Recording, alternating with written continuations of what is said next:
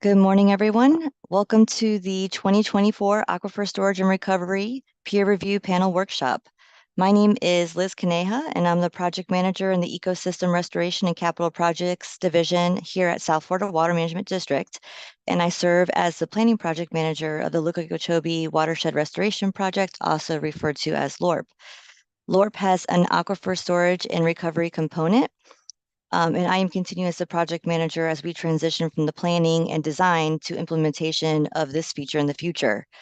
I want to thank everyone for joining us today to discuss this very important and necessary component needed for ecosystem restoration. And we are excited to share with you what we have been working on and all the progress we've made since the last time we met with the ASR peer review panel back in 2022. The purpose of today's meeting is to discuss the ASR science studies conducted, share a summary of the results, and demonstrate the ASR progress. We will be conducting our workshops similar to the previous workshops that we held back in 2020 and 2022, where we are seeking input on our program from an independent group of scientists familiar with Florida geology, ecology, and hydrogeology to review aspects of the ASR program and provide recommendations on its regional implementation in South Florida. Before we get started, I'd like to thank our panel members for participating in the ASR Science Plan Review and also introduce our peer review panel members. So first up, we have Dr. Renee Price. She is a returning peer review panelist and is now serving as the chair of the panel. She is a professor at the Florida International University. Her focus has been on chemical hydrogeology, stable isotope hydrology, saltwater intrusion, and sea level rise. She has also conducted hydrologic investigations in South Florida related to Everglades restoration for well over 20 years. Dr. John Carriger is started in 2022 as a peer review panelist, and he has many years of experience in ecological risk assessment. His research interests include decision analysis and casual assessments. John is currently a research scientist at the Environmental Protection Agency's Office of Research and Development in Cincinnati, Ohio, where he is working on the development of risk assessment and management tools and framework. Mr. Mike Coates is a new peer review panel member, and we're happy to have him join and participate in the ASR program. He is the executive director of the Peace River, Minnesota Authority and has served other positions at the authority for nearly 20 years now. He is a professional geologist and has extensive ASR well knowledge, and he's worked in Florida for nearly 40 years. Next up, we have Dr. Tom Messmer. He's a returning peer review panel, and he was the former chair. He is a Gulf Coast University professor emeritus in the UA Whitaker College of Engineering. He is a professional geologist with over 50 years of experience in groundwater development, water management, and remediation of groundwater contamination. And we also have Mr. Reed Heil. He's a returning peer review panelist as well. He is a lifelong fisherman that turned biologist that holds a bachelor's degree in fisheries science and a master's degree in marine science. He has been with the Florida Fish and Wildlife Conservation Commission for nearly 20 years and serves as a biological scientist. In addition to our panel members, I also want to introduce some of the ASR team members from South Florida Water Management District, the U.S. Army Corps of Engineers, and also some of our consultants that have contributed to the ASR Science Plan. And I apologize in advance if I've missed anybody. We have quite an extensive team. So from South Florida Water Management District, we have Dr. Anna Washnika. She's the project manager of the ASR Science Plan and principal scientist. We have Jennifer Gent, which is the lead engineer of the ASR program. Heather Walborn, which is providing permitting support on the ASR program. Derek Cox, which is providing support on monitoring biological and ecological studies and adaptive management. And we also have several hydrogeologists assisting with the program in managing geological contracts, which include Stacy Coons, Sunny Harshit, and Justin Zumbro. From the Army Corps of Engineers in Jacksonville, we have June Marecki. She's a geochemist, and she's been working on ASR for several decades now. And we also have Joel Galliard, which is the lead engineer providing support on ASR.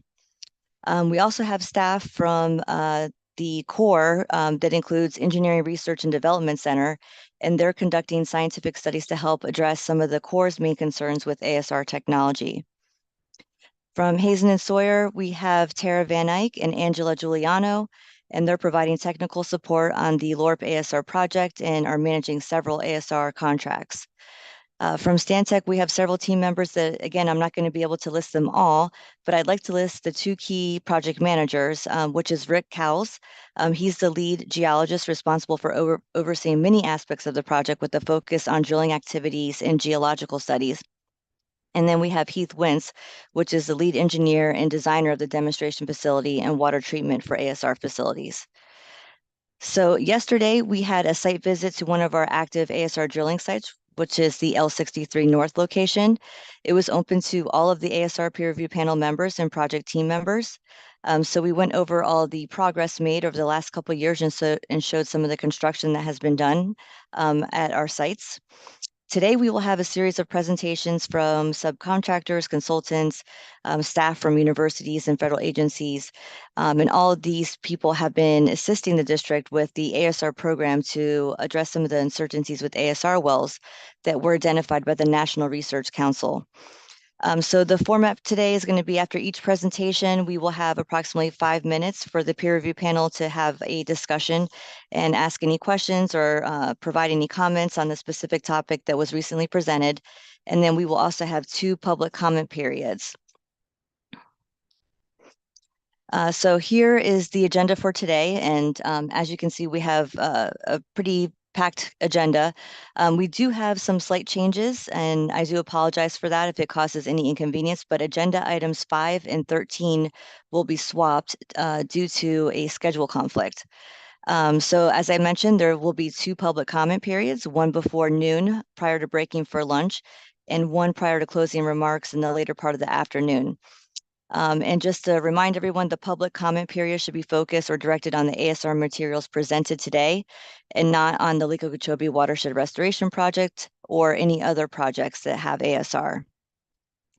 If you would like to participate in the public comment period today, we ask that you use the raise hand feature and we will call on you to speak. You will remain muted until you are called upon. Also, we want to let you know that the ASR Science Plan version 2, which will be released later on this year, that will be available for a 30-day review, open to stakeholders and members of the public, and they'll have the opportunity to submit comments either via email or via letter to us on that actual plan. All right, so here, this map on this slide is the revised recommended plan, which is alternative ASR that was selected for the Lake Okeechobee Watershed Restoration Project as of 2022. Although the studies proposed in the ASR Science Plan are intended to be conducted at ASR locations identified in the LORP project, they do have broad application beyond LORP scope. As a reminder, these studies have value anywhere ASR wells are proposed within South Florida and can be used to address ASR uncertainties associated with comprehensive Everglades Restoration Plan projects or other non-SERP projects. The purpose of the project is to increase water storage, improve the quantity and timing of discharges to the northern estuaries, restore wetlands, and improve water supply for the Lake Okeechobee service area. Currently, the project consists of 2 components, which are 55 ASR wells, and they are shown by the red circles on the map. And then we also have 2 wetland restoration sites that are shown in green, and they are referred to as the Kissimmee River Center wetland and the Paradise Run wetland. These 2 wetlands combined will restore approximately 5,900 acres of wetlands. Of these 2 components proposed, the district is moving forward with the ASR program since we already own the lands where the wells will be installed. The wetland component may be pursued separately. The number of wells in each cluster is still unknown at this time, and this will be determined based on the siting evaluation and the aquifer suitability analysis. The ASR wells will be installed in well pairs, and what that means is they'll be installed in 2 zones, the Upper Floridan Aquifer and the Avon Park Permeable Zone, which is referred to as the APPZ zone. The graphic on your right shows that we're implementing ASR in a phased approach as recommended by the National Research Council, National Academy of Sciences. This shows the steps that we're taking to build out one cluster and the science studies that we are conducting along the way to build out that one cluster. So just as a refresher, the purpose of the ASR Science Plan is to address the National Research Council uncertainties associated with the ASR wells and guide the ASR program in a phased implementation while incorporating science. Workshops are held annually or as needed with the peer review panel and the public to discuss the studies and findings, and the plan is updated with guidance from the independent peer review panel. Initially, the plan was intended to be updated annually. However, we realized that some of the studies do take additional time and we don't have results as quickly as we thought we would. So it was advisable to update the plan as data is available. So the first version of the ASR Science Plan was published back in 2021, and it is available on our website. We prepared a draft 2022 plan that is also available on our ASR webpage. And this report will be updated and finalized in this calendar year, and that will be referred to as the ASR Science Plan version 2. And the reason for the delay is that we wanted to include some of the proposed science studies by our federal partner, the U.S. Army Corps of Engineers. They will be conducting certain studies and they'll have a presentation later on today to discuss some of the tasks that they're working on to help address some of these uncertainties. So that allows us to have a more comprehensive report and a more thorough ASR science plan. So there are 3 uncertainties that the Corps has identified as major concerns, which are water quality, construction costs, and O&M costs. The Engineering Research and Development Center, also referred to as ERDIC, has been under contract with the South Florida Water Management since 2023 and has been tasked with conducting their own studies to help address these major uncertainties. ERDIC has already collected rock core material to begin water quality studies to address arsenic and geochemical concerns, and they intend to begin additional studies later on this year to help address some of the concerns with the treatment selection and cost. So the graphic here shows some of the ERDIC tasks and goals. Later on, this graphic will be shown again, and ERDIC will be covering the different tasks that they're covering, that they'll be testing and managing. But what I'd like to mention is, given the complexity of these categories and tasks, the ERDIC studies will take multiple years to address some of these uncertainties. So we're looking at a time frame of approximately 2026 for completion.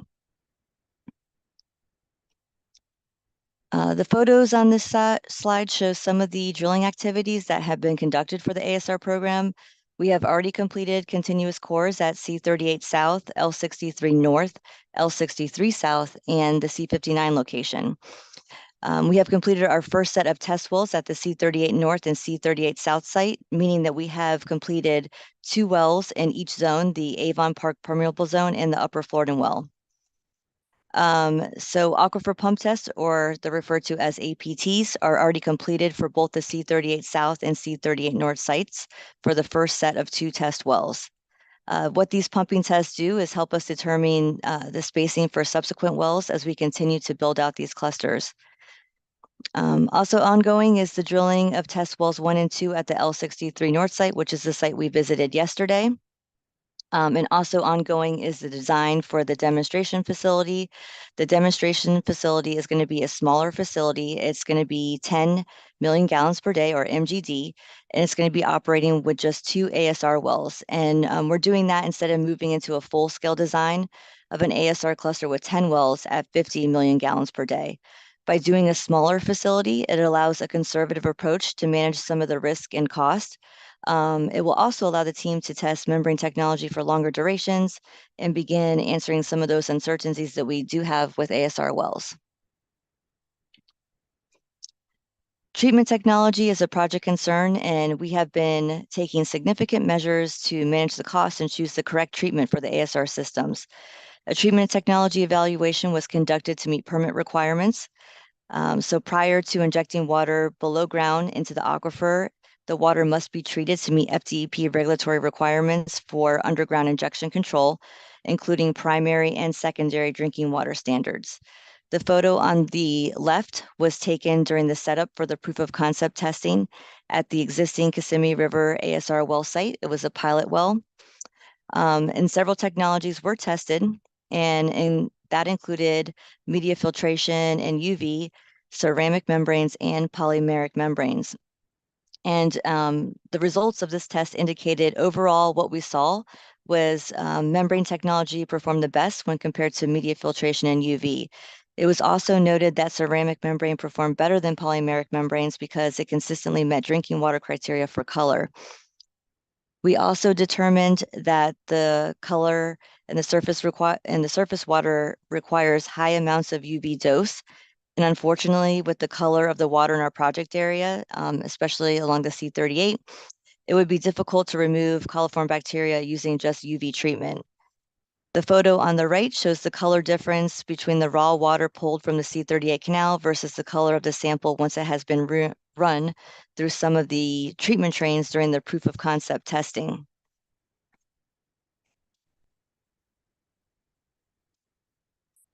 So here is the estimated schedule to update the ASR science plan. The project team has already updated the draft plan and provided a version to the peer review panel members about a week or two ago prior to this workshop. We are having our workshop today, now in July. The peer review panel will prepare a report, and this report will document any findings or concerns with the draft plan that we provided to them, and it will also provide an overview of any of the materials that we present today at the workshop. So revisions of our draft ASR science plan would be made sometime in the September-October timeframe, and that report would be posted on our webpage for public review and comments, and that would be a 30-day review period. And so we're targeting a completion of the ASR Science Plan version 2 by the end of the calendar year. So before I wrap up my opening remarks and overview of the program, I want to mention some of the NRC uncertainties and also the peer review panel recommendations that the project team feels like we have completely addressed. The graphic on the left is the draft ASR report card for the next version of the ASR Science Plan. The yellow indicates the 2020 to 2022 work progress, and the green bars indicate the work progress from 2022 to 2024. The asterisk that you see on this graphic includes or indicates preliminary work progress, meaning that we have prepared a scope of work and some of the work has been developed, but it has not officially begun. So what we feel like we have completed so far is research and study on pathogen inactivation in the aquifer. We have developed an ASR programmatic quality assurance plan. We added a new panel member with a strong background in water treatment and economics of water treatment, which is Mr. Mike Coates. And we've tested other coagulants with media filtration as a potential pretreatment methodology.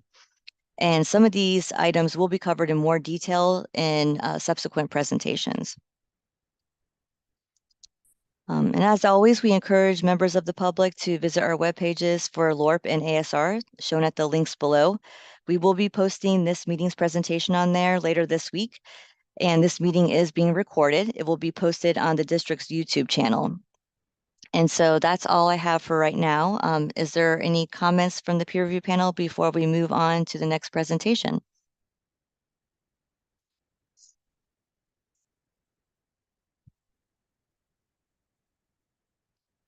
All right. Hearing none, we'll move on to the next presentation, which is continuous core and aquifer pump test results. And this will be Mr. Rick Cowles covering this topic. All right. Thank you, Liz. Like Liz said, I'm going to discuss the continuous core program, some of the initial findings there. There's going to be a more detailed discussion by Dr. McDonald on the next presentation, so I'm not going to go into a lot of the results. And then also talk about the aquifer performance testing results for the C38 North and South side. Next slide, please.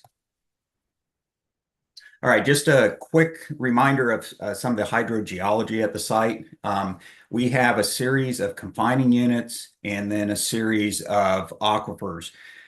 We are targeting the upper Floridan aquifer, or the UFA, and we're also targeting the upper Avon Park permeable zone. There's actually two Avon Park permeable zones. Each one of these aquifers are separated by confining units. So there's a confining unit, the Hawthorne group above the UFA. There's the middle confining unit 1 that's between the upper Floridan aquifer and the upper Avon Park permeable zone. And then below the upper Avon Park permeable zone is a semi-confining unit that separates the two Avon Park units. And then below that's another confining unit that separates the upper Floridan aquifer from the lower Floridan aquifer. If you want to go to the next slide, please. So, continuous core program. This is something that's been ongoing for a number of years now. We've finished coring at 4 sites. If you want to go to the next slide. We have finished coring at the C38 South site, which is circled on the map, L63 North, C59, and L63 South sites. And then sometime in the future, there's consideration for adding an additional continuous core either at C40 or C41, but that is not planned right now. Each core is we begin each core at 500 feet below ground surface, which is within the Hawthorne group, and then we continuously core to 2,000 feet. Currently, we've cored over 6,100 feet or collected 6,100 feet of core, which is a pretty impressive number. We also do packer testing every 30 feet. So we'll collect 30 feet of core and then do an off-bottom packer test and collect water quality and isotope water samples for analysis and then run specific capacity tests. And then once we hit certain depths, for example, once we get to the top of the Avon Park formation, we'll run a series of geophysical logs, including optical borehole imaging. And then we do that also when we get to the total depth of the borehole. And then selected samples are sent out for additional analysis to Mineralogy Inc. for scanning electron microscope analysis, X-ray diffraction, thin section analysis, isotope analysis. Next slide, please. The purpose of the continuous core program is to determine the subsurface hydrogeology and geologic condition at these proposed ASR well sites. So because we're collecting water quality every 30 feet and running specific capacity tests every 30 feet, we can identify where the flow zones are within the upper Floridan aquifer and in the APPZ. We also look at the data and send it off for additional analysis, like I mentioned before, to Mineralogy Inc. and also to Florida Gulf Coast University and USGS for more detailed analysis than we can do in the field. And then the data is used to determine sites, which sites will support these large capacity UFA and APPZ ASR wells. And keep in mind that what we're trying to do here is we're stacking water within these two aquifers. So we got the UFA overlying the APPZ, and we're utilizing two different aquifers for storing water. Both of these aquifers are highly confined. So at the C38 South site, which we'll look at more data here in a little bit, the water levels are 25 and almost 30 feet above ground surface, depending on which aquifer you're in. So it's an interesting process in looking at these aquifers, determining which of these sites are appropriate for ASR well field construction. And then we use that data to come up with preliminary designs like you see on the right side of the screen for the ASR wells. Next slide, please. These are some images of some of the cores that were actually collected at the L63 North site. On the left side is the Hawthorne group. It tends to be a very clayey group through much of the sequence, and is this green clays. Again, this is a confining unit. The contact between the Hawthorne group and the upper Floridan aquifer is very distinct. We get into what are called rip-up clasts, which are in the center screen just above the arrow, and then go into a very hard, dense fossiliferous limestone, which is the Suwannee limestone. Below the Suwannee limestone is the Ocala limestone, which is also part of the upper Floridan aquifer. And in this case, it's at 708 feet. Another very distinctive contact. Both of these contacts are unconformities, meaning they're erosional contacts. So there's a distinct change in the geology when we get to these points. If you want to go to the next slide, please. So below the Ocala and the Suwannee limestones, which are making up the upper Floridan aquifer, we go into middle confining unit 1, which is also part of the Ocala limestone. But the Ocala limestone becomes very silty and very impermeable and very thick. There's 400 feet or so of middle confining unit 1 before we get into the Avon Park permeable zone, which is in the center slide. And you can see the contact in this case at 1,300 feet here. And the Avon Park permeable zone is a fracture-driven aquifer. So most of the flow in the Avon Park permeable zone is flat fracture flow, and it's highly permeable. And then below the Avon Park permeable zone is the Oldsmar Formation, which has some evaporites in it, which is the white material that you see on the right side, and again, very confining below the APPZ. Next slide, please. These are some images from the OBI, or the optical borehole imagery. On the left side, we have the a storage zone within the upper Floridan aquifer. And for the most part, the flow within the upper Floridan aquifer is intergranular porosity. There are some fractures, but for the most part, it's flowing between the grains. And you can kind of see that in the image with the bugs and the openings that are presented on the OBI log. On the right side is the Avon Park permeable zone. And like I said before, it's mostly fracture flow, and you can see the fractures very easily in these images. If you want to go to the next slide, please.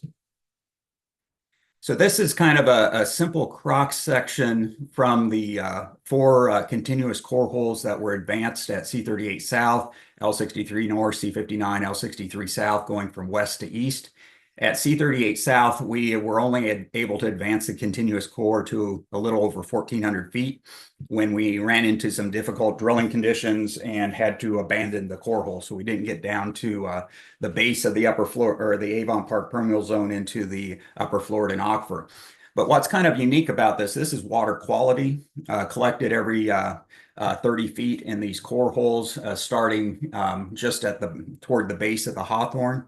There is quite a bit of variability between the contact at the base of the Hawthorne and the Swanee limestone. This can vary by 300 feet or so between these sites. And each one of these sites is about 7 miles apart, maybe a little bit less. So we're not looking at large distances, but we're looking at fairly significant differences in the occurrence of the contact between the combining unit of the Hawthorne and the upper Floridan aquifer. And you can kind of see that in this cross section. It hasn't been corrected for elevation, but you can see that the deeper units are over at C59, and we get shallower to the west and the east. If you want to go to the next slide, please.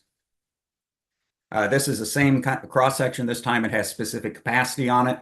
The scales on these graphs are a little bit different, so kind of keep that in mind when you're looking at the magnitude of the specific capacity on the graph. But it shows very clearly where these flow zones are within the different aquifers. Next slide, please. One of the things that's really interesting about the ASR program is that, number one, it's a data-driven program, so we're collecting a lot of information.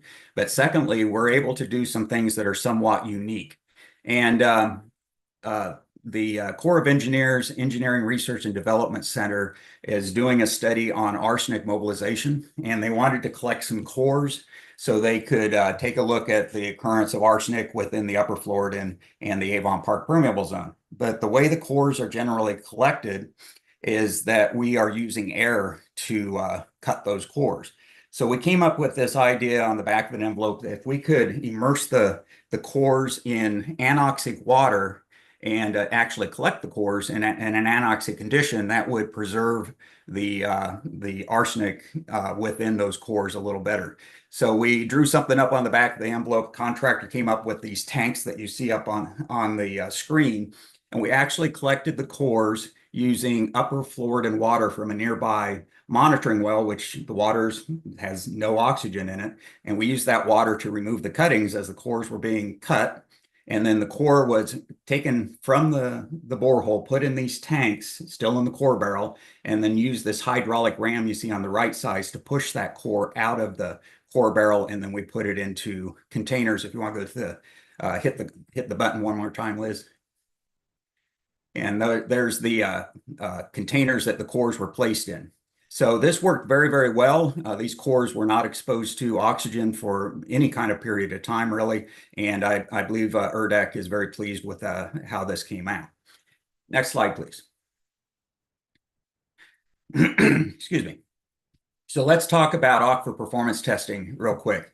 Like Liz said, we have completed construction of a UFA and an APPZ well at the C38 North and C38 South sites.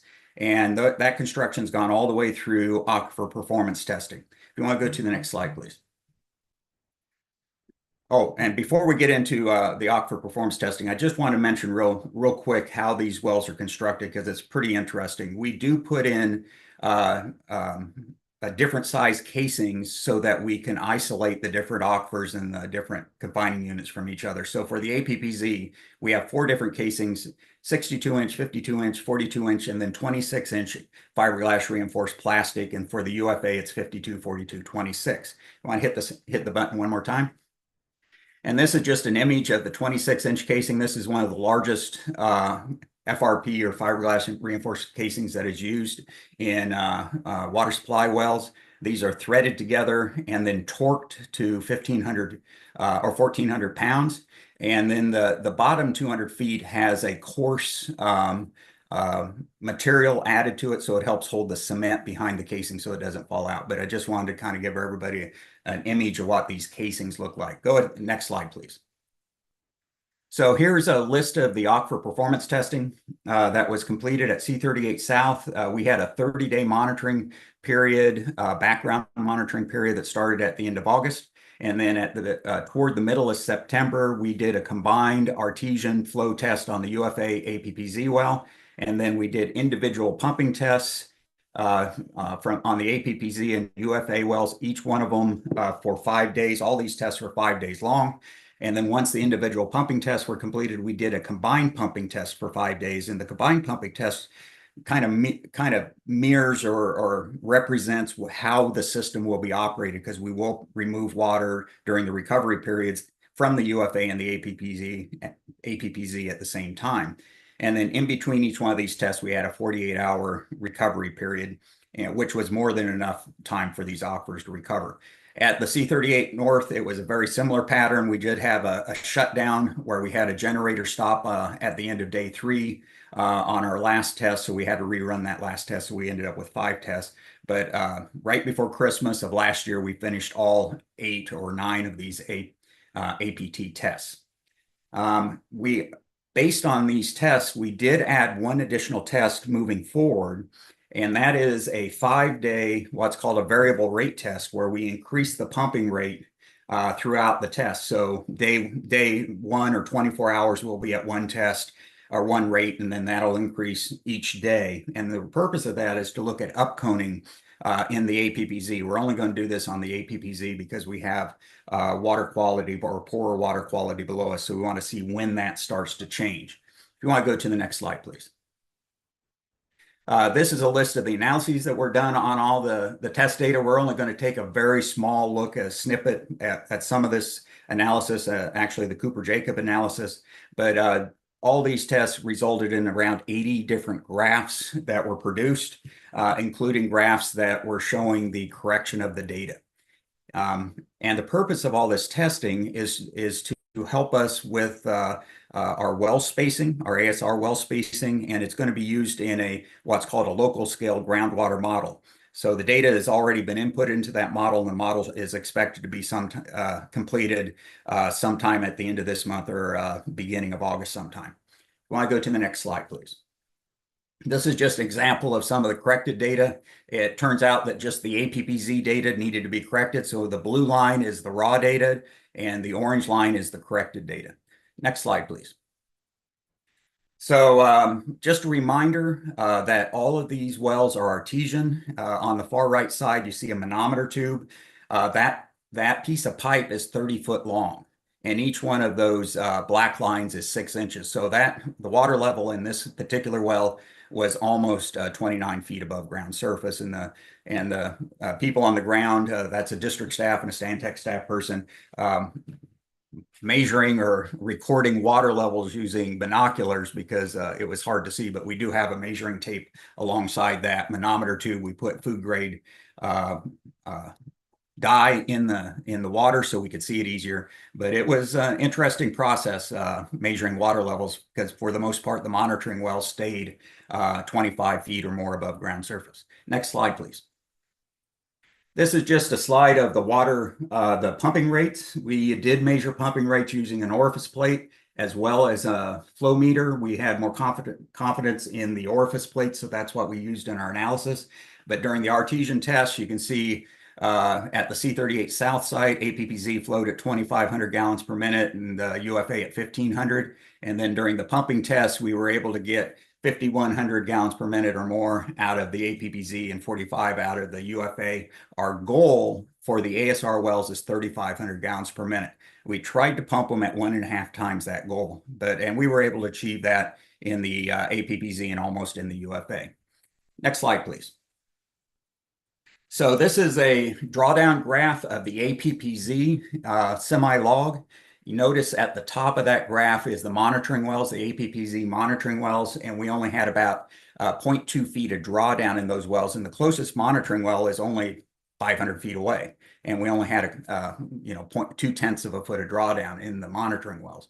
The APPZ well itself, we had about 9 feet, maybe a little bit more. Water levels remained above ground surface. This is during artesian flow, of course. If you want to hit the button one more time. So just to show everybody how this works, 1 day of pumping, or 1,440 minutes, takes up this portion of the graph shown with the arrow. Go ahead and hit it again. And then the remaining 4 days take up the remaining part of the graph. So everything's kind of skewed because of the logarithmic nature of the graph. Go ahead and hit it again. So the way this analysis works, you draw a best fit line through the data, hit it again, and then across one log cycle, hit it one more time. You determine the change in head over that one log cycle, and you plug that into the equation of below 264Q over delta S, and you get a transmissivity. Go ahead and get it again, hit it again. And in this case, the transmissivity during the artesian flow test, the APPZ, was 831,600 gallons per day per foot. Next slide, please. This is the UFA well during the artesian test. And interestingly enough, the UFA not only stabilized, it recovered slightly during the test, toward the end of the test. But our transmissivities were calculated using the early time out to about 3 to 350 minutes. And we came up with transmissivities ranging from the mid 200s to the mid 300,000s for the artesian flow test. We did not use the late time because the transmissivities were way, way high for the UFA. Next slide, please. And this is a distance drawdown graph for the UFA. We could not do distance drawdown for the APPZ because we didn't have that response in the monitoring wells, even the closest monitoring well, but we could in the UFA, and we came up with transmissivity about just under 400,000 here. And the reason I'm showing you these is because we're going to see a graph here in just a minute. Go ahead in the next slide. And the next one's a pumping test for the APPZ to show you what the transmissivity is during the pumping test. It's 3.4 million. And again, very little drawdown in the monitoring wells that are just a few hundred feet away. Next slide, please. And this is the APPZ or UFA pumping well. We did have to adjust our flow rates. That's what the little crick in the line is, adjusting the pumping rate because we are on a very steep downward trend. But again, the transmissivities are running just under 200,000 to about 350,000. Next slide, please. So the summary of the transmissivities for the C38 South site, average for the APPZs around 1 million gallons per day per foot. And the average for the UFA is about 250,000 gallons per day per foot. So right in the range for both the APPZ and the UFA in this area. And we're going to look at something here kind of interesting for the C38 North site. Next slide, please. So C38 North, this is an image of the discharge. Notice the difference between the discharge in the pipe in the back, the brown pipe, compared to the silver pipe. The brown pipe is the APPZ well, and the silver one is the UFA well. And we ran into different geologic or hydrogeologic conditions. And we know that somewhere north of the C38 sites, as we go into Polk County, the UFA becomes very non-productive. The productivity from the UFA drops quite a bit. Next slide, please. So we think we may be getting close to that boundary. And the UFA at the C38 North site under artesian conditions only flowed at 40 gallons per minute. And during our pumping tests, during the pumping phase of the test, we only pumped that well at 318 gallons per minute. Whereas the APPZ artesian was a little better than the South site, 3,600 gallons per minute. And we pumped better than 1.5 times the goal of 3,500 gallons at 5,300 gallons per minute in the APPZ. Go ahead to the next slide, please. One thing that was interesting in the APPZ is we had a lot of noise in our data. And first of all, before I talk about that, notice we do have drawdown in our monitoring wells now at the north site. And the monitoring wells are about the same distances apart at the north side as they were at the south site. And we've got, almost 3 feet of drawdown in those monitoring wells. So we were able to use that data. But we also have a lot of noise in the pumping well. We have almost a foot, maybe a little bit more of a foot of variability in our transducer data. We saw this in all of our APPZ tests. And we think this is related to some harmonics or some pressure waves that are occurring within the Avon Park. It's a very permeable aquifer. It's almost cavernous in some areas, and that this pressure is bouncing around and affecting our transducers. This has been corrected in our other graphs, but I just wanted to show this to everybody.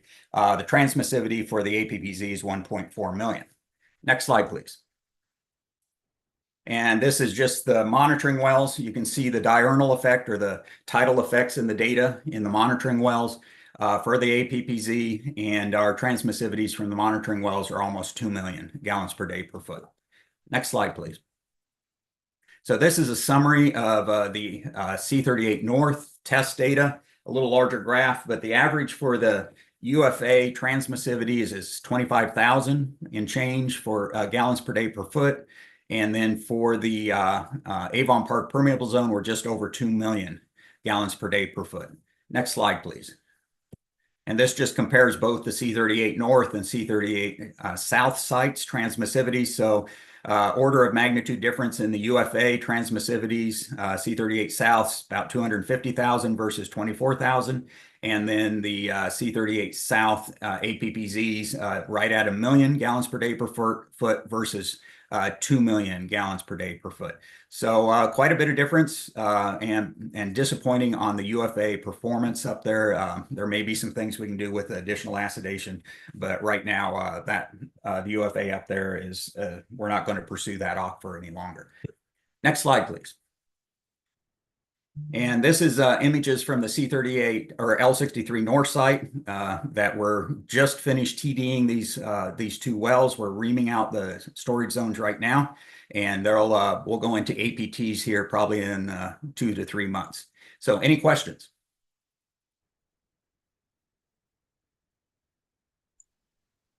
This is Tom Missimer. I just have a couple of comments that might be useful to you. On the change of slope on your Jacob straight line analysis, what you're actually seeing is leakance. And I would highly recommend that you rely more on the Hantush-Jacob analysis rather than the Jacob straight line, because that takes into consideration the leakance and the matching of those curves.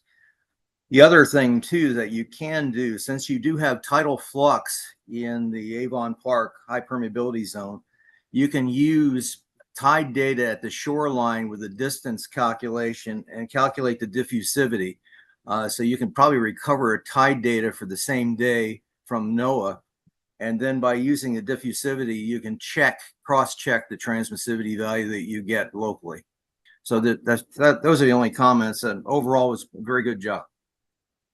Thank you, Tom, and I appreciate it very much. The tide data, I will pass that on to our modelers because they're the ones doing those corrections. We are using Hantush-Jacob as well to do some of those corrections. So, and look at the leakance, because leakance is one of the factors out here that is affecting especially the UFA well. And you're exactly right. And that'll be in our construction report. Any other questions? Renee. Yes, I would like to comment that that was a very good presentation, and I'm impressed with the amount of work that you've gotten done so far on this project. I do have some questions. I'm intrigued with the process of collecting the core anoxically in the attempt to do that. Now that I saw the pictures, I saw the actual device yesterday, but it was dry, and I saw the pictures on your slides. I noticed that the entire tank was exposed to the atmosphere, which would cause the water that was in the tank to basically gain some oxygen. My question is, was the water in the tank circulated, or was it allowed there to sit? Excellent question. And I should have mentioned this when I showed those pictures, Renee. The water flowed through the tank. So Okay. the end of the tank you saw in the pictures where the water was coming in, and then we had an outfall on the other side. So the low DO water was moving through that tank all the time. We Okay. had 3 oxygen sensors. We had one at the intake, one in the middle, and then one at the outfall. And we only saw 0.1 milligrams, I think it's milligrams per liter oxygen change over that distance. So we were pretty confident that we kept the oxygen pretty darn low in the tank. The other thing we did is we extracted the core at the intake side where the water was coming in to try to minimize the change in oxygen in there. So very good observation. We thought of that as well, and we took some precautions to try to minimize that change in oxygen through the tank and also monitored that data. Good to hear. And I just have one more question. You mentioned that you were collecting water samples and sending them off for isotope analysis. Do you know what type of isotopes you were analyzing? Oxygen and gosh, I want to say deuterium. Hydrogen. Okay. High hydrogen, yes. Mhm. Okay. Thank you. You're welcome. Any other questions? Thank you, everybody. All right. Thank you, Rick. We'll move on to our next presentation, which is Dr. Jamie McDonald with the Florida Gulf Coast University. He'll be giving an overview on the geochemistry of the cores collected at C38 South, L63 North, and L63 South. Thank you, Liz. And I want to reiterate what Renee just said. I thought Rick's presentation was excellent. It's hard to follow. So I'm Dr. Jamie McDonald. I'm professor of geology at Florida Gulf Coast University. We've been working on this project now for several years in collaboration with the Water Management District. These are the collaborators, and we've also had 14 undergraduate students working on this project. So it's been great. Next slide, please, Liz. Our graphs are going to be oriented following geography. So the graphs are going to be constructed so that C38S is on the left or the west, and L63N is in the middle, and L63S is on the right or the east. We have, as of yesterday, completed our preliminary geochemical analysis of C59, but we have to process the data, so that information won't be in this presentation. And so the graphs are going to go from west to east with C38S on the left and L63S on the right, but the graphs will be labeled for each core. Next slide, please.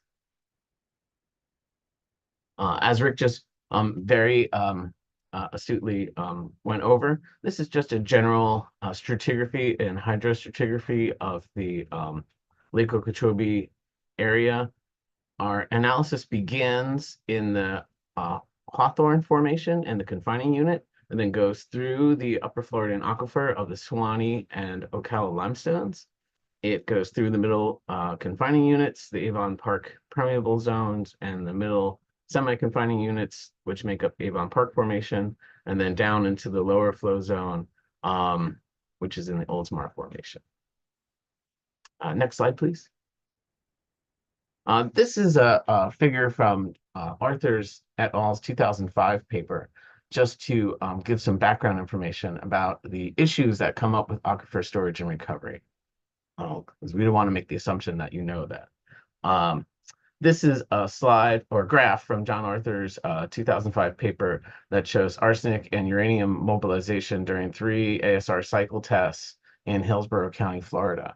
And so the characterization of the concentrations of metals along the entire core are critical information, because we want to know where metals are in high concentrations, because the metals can be freed up through the ASR process through a geochemical reaction. Next slide, please. This next slide sort of outlines that. So this is from Koopman et al.'s 2002 excellent paper. They're showing on the left FeS2 little spheres. Those are pyrite. Pyrite's chemical formula is FeS2.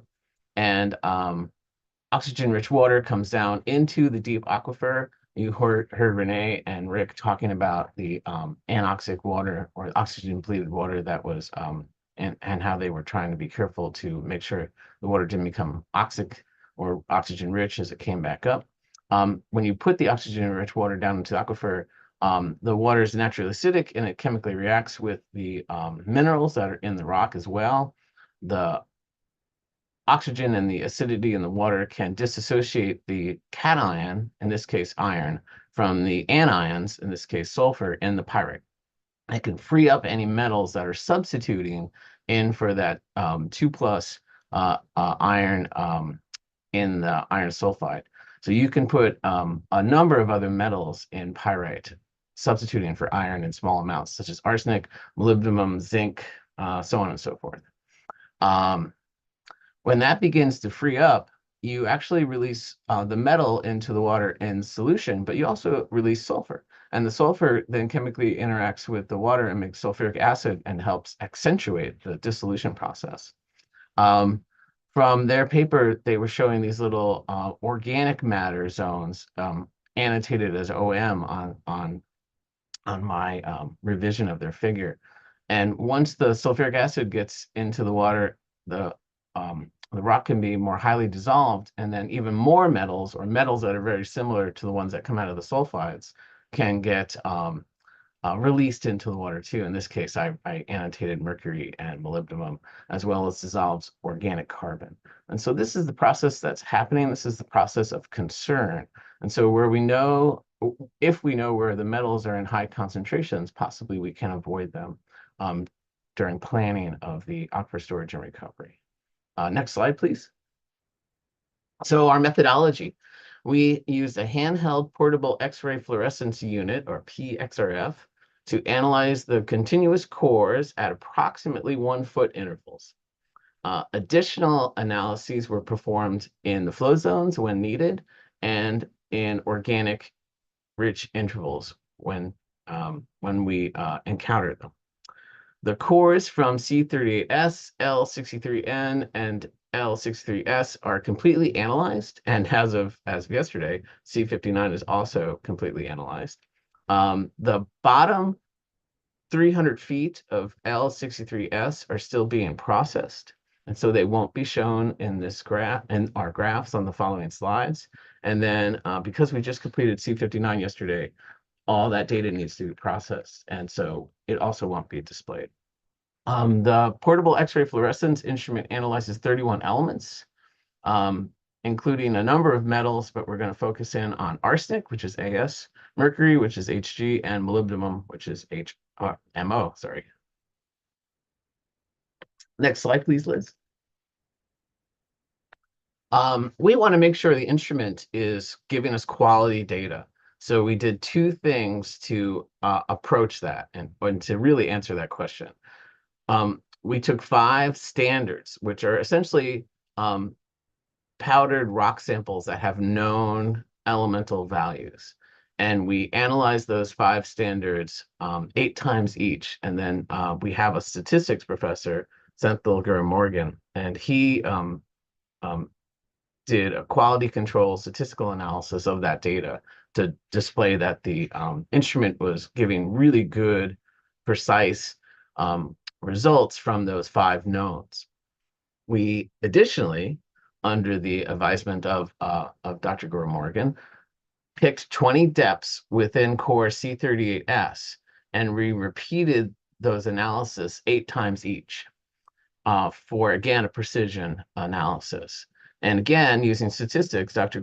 Gurumorgan was able to show that our handheld XRF instrument could get the same result consistently. So we wanted to do quality control by checking that the instrument was being accurate and precise. And in collaboration with a statistician, a professor of statistics at Florida Gulf Coast University, we were able to show those 2 things. Element totals were also used to check for quality control analysis. If the element total was too low, the data was not used. And if the element total was more than 100%, the data was not used. So we used element totals to quality control and check analyses. Total number of analyses after quality control was 814 from C38S, 1,339 measurements from L63N, and currently 1,116 from L63S. Next slide, please.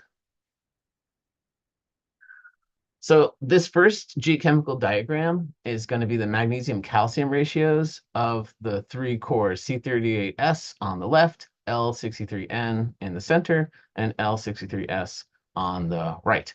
The graphs each have different scales, and so please pay attention to that. All graphs are also labeled using the Stantec reports about where the upper Florida and aquifer flow zones are located, where the Avon Park permeable zone upper flow zone is located, where the Avon Park permeable zone lower flow zone is located, and where the lower Florida and aquifer flow zone is located. From this graph, you can see that at high elevations in all three, the magnesium calcium ratios are quite high. That is because of the clay that's present in the Hawthorne Formation in the intermediate confining unit, or the ICU. Then again, in both L63N and L63S, you can see an increase in the magnesium calcium ratio close to values of 0.8, right about where the upper Avon Park permeable zone flow zone occurs. This is because this is a lithologic change in the rock going from a limestone to true dolostone. And the magnesium calcium ratio of a dolostone, according to Prothero and Schwab, should be close to 0.8. And so one of the things we can see when we're geochemically analyzing the core is we can see lithological changes. We can see where the core might be clay rich because it has a high magnesium calcium ratio, and where the dolostones are showing up, or dolomitic layers might be showing up because of the magnesium calcium ratio. Next slide, please. In the same vein, you can use aluminum calcium ratios. Aluminum is a mineral that's in all, an element, sorry, that's in all clay minerals. And the Hawthorne Formation in the intermediate confining unit at the tops of the cores will have the highest aluminum calcium ratios. And then several clay layers within C38S were identified, and they also have very high aluminum calcium ratios. And some organic layers, which we'll spend a little bit more time talking about in a few moments, will also have high aluminum calcium ratios. Aluminum can really only be coming from a terrestrial or dry land origin. And so this is a way to look at provenance of the elements that are in a carbonate rock, and whether or not they're having any input from the terrestrial source or dry land source, or whether they're marine carbonate, where marine carbonates will have very, very low aluminum calcium ratios, which for the most part these rocks do. But when they do have some terrestrial inputs, such as these organic layers, and only a few of the organic layers are emphasized here, there's more than what I've emphasized. These organic layers are clearly having a terrestrial input. Next slide, please. As Rick pointed out, there's, as you get deep in the core, in the middle confining unit 2 into the Oldsmar Formation, you have these massive sulfate deposits. We used a Raman spectrometer, which is a laser instrument that uses vibrational frequencies of bonds within minerals, or really any solid, to do a fingerprint and identify the composition of the sulfates. And in this case, we've analyzed several, and they're gypsum. As there was a little bit of question of whether or not they were gypsum or anhydrite, which are two different kinds of sulfates. Geochemically, gypsum has a sulfur calcium ratio that varies between 0.8 and 1. And so you can see in the L63N graph over there, on the lower portion where the red bracket is, that's the area where these massive and nodular gypsum is occurring, these evaporite deposits, these sulfates. And then you can see how the sulfur is much higher in that area compared to other deeper parts of the core. The two pictures are showing evaporites or sulfates. They're all the same thing. The gypsum from L63N between 1750 and 1760 feet below land surface, and L63S between 1730 and 1740 feet below land surface. Next slide, please. Next slide, please. Oh, thank you. So, this is L63N mercury, L63N arsenic, L63N molybdenum, L63N nickel, and then L63N sulfur calcium ratio. Also labeled on here are the UFA upper Florida and aquifer flow zones, Avon Park permeable zone upper flow zone and lower flow zone, middle confining unit 2, where these massive sulfate deposits occur, and then the lower Florida and aquifer flow zone below that. This graph's a little misleading because it gives you the false impression that that sort of gypsum labeled area is one massive deposit of gypsum. That is not the case. If you could see from Rick's picture and the two previous pictures I just showed, you do have continuous massive evaporites for several feet, but then you will also have dolostones intermixed with them.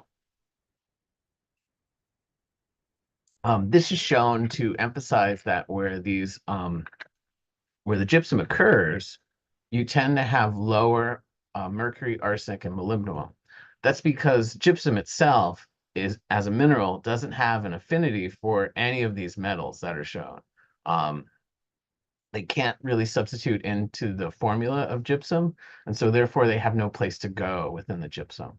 Where they are elevated through this sort of zone between, like, say, 1750 and 1850 feet below land surface is really where the dolostones are located, in between those gypsum deposits. And so, so for example, you'll see in L63N, the mercury all the way, this is the graph all the way to the left, the mercury is higher above and below where the massive evaporite deposits are. The arsenic is higher above and below where the massive evaporite deposits are. The molybdenum is higher above and below where the massive gypsum deposits are. But the nickel is really not that well affected by it, because nickel is tending to be low no matter what, lower in the core. And so it really is a lithologic control. These metals don't like evaporite deposits. They don't like sulfates because they really have no place to go within the sulfates. This is nice. However, it is not within any of the flow zones where the ASRs might occur, but it's shown with purpose to show how the lithologic control of the rock can control the chemistry of the rock. And because the gypsum doesn't have an affinity for metals, there's really no place for a metal to substitute into its chemical formula in a meaningful way. The metals tend to be low. But then when you get outside of the gypsum into the rock in the middle confining unit, the rock tends to be higher. And so it's shown with purpose to show that lithology, the rock type, can control the chemistry of the rock. Next slide, please. And so now let's get into the things that actually matter. So C38S, L63N in the middle, and L63S to the right, again, going from west to east. These are the arsenic concentrations. Any gaps shown in the data that's plotted here are where arsenic was below the detection limit of the instrument, which is 1 part per million. And so there are a lot of places in C38S and a lot of places in L63S where arsenic just wasn't detected, or it was below the detection limit of the instrument. Starting with C38S, arsenic tends to be elevated in the lower upper Florida and aquifer flow zone and elevated in the Avon Park permeable flow zone. In L63N, arsenic is elevated through the middle confining unit, and then elevated at the top of the Avon Park permeable zone. We're going to see this in a couple of places where metals are elevated at the tops of flow zones because, again, the tops of flow zones sometimes represent a lithologic or a hydrogeologic change where we're going from one unit to another. And as Rick pointed out, there are disconformities along these boundaries, and the metals can be elevated along these disconformities.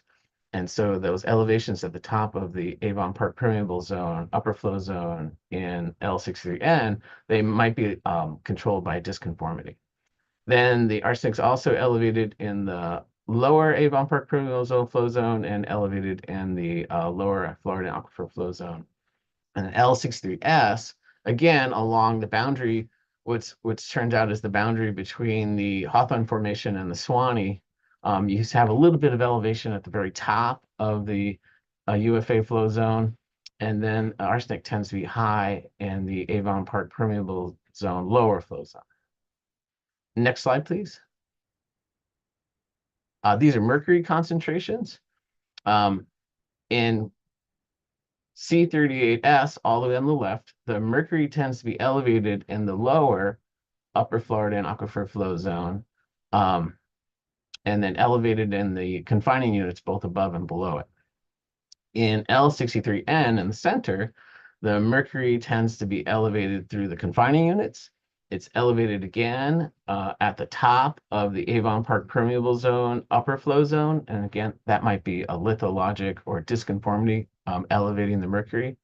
It's elevated in the lower Avon Park permeable zone flow zone, and it's elevated in the lower Florida and aquifer flow zone. And then on the right in L63S, mercury is elevated at the bottom of the upper Florida aquifer flow zone. It's elevated through the confining units. It's elevated at the top of the Avon Park permeable zone upper flow zone, and then again at the bottom of this upper flow zone. And then it's elevated throughout the Avon Park permeable zone lower flow zone. Next slide, please. These are molybdenum concentrations, and just like arsenic, the gaps in the data are where molybdenum was below the portable X-ray fluorescence detection limit, which in this case, again, is 1 part per million for molybdenum. And so the large gaps in the data in the graphs are not missing core, it's the molybdenum values were below the detection limit of the instrument, which was 1 part per million.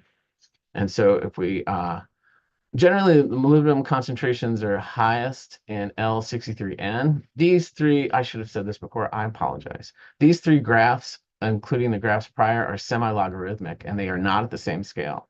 And you can see, for example, the L63N graph in the center goes up to 100,000 parts per million, which is 10 weight percent. So there can be some very high molybdenum concentrations in that core, where the other two graphs are only go up to 10,000 on their semi-logarithmic scale. And so for C38S, molybdenum is generally not detected. It's below detection limit in the upper Floridan aquifer. But then it's in the lower UFA flow zone, it's generally high. And then in the Avon Park permeable zone, it's also generally high. In L63N, the molybdenum is quite high at the top of the UFA flow zone. It's high through the confining units. Again, it's high along the boundary between the confining unit and the Avon Park permeable zone upper flow zone, which is probably a lithologic or disconformity. It's generally high through the lower Avon Park permeable zone, and it's generally high through the lower Florida aquifer flow zone. And then in L63S, molybdenum is high along that boundary between the Hawthorne formation of the intermediate confining unit and the Swanee formation of the top of the upper Florida aquifer flow zone. It's high through the confining units. It's generally low through the Avon Park upper flow zone, Avon Park permeable zone upper flow zone, but it's higher through the Avon Park permeable zone lower flow zone. Next graph, please. Next slide, please. Sorry. I also show nickel. The gaps in the data, specifically in L63N and L63S, are where nickel was below detection limit. For example, we didn't stop analyzing nickel at 1900 feet in L63N. It's just below the detection limit once you get to 1900 feet. And the nickel detection limit of the instrument is 5 parts per million in this case. If we start on C38S over on the left, the nickel is generally elevated through the upper Florida for the lower upper Florida aquifer flow zone. Then if we move over to the L63N core, it's elevated along the top of the upper Floridan aquifer flow zone, which again might be related to a disconformity. It has some various elevation through the middle confining unit. It does something fun. I'm going to use the word fun. It's not scientific. I'm going to use the word fun. It lowers through the Avon Park permeable zone upper flow zone. And that could be related to leaching over time because of how porous the Avon Park permeable zone upper flow zone is. So much water may, this is conjecture right now because we don't have any data to support it except for the fact that the values are very low. But because so much water can move through that highly transmissive flow zone, the nickel might have sort of leached out over time. And then the nickel is higher in the Avon Park permeable zone lower flow zone, and then it wasn't detected. It was below detection limit in the LFA flow zone. Then again, if we move over to L63S, the nickel is generally high along that contact between the intermediate confining unit of the Hawthorne Formation and the top of the Swanee Limestone, which makes up the top of the upper Floridan aquifer flow zone. And then nickel is again high at the top of the Avon Park permeable zone upper flow zone, which again might be related to a lithologic change or a disconformity. And then nickel is elevated through the lower flow zone of the Avon Park permeable zone. Next slide, please. And then we also did chromium. So chromium concentrations are high in the intermediate confining unit and the Hawthorne Formation above any flow zone because chromium has an affinity, just like nickel, to substitute into clays. And so it's very common to find chromium in different clay minerals. And so the very high chromium concentrations above any of the flow zones is related to the clay concentrations. Unlike the other metal graphs, this graph is not semi-logarithmic because the chromium concentrations did not get as high as the other metals in the other graph, so there was no need to display it as semi-logarithmic. So this is a linear graph, that's why there is a 0 present. Any gaps in the data, especially in L63N and L63S, are where chromium was below the detection limit, which in this case is 2 parts per million of the detection limit of the instrument. Generally speaking, chromium is pretty low through the flow zones in C38S, relatively speaking. It has a slight elevation through the lower upper Floridan aquifer flow zone, and then it goes below detection limit in the Avon Park permeable zone, upper flow zone. It's higher in the UFA flow zone in L63N, but then it stays generally low through the lower flow zones, except for one high concentration above 210 parts per million in the lower Floridan aquifer flow zone there towards the bottom of L63N. And then in L63S, the Avon Park permeable zone lower flow zone tends to have slightly higher chromium. And then along the contact, way up at the top of the upper Floridan aquifer flow zone, the chromium slightly elevated. That could again be related to the disconformity between the Hawthorne Formation of the intermediate confining unit and the Swanee Limestone, which makes up the top of the upper Floridan aquifer. Next slide, please.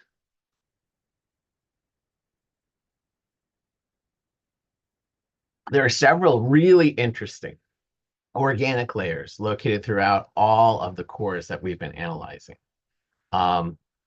Starting on the left, there's an organic layer at 1,007 feet below land surface in core C38S. Second from the left is an organic layer at 1,607 feet below land surface in core L63N, and that organic layer broke apart, so you're seeing a fragmental organic layer. Second from the right is an organic rich layer that's at 1,795.5 feet below land surface in core L63N. And then on the far right is an organic rich layer that's at 1,619.7 feet below land surface in core L63S. And so we can easily identify these organic layers in all of the cores, and they're important, and we need to emphasize them because of their very high metal concentrations. Next slide, please.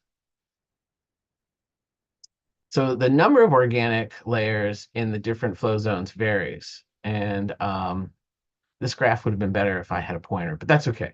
So in C38S, in the upper Floridan aquifer, there are no organic layers that we identified in the top upper Floridan aquifer flow zone, and there are 6 in the lower one. And then in C38S and the Avon Park permeable zone upper flow zone, there are 2 organic layers. Then in L63N and L63S, the total number of organic layers increase as you get deeper into the core. Next slide, please. This slide shows the average concentration of arsenic, mercury, molybdenum, and nickel in the rock that is not organic, and so in the carbonate rock, versus the average concentrations only in the organic layers in that core. And so in C38S, the average concentration of arsenic in the entire core, excluding the organic layers, is 63 parts per million, but the organic layers is 741 parts per million. Mercury is 9 parts per million, but the organic layers is 46 parts per million. Molybdenum is 81 parts per million. The organic layers are 2,209 parts per million. Nickel is 26 parts per million, and the organic layers in core C38S are 101 parts per million. I'm running short on time, so you can see the same general trend in core L63N. The metals are lower in the non-organic rock, and they're higher, much higher, in the organic layers. But then in L63S, the metals are lower in the non-organic carbonate rock, and the metals are elevated in the organic layers, but not as elevated as they were in the other 2 cores. Liz, because we're running short on time, let's just go ahead to the last slide. Thank you. So the limestones of the upper Floridan aquifer flow zones have relatively lower arsenic, mercury, nickel, and chromium concentrations than the deeper flow zones in the dolostone-dominated Avon Park permeable zone and the lower Floridan aquifer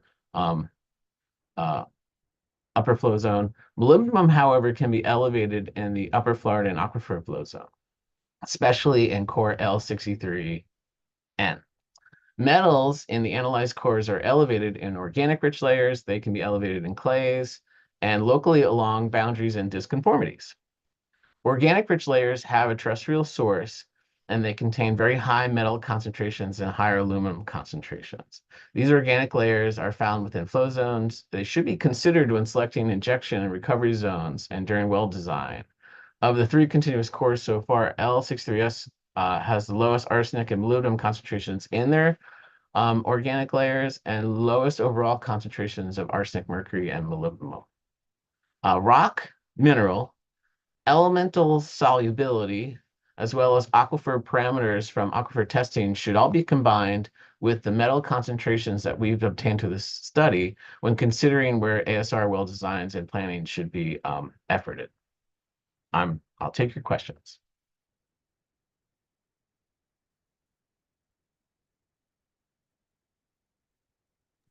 Thank you, Jamie. Any questions from the peer review panel or Hi, comments? this is Renee. I have a question. Go ahead, Renee. Thank you, Jamie. I love to see data and graphs, and you provided that nicely.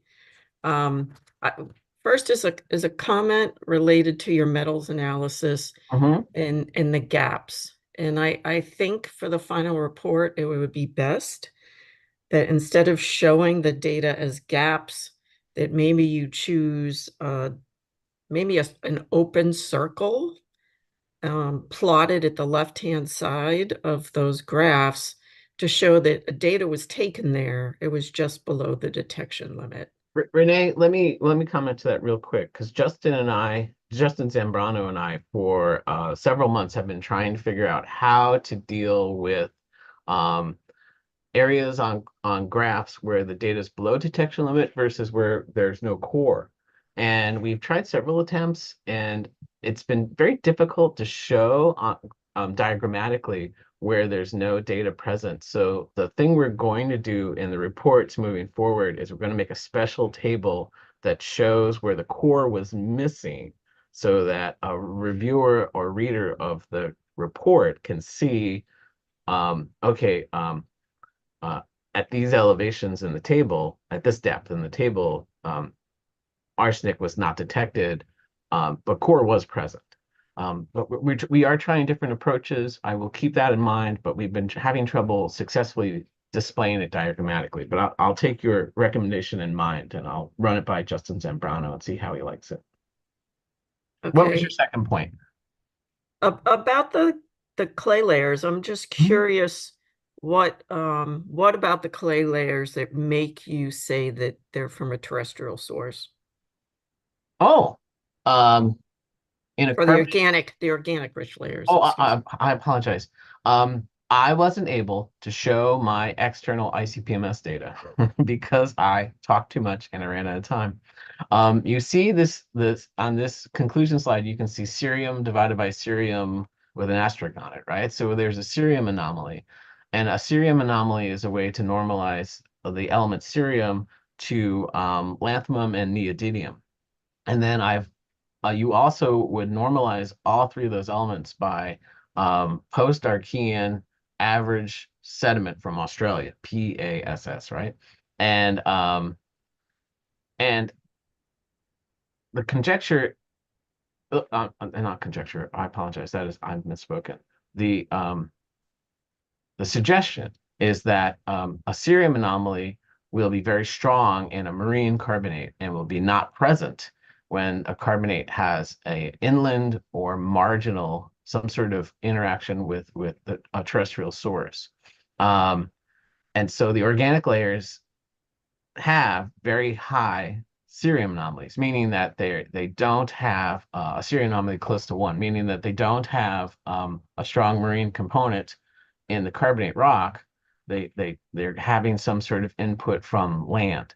And then the correlation between high metals, high aluminums, high silica, and the organic layers with this cerium anomaly gives me confidence that I can interpret that there's some input of terrestrial material coming into these organic layers, because it is very possible to have an organic layer in a carbonate rock that's not has a terrestrial component. So a combination of high aluminum, typically they'll have high silica too. They'll have lower calcium and magnesium than the rock that they surround. That should be obvious. And then this cerium anomaly that I didn't have time to talk about gives me enough data to support a conclusion that they're having a terrestrial input. Thank you for that detailed explanation. Sure. Renee, this is Tom Messimer. One of the things we're thinking about right now on this, despite the fact that Florida was a very isolated carbonate platform, some of these organic layers may be associated with algal blooms and actually dust input, because the high dust input with iron can actually trigger algal blooms, and then the other metals coming in show terrestrial sources, which can be from dust. So what you're suggesting is the dust is terrestrial, but the organic matter might be local, shallow marine? Yes. I see. Yes, that could be one of multiple ways you can get terrestrial material in. It could be windblown, it could be currents. A clay can come in from a great distance. There's lots of different ways to get it in there. Thank you. Okay, any other questions or comments for Jamie?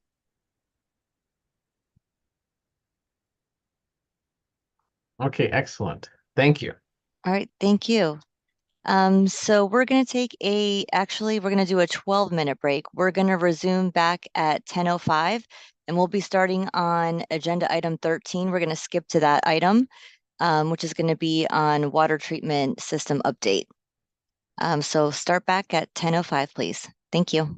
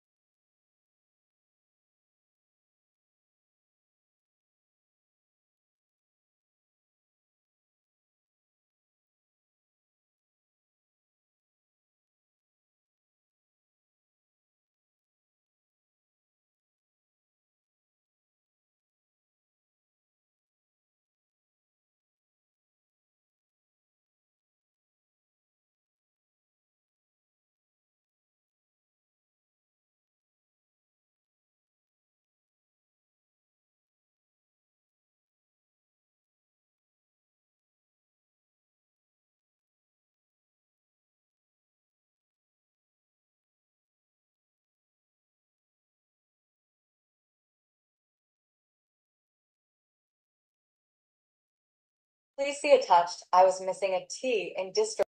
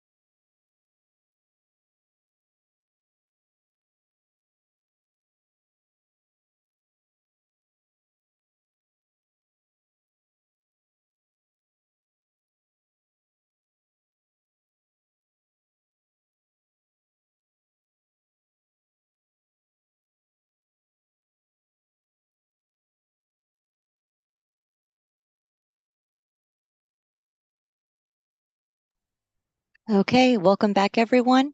We're going to go ahead and start with agenda item 13, which is going to be Mr. Heath Wentz.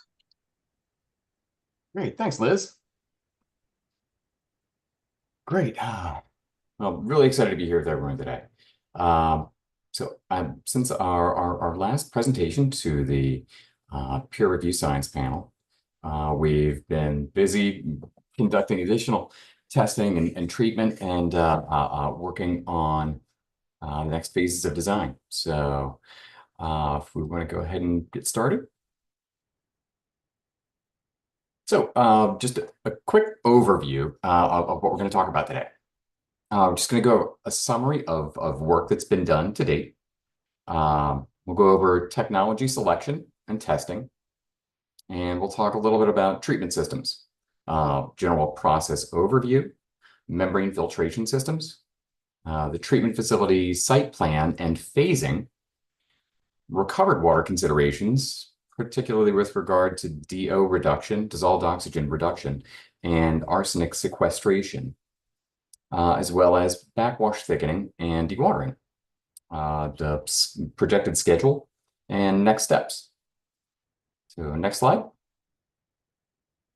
Okay, so a quick summary of work to date. In 2020, we completed a treatment alternatives evaluation, kind of a desktop analysis comparing different treatment technologies. And this led into the proof of concept, or POC testing, which was conducted from 2021 to 2022. This was discussed in depth during our 2022 peer review science panel. We'll go over the conceptual discipline design, which was completed following POC testing. And this was kind of a 15% level design. And since then, we've begun preliminary design of the treatment facilities. And we have put together a membrane filtration system request for proposal package. Since these are the heart of the treatment technology. Well, and we have undertaken dissolved oxygen reduction bench scale testing, which we recently completed in coordination with U.S. Army Corps of Engineering Research and Development Center, ERDC. We've also evaluated the different DO reduction processes in terms of CapEx and OpEx. And we've gone through backwash thickening and bench scale testing, which was recently completed with ERDC as well. Next slide. So technology selection. The proof of concept testing completed in 2021 and 2022 demonstrated that media filtration with UV required very low filtration rates for media filters, which translated to a large facility footprint. Even at a low filtration rate, media filters minimally reduced turbidity in solids, resulting in a high UV dose requirement. UV can reliably disinfect, but it required up to a 30 millijoule dose during poor water quality events, as opposed to 21 millijoules previously dosed at the ASR pilot facility. A clean water source for backwashing was strongly recommended, but utility water from Okeechobee Utility Authority may not be available in the quantity needed for this facility. When membrane testing membrane testing confirmed that coliform bacteria could reliably be removed by size exclusion without the addition of disinfection chemicals. We showed excellent removal of solids and turbidity, but operations varied significantly between vendors, specifically coagulant dose, cleaning chemical requirements, and membrane life. And the settleability and dewaterability of that backwash waste that comes from the membrane filters differed significantly between our membrane suppliers. Next slide. Treatment system. So how do we produce water suitable for aquifer recharge? So a brief overview of the process. This is kind of a simplified process diagram. Submerged intake screens in the river will screen water down to the 1 millimeter level, and raw water pumps will push water through the strainers. These are 300 micron strainers to protect the membranes. At which point coagulant or potentially a deoxygenation process would be added, and then the membrane filtration process. So filtrate from the membrane process goes on to the ASR wells for storage, while backwash in flow stream 9 goes to equalization and then to either flocculation sedimentation, followed by gravity thickening, or alternatively to a flotation process. The recovered water from these processes will be recovered and sent back to the treatment process. And the thickened solids from that will go on to sludge holding and dewatering before disposal offsite. Next slide. So what we're going to talk about next is membrane filtration, kind of the heart of the process. Next. So membranes, on the top row, you'll see an example of a hollow fiber membrane from either Veolia or FilmTech. These are polymeric membranes, and you can see these hollow fibers are combined together into an element, so a bundle of almost spaghetti inside of the element housing. So elements are assembled into vessels, and vessels are assembled into racks or trains. So over on the right side, you see an assembly of these modules, these vessels, in an arrangement of a train. On the bottom row, you'll see aqua aerobic, which is an example of a ceramic membrane. And these are a inside-out membrane as opposed to an outside-in type of membrane.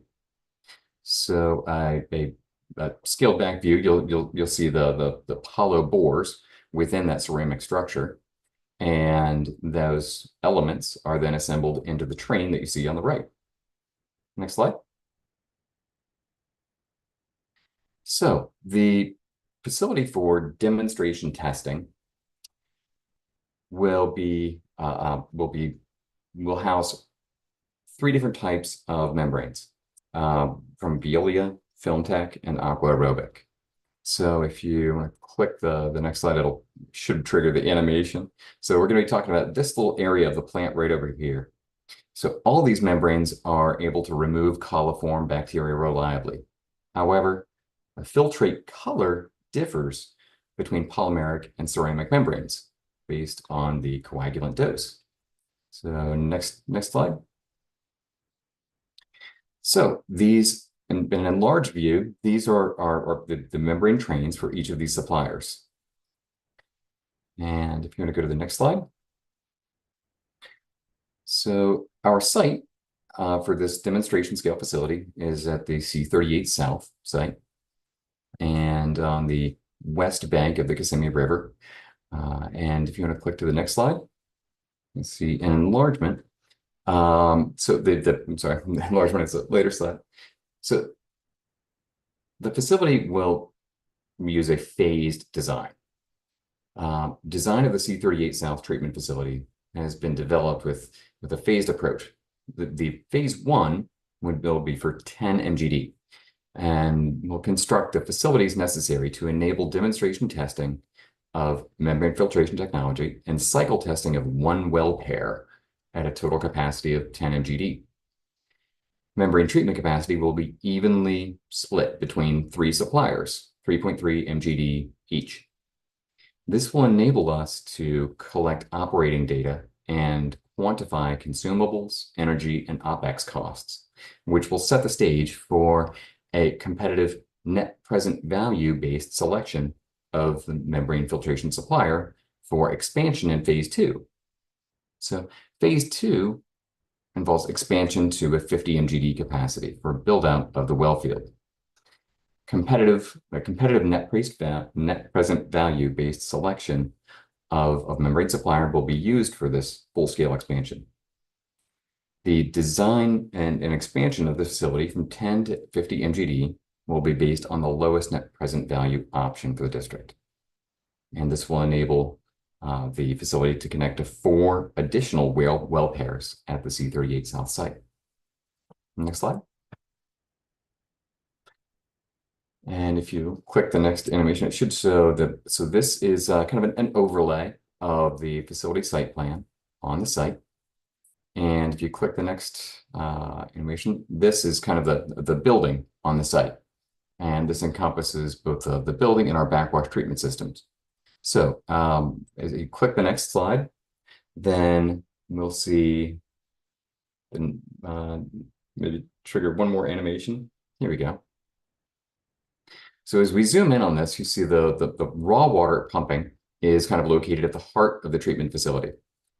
These are being designed for the 10 MGD capacity, expandable to 50. So we didn't want to go back and build a larger wet well later. So if you click the next animation, it should show this area. And the yellow is our electrical and operations area. And then the tan color depicts our dewatering facilities. So in phase 1, these will be built with a capacity for 50 MGD full scale. So if you click the next animation, this area in orange is the membrane feed room.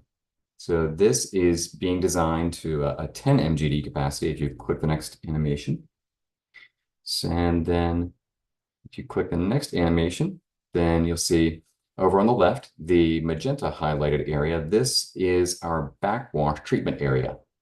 So there's lots of variability in backwash treatment. And each of our membrane vendors, each of these 3 separate trains must be kept segregated. So the backwash that comes from each one of them will be treated in separate independent trains to avoid commingling of that backwash waste, which could impact performance of one treatment system or another. So if you click the next slide, then you'll see, so this is just a conceptual expansion of the building on this side to accommodate the future facility, the future membrane treatment trains necessary for 50 MGD capacity. And then on the left side, you see the filled magenta, that represents what will replace the temporary array of tankage with permanent backwash treatment facilities designed around the selected membrane supplier. So next slide. So backwash thickening and dewatering. How do we treat the backwash and the residual solids from the treatment process? So if you click the next animation here, then you see this area in green kind of encompasses the temporary backwash treatment facilities. As I suggested earlier, it goes from backwash EQ to our either gravity settling or flotation processes. And then the thickened solids from that go on to dewatering. So next slide. So thickening of backwash waste is needed to minimize sludge storage volume on site prior to dewatering.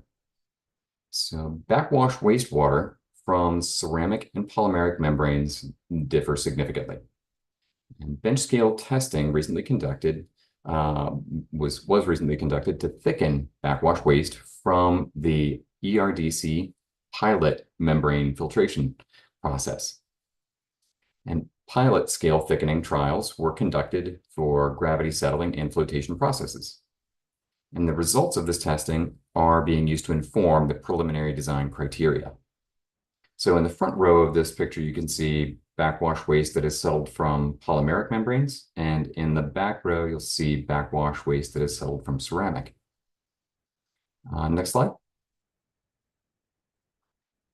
So gravity settling was conducted at a pilot scale, and we found that this was effective for larger particle sizes. And suspended air flotation or SAF thickening was conducted with polymeric membrane backwash, which showed to be effective for smaller particle sizes. The thickened solids were analyzed by centrifuge and screw press manufacturers for initial concentration, polymer dewatering requirements, and dewatered cake solids content.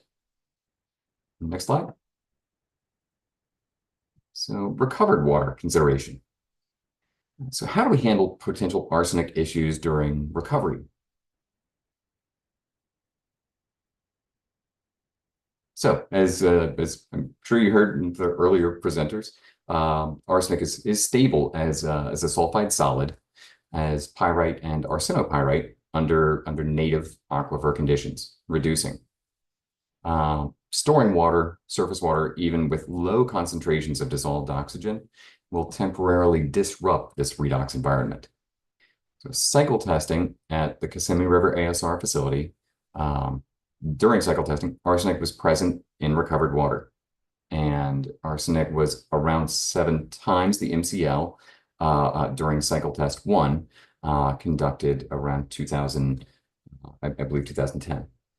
So based on the data from the 2013 SERP report, the situation appeared to be short-term, commissioning-based, rather than long-term.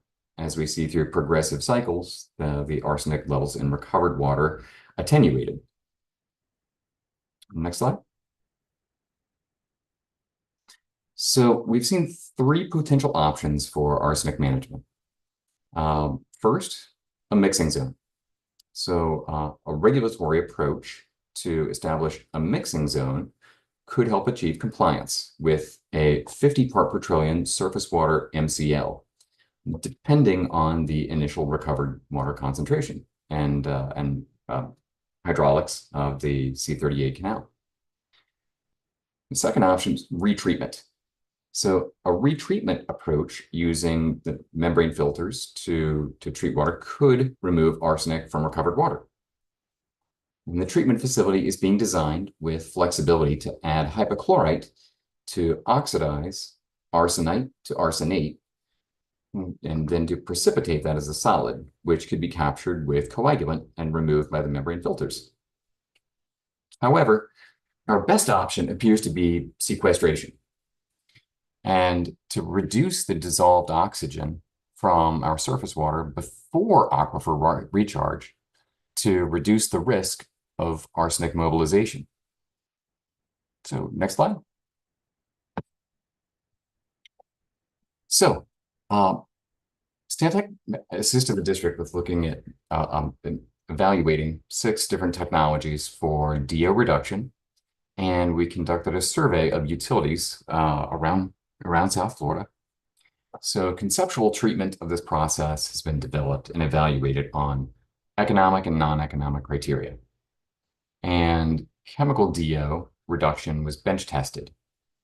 The types of processes in the top right, physical deoxygenation processes evaluated included membrane degasification, vacuum stripping, Minox deoxygenation, and gas displacement. Chemical deoxygenation processes included sodium bisulfite and sodium hydrosulfide. So we conducted a survey of municipalities in South Florida area and looked at their source water and capacity and types of DO reduction technology implemented. We looked at the type and then the specific type of process that they utilized. Their typical starting DO concentrations and what they were able to achieve as an effluent DO concentration. And then their status as either being in operation or inactive or still under construction. So the capacities of these other systems operating DO reduction technologies are you can see are between 0.5 and 2 MGD. Next slide. So the testing was conducted at the Kissimmee River ASR laboratory in parallel with U.S. Army Corps of Engineers ERDC researchers back in just March of this year. The chemical DO reduction trials were conducted using sodium hydrosulfide, or NaSH. The chemical DO reduction process, unfortunately, proved to be pH dependent. And as you can see on the right, there's a graph which depicts the effect of pH on the reaction rate constant of the deoxygenation process using a sulfide scavenging compound. And you can see that the optimal, or the fastest reaction rate, Kr over Kr max on the y-axis, the maximum reaction rate is around pH 9.5. However, our surface water is around pH 7. So that it would require significant amounts of caustic to raise that pH and then acid to lower that pH prior to recharge. So as a result, we ERD, not as a result, but ERDC also tested physical DO reduction at the Kissimmee River ASR site and using membrane deoxygenation.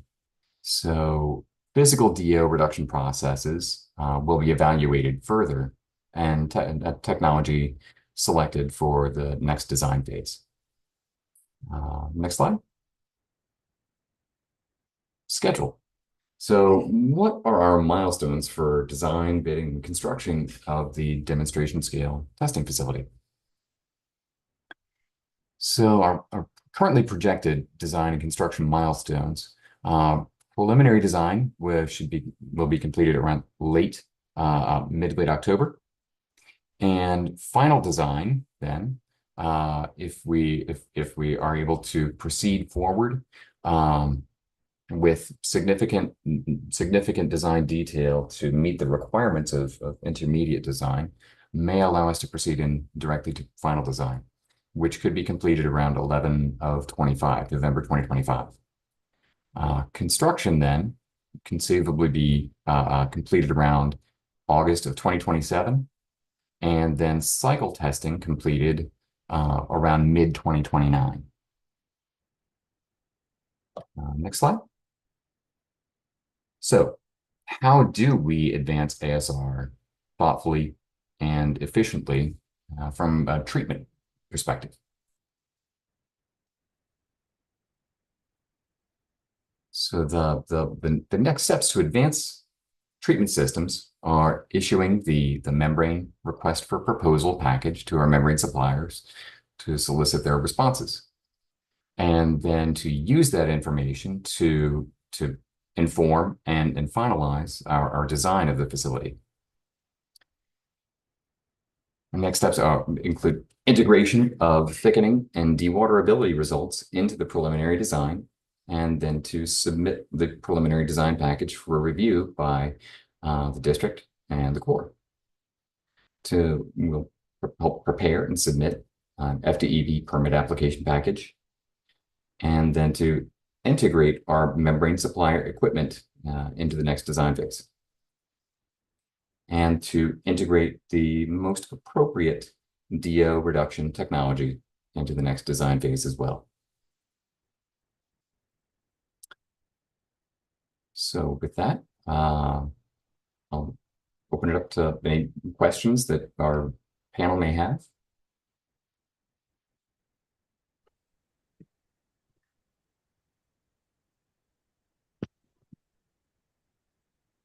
Thank you, Heath. Any questions from our panel members? Comments? So this is Renee. Thank you very much for that very detailed analysis. I have a question about the phase 1 that will be conducted at 10 MGD.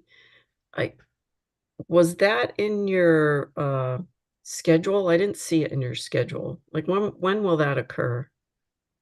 So that would be construction of the demonstration scale facility. We're forecasting around August of 2027. So how long will you complete or conduct that phase 1 10 MGD testing? Oh, okay, good question.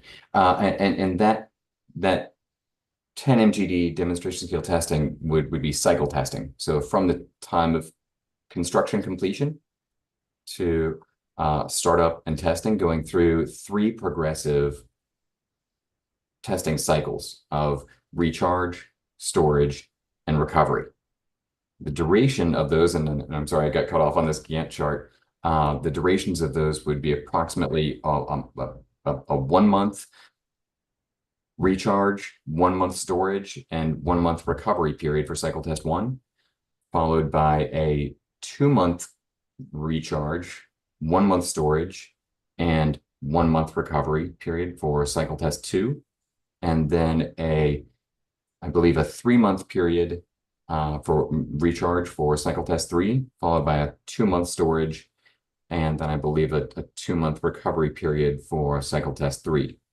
So it is those 3 cycles over which the demonstration scale facility would be operated, and we would collect operating data to enable full-scale design based around the 3 membrane suppliers to enable that net present value comparison, including not just membranes, but the associated backwash treatment systems that would be required for them and associated treatment technology.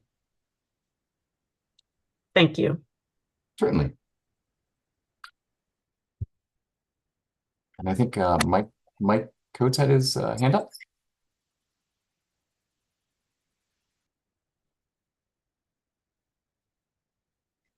And Mike, if you're calling in, you may have to use *6 to unmute yourself. All right. Can you hear me now? Yes. All right. Good. Keith, thanks. Interesting presentation. I noticed, obviously, in the process diagram that you've got flocculation, sedimentation stage before the membranes, but I didn't see where those floc basins might be on your site plan. Usually they take up quite a bit of room. Yes. So flocculation sedimentation basins would take up quite a bit of room. For a 50 MGD facility, we're talking about the size of a football field, right? But the flocculation sedimentation tank is actually the backwash treatment process. So while the forward flow of the facility might be around 3.3 MGD per membrane supplier, the volume of backwash that's treated by flocculation sedimentation is only about 0.25 or 0.35 MGD. And so that enabled us to use smaller tanks for testing, settling for backwash treatment, which conceptually at this point are going to be conducted using Baker tanks, or trailerable Baker tanks with a lamella clarifier insert. So high rate clarification, and then followed by gravity thickening in a next tank downstream. And so this array of temporary tanks, if you could back up about 8 or 9 slides, Liz, to the phased construction of the facility.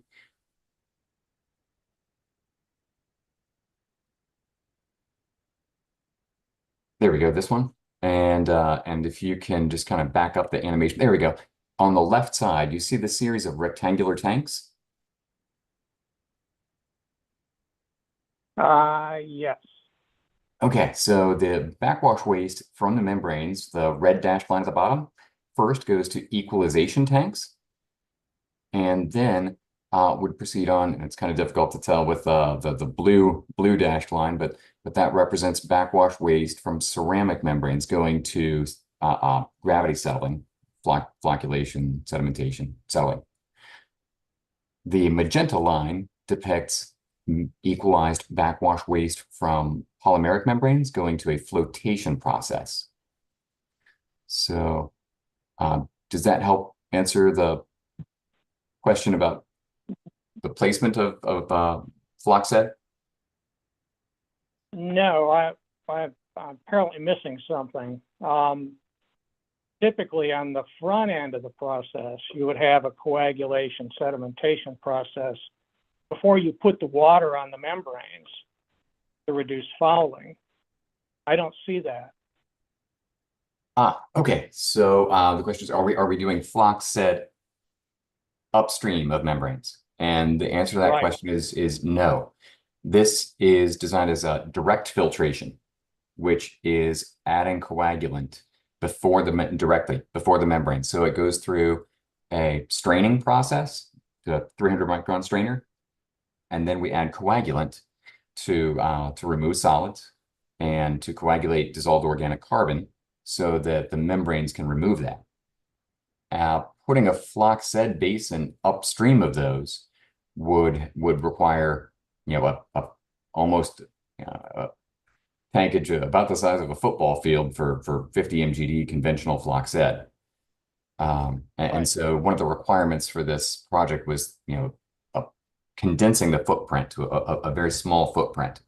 And so conventional floc-sed upstream of membranes was not favored in that evaluation. All right, but you're adding the coagulant upstream of the membranes, and you're getting some coagulation, presumably, prior to the membranes? Yes, so we've got about 60 seconds of contact time between the coagulant dosing point and the first membrane. All right, and you don't expect that to cause any additional fouling or any unusual fouling of the membranes? No, and this is something that we looked at during the proof of concept testing as we piloted membranes from Veolia, FilmTech, and Aqua Aerobic in 2021 and 2022. So running it in a direct filtration mode, the results of the report are available, and we can certainly share that. But the idea was to try to avoid constructing large basins and repumping there. All right, that's fine. Just for your information, we did a pilot test on polymeric membranes and ceramic membranes, and used inclined plate settlers for our design of the next expansion of our facility, and completed that in 2023. That might be of some interest to you, just the results of that. So certainly. I can get that to you if you want. Yeah, I would appreciate that very much, Mike. Thank you. All right. Okay, thank you. Certainly.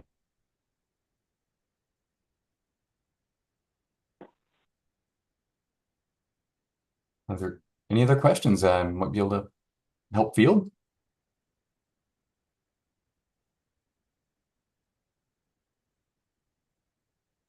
So I guess I have one last question. During the phase 1 cycle testing, when the water is recovered, what are you going to do with that recovered water? So that recovered water will be discharged to the Kissimmee River via a cascade aerator structure to elevate, to bring back dissolved oxygen, to entrain oxygen before discharge. And does that answer the question? Yes, thank you. Okay. Very good.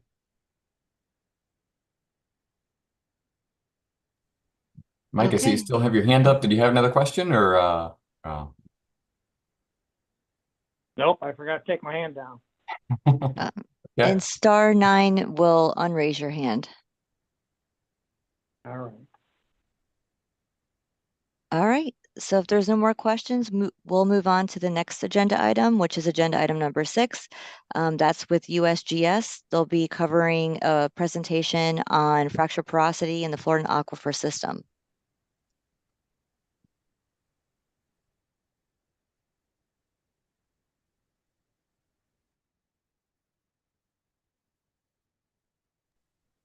Do we have Kevin or Victor on the line?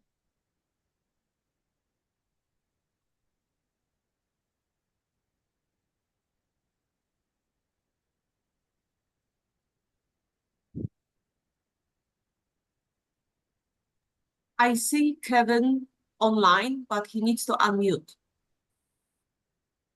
Okay, and Kevin, if you're calling in, *6 will unmute yourself.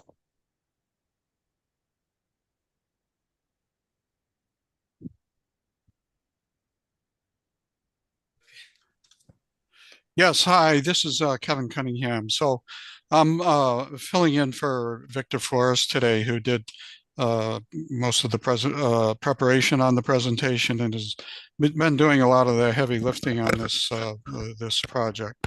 Unfortunately, Victor had an accident back in late June and has been sidelined. So we'll go forward from here. Next slide, please. So first, we're going to present three objectives of the Florida Aquifer System fracture study. One is to enhance and refine the regional hydrogeologic framework. And the second, to inform well design and assessment of controls on groundwater movement in support of ASR utility projects and drinking water resource protection.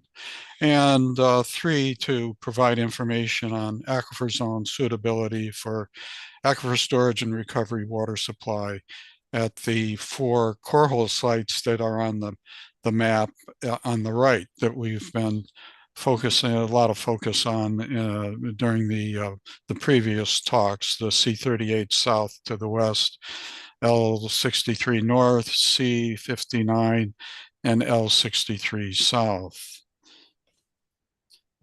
Next slide, please. So and then I'll fill you in on 4 key findings early on before we move through the remainder of the slideshow. So first, the fractures are much more prominent in the brittle dolomitized rocks of the upper Avon Park permeable zone and the lower Avon Park permeable zone. And second, the natural fractures that are related to karst collapse zones and tectonic stresses that are and they are commonly present in the brittle dolomites. And third, the acoustic borehole image logging, we recommend that it be considered in future projects related to fracture studies, since the ABI or acoustic borehole image logs can support quantification of aperture width. So the aperture being the space between the 2 planes of a fracture. And Packer tests specific capacity. The 4th key finding is highest at vertical intervals with a high concentration of natural fractures. Next slide, please. So the fracture study is there's basically 2 things going on in it. One is managing and processing the cores that are provided to us, slabbing them, acid washing the surfaces, the slab surfaces, to bring out textures and fabrics prior to photography. And we feel like we've produced some very nice high resolution photographs that show the fabrics and textures and different types of porosities in the core for viewing on a computer monitor and for archiving for future use. Next slide. And then second is the second large part of the project is just using WellCAD, ISI, which is the acronym for Image and Structure Interpretation Workspace in WellCAD, which is a nice workspace for picking fractures and mapping fractures. You can go to the next slide, please. Mapping fractures and picking them in that workspace. Mapping the fractures on the borehole images. And so on the right, we're showing 3 major characters in the images that we're picking and mapping the orientations of in the workspace. At the top, if we look in the lower right, the Vuggy porosity and natural fracture porosity, and then there's induced fractures, which can have porosity but are not naturally produced. And then there's a number of different subclasses of character of these three classes, such as in the natural fractures. There's tension fractures related to karst breccia, or tension fractures related to desiccation cracks or pedogenic breccias, and on and on. So those are documented also. But the three main that we're working with at this time are the Vuggy bedding planes porosity, the natural fracture documentation, and induced fractures. So the bedding planes are Vuggy bedding planes are caused by dissolution processes along bedding planes, and natural fractures are created by geologic forces and processes. Induced fractures created by drilling stresses and coring stresses and handling processes on the surface after the core has been recovered. So these are not of any consequence to, the induced fractures are of no consequence to understanding groundwater flow. Next slide, please. So this is an example of Vuggy bedding plane porosity and natural fracture porosity. The upper part here with the blue area on the right shows a plane going through it. So it's a low angle bedding plane. This is a 3D rendering of the 360-degree borehole wall photo.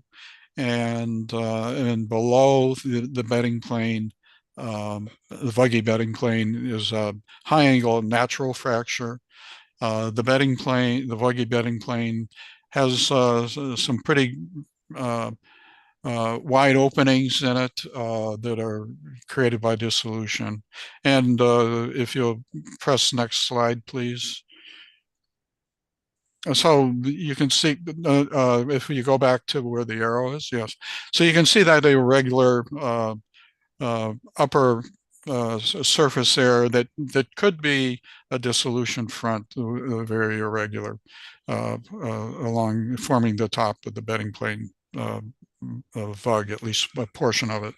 And then in the lower right of the lower right image, you can see some opening in the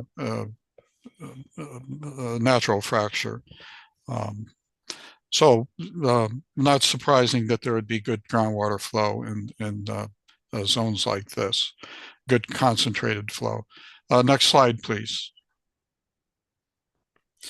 And so this is natural fractures in the brittle dolomite of the upper Avon Park permeable zone in the L63 North well. And quite a maze of fractures. Would anticipate this to have good focused flow. And we can see visually that we do have apertures along some of the natural fractures, possibly some of these enhanced by dissolution. Next slide, please. And natural fractures in the brittle dolomites of the L63 North, the upper Avon Park permeable zone, and very low angle or quite low angle natural fractures. We can see the low angle planes on the 3D rendering on the right. This has a look of it that may be, say, a crackle breccia that would form above a a cavity prior to or post collapse of the rocks above the roof of a cavity, that and a great deal of or tensional, mainly tensional stresses on the system, creating the fractures. Next slide, please. Oh, all right. So here's a wrap of the four core holes and the presentation of geophysical logs. If we focus on the second panel from the left, the L63 North, from left to right across that individual panel is geophysical logs, and then rock formation, hydrologic units, and then we pop into the more colorful optical borehole image, and with tadpole plots on that for natural fractures and vuggy bedding planes, and then into resistivity or induction logs. And then the ice blue column is Packer test data. And so with the gallons per minute per foot increasing from right to left, and so higher flow anticipated in these parts of the panel where the histogram pegs all the way to the right, and the next column with the red horizontal histograms. By the way, these are 30-foot units, and we taking the counts of number of natural fractures over 30-foot units that correspond to those that were the intervals used in the Packer testing. And then to the right of that, the blue horizontal histograms being vulgular bedding plane counts over 30-foot intervals, and the green to the right of that being fractures where there's apertures. That is, that the fractures have a space between the two sides of the fracture plane. And we can, and then the upper red line across left to right across the entire panel is the top of the upper Avon Park permeable zone. The lower red bold line across the panel is the top of the lower APPC. You can see that we don't have the only well that we have the optical borehole image data is the L63 North.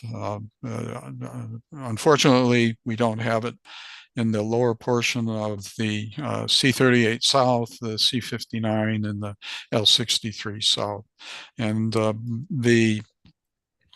these images are the power horse and the ability to analyze the fracture system in these wells. But you can see if you push the button one more time. So you can see that typically there's a good correlation between the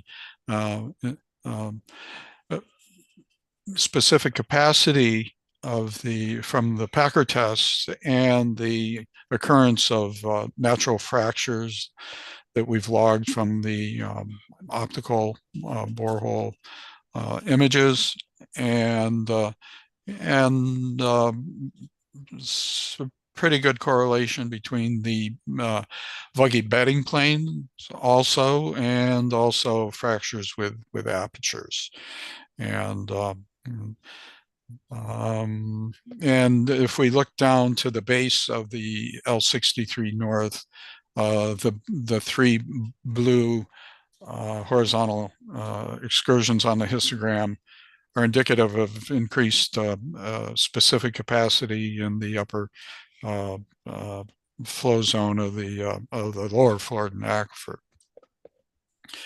And we get a little excursion there on the fracture count, but not quite like we see up in the Avon Park permeable zone.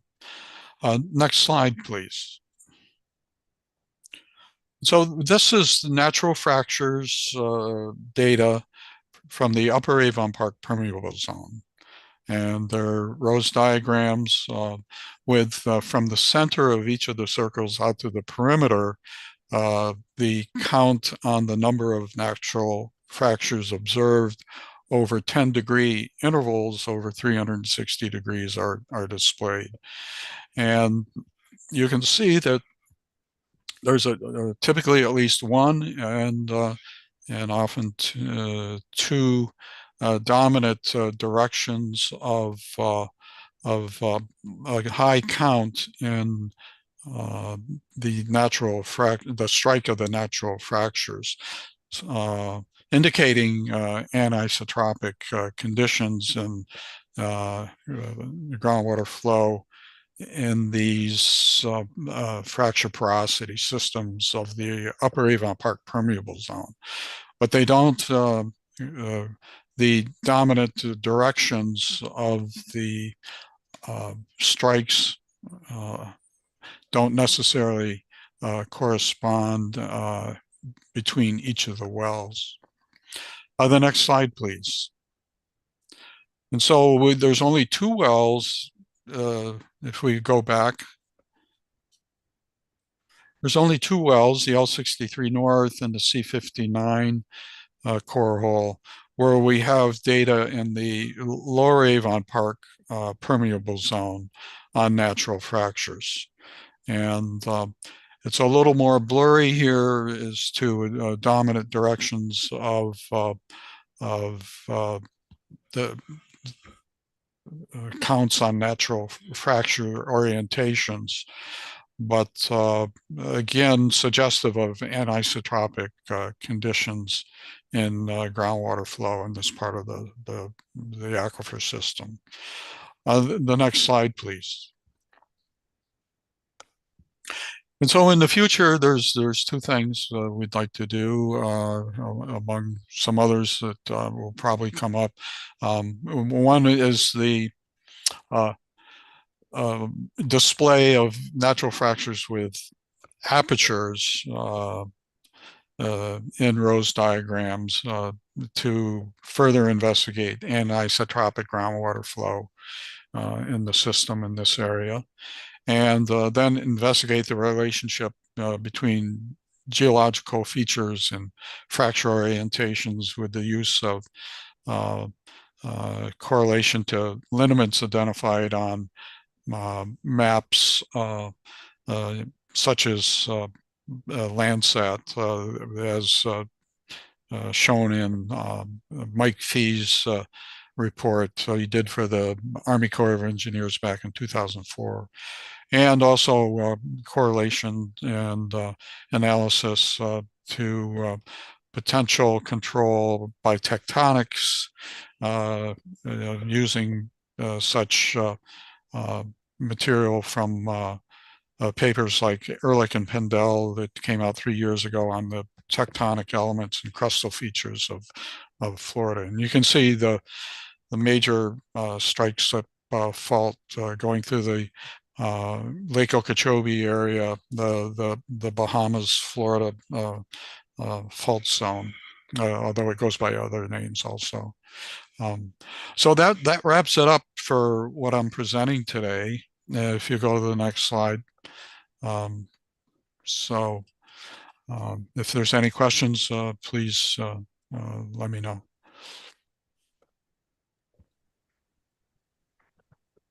Thank you so much, Kevin. Okay. Any questions for him from the peer review panel?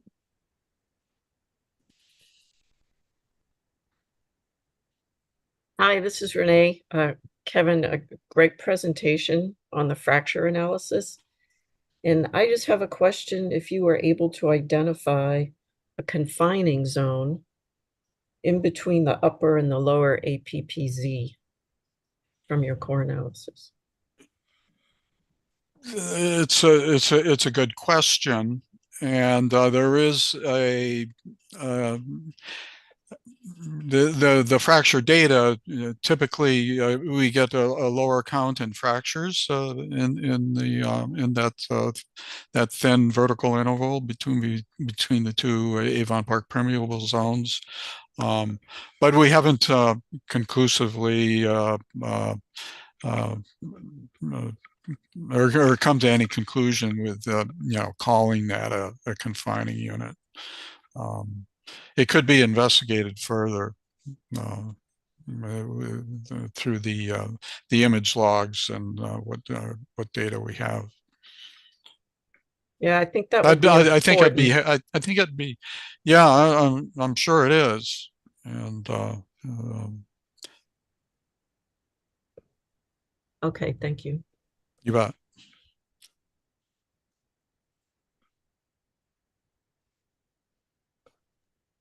All right. Any other comments or questions?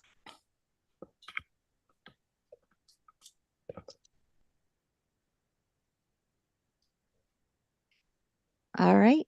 Hearing none, we'll move to the next agenda item, which is Dr. Lyle. He'll give a presentation on microbial and geochemical processes that contribute to nutrient reduction and potential clogging. Good morning. Today I'm giving an update on this project. Overall, I mean, the general concept here is we're looking at laboratory-based experiments where we use crushed core from the APPZ and UFA at 3 specific ASR type wells around Lake Okeechobee. And part of the experimental design, which I'll explain in detail, is looking at nutrient removal during these laboratory-based studies, and then also some of the chemical and microbiological processes that contribute to the loss of hydraulic conductivity through the columns for bioclimate. Next slide, please. The slides are these locations. These wells have been shown often, so I'll just breeze through this one. But the 3 well sites are C38S, L63S, C59. We have crushed cores and from the UFA and APPZ from all 3 of these wells. And the water that I'm using as my recharge water surrogate is all of these that I'll be describing later were collected from the Kissimmee River at the Kissimmee River ASR facility intake. I also want to point out that I'll be referring to through the presentation is a couple of above ground mesocosms. And these mesocosms, as I'll show later, are used to access the UFA groundwater and APPZ groundwater at depth. And that water is brought to the surface through the artesian pressures. And I utilize that to do some of the things I'll be explaining. But you can see that the UFA mesocosm is located at the Kissimmee River ASR site. And the APPZ mesocosm is located at, I think it's a monitoring well, MF37 in the Port Mayaca area. Next slide, please. Okay, the critical part of this whole project really is getting the core recovered from the 2 depths in each well, then having it crushed and sieved to a specific size. And I use that to pack the columns that I'll be describing later. And before I go much further, I want to give a shout out and a thank you to Stan Tex, Rick Howes, and Caroline Smith, who without their assistance on getting through this part of the crushing and sieving part through core laboratories, we'd still be in a stalled holding pattern on this.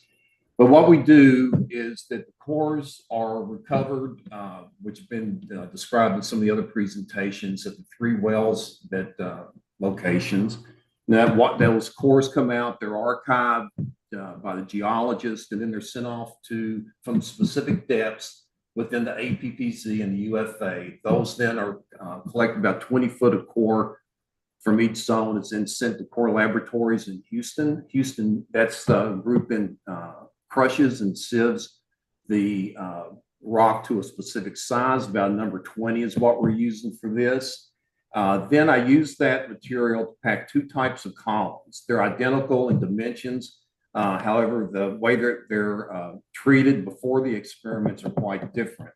One of them, you'll see the biofilm plus column. That column is packed and then inserted into one of the above ground mesocosms, depending on what zone we're looking at, UFA or APPZ. And then it's left in place to have the groundwater flow upward through that column for at least 4 weeks or a month.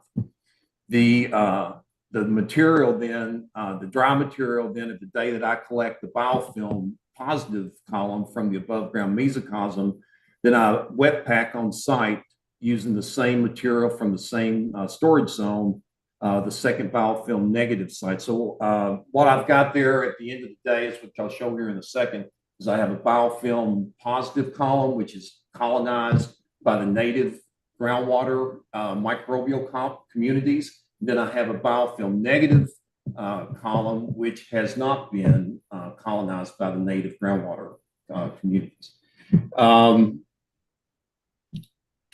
Date, the C38S UFA experiment has been completed. The C38S APPZ experiment will be completed by the end of the month. But today I'll just be presenting the data from the C38S UFA experiment. Okay, one other thing is that so far the porosities on these packed columns have been averaging between 28 and 35%. Next slide.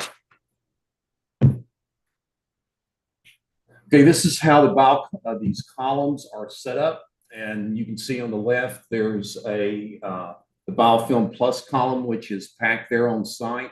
It's inserted into the above ground mesocosm. This one is the one at the Kissimmee River site for the UFA storage zone. That's wet packed and then put into place there and allowed to set for at least 4 weeks. At that time, I come back to retrieve what's now the biofilm plus column. Prior to retrieving that from the mesocosm, I collect about 400 liters of Kissimmee River water, which is the top picture there.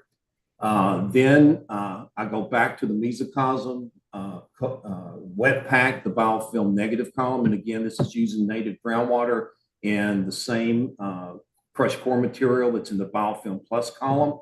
I pack that on site, retrieve the biofilm plus column from the mesocosm, and travel back to the laboratory in St. Pete, where we connect both columns into the surface water carboys that I've got pointed out there that's on the lab bench.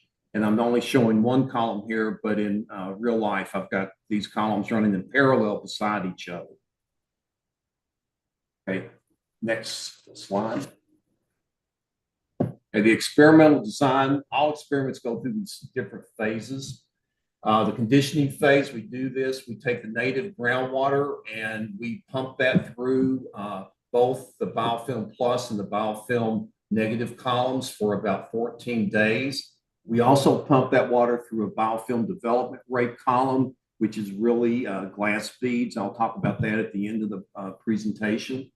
That phase, conditioning phase, is, and the conditioning phase there is really to acclimate the surfaces of the crushed material in the biofilm negative column and in the biofilm development rate column. We know already that the biofilm plus column has been exposed to the native groundwater, but the biofilm negative column has not. So this is really to kind of acclimate those surfaces of the crushed core to the native groundwater. So I'm trying to kind of normalize exposure of those surfaces to the recharge water. The next phase is the primary recharge, and this is where we use the 300 micron pre-filtered Kissimmee River water that I collected. This is pumped through the 3 different columns for at least 21 days. At that point, all the columns are valved off and left to set at room temperature in the dark, static for at least 4 weeks. This is what we consider mimicking the storage phase. This is also, as you're going to find out, the greatest biofilm development phase as well.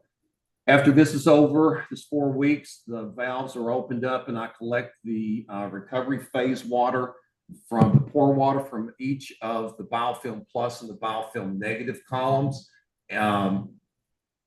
And that's about 500 mils per column. Once that pore water has been collected, then we start the secondary recharge phase, which is again pumping 300 micron filtered Kissimmee River water that I just recently collected again. That would be on a second collection, and that's pumped through these columns again for up to 21 days or until we see a significant increase in the pressure across the columns or reduction in column discharge rates. Next slide, please. Okay, first we're going to look at the changes in nutrients during these different phases, and to kind of explain the way these slides are set up.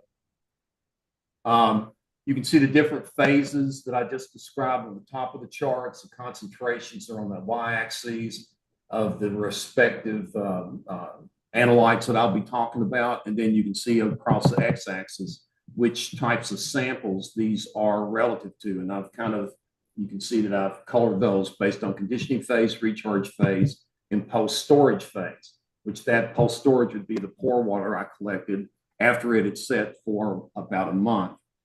And the presumptive, to give you some background on the pump rates and the column conditions in the lab, the pump rates for the conditioning phase are about 2 mils per minute.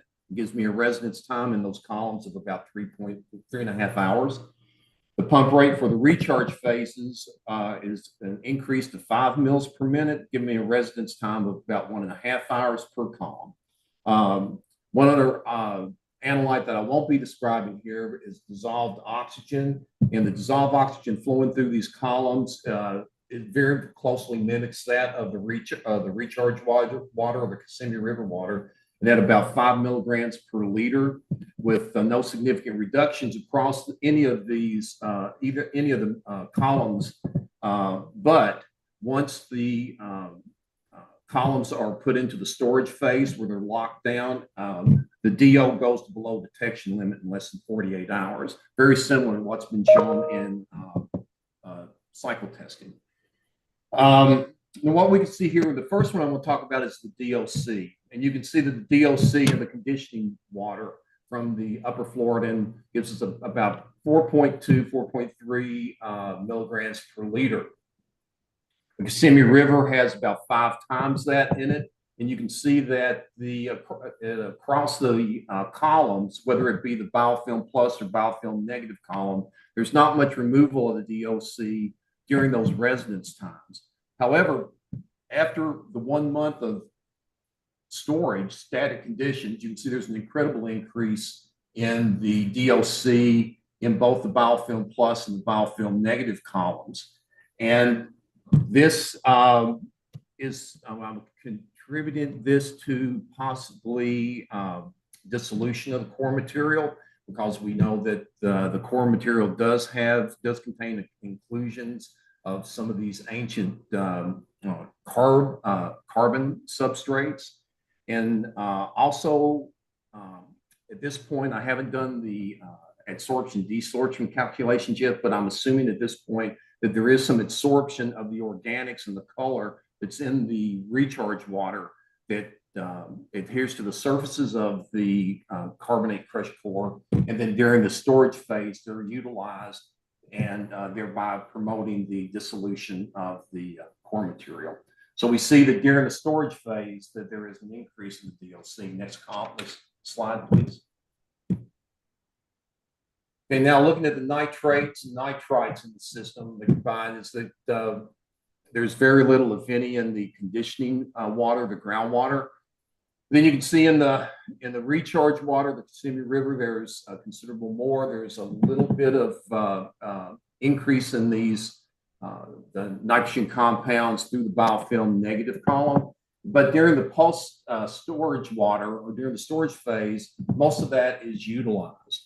And this is what you expect. This is one after the oxygen is gone. This is the next terminal electron acceptor that's available for them, for the microbial communities, and they effectively utilize this, again, removing these nitrogen compounds from the recharge water.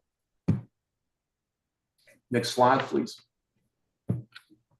Looking at ammonia, is that in the condition in the groundwater, there is a background signature of ammonia, which is typical for these anaerobic and reduced groundwaters in both storage zones.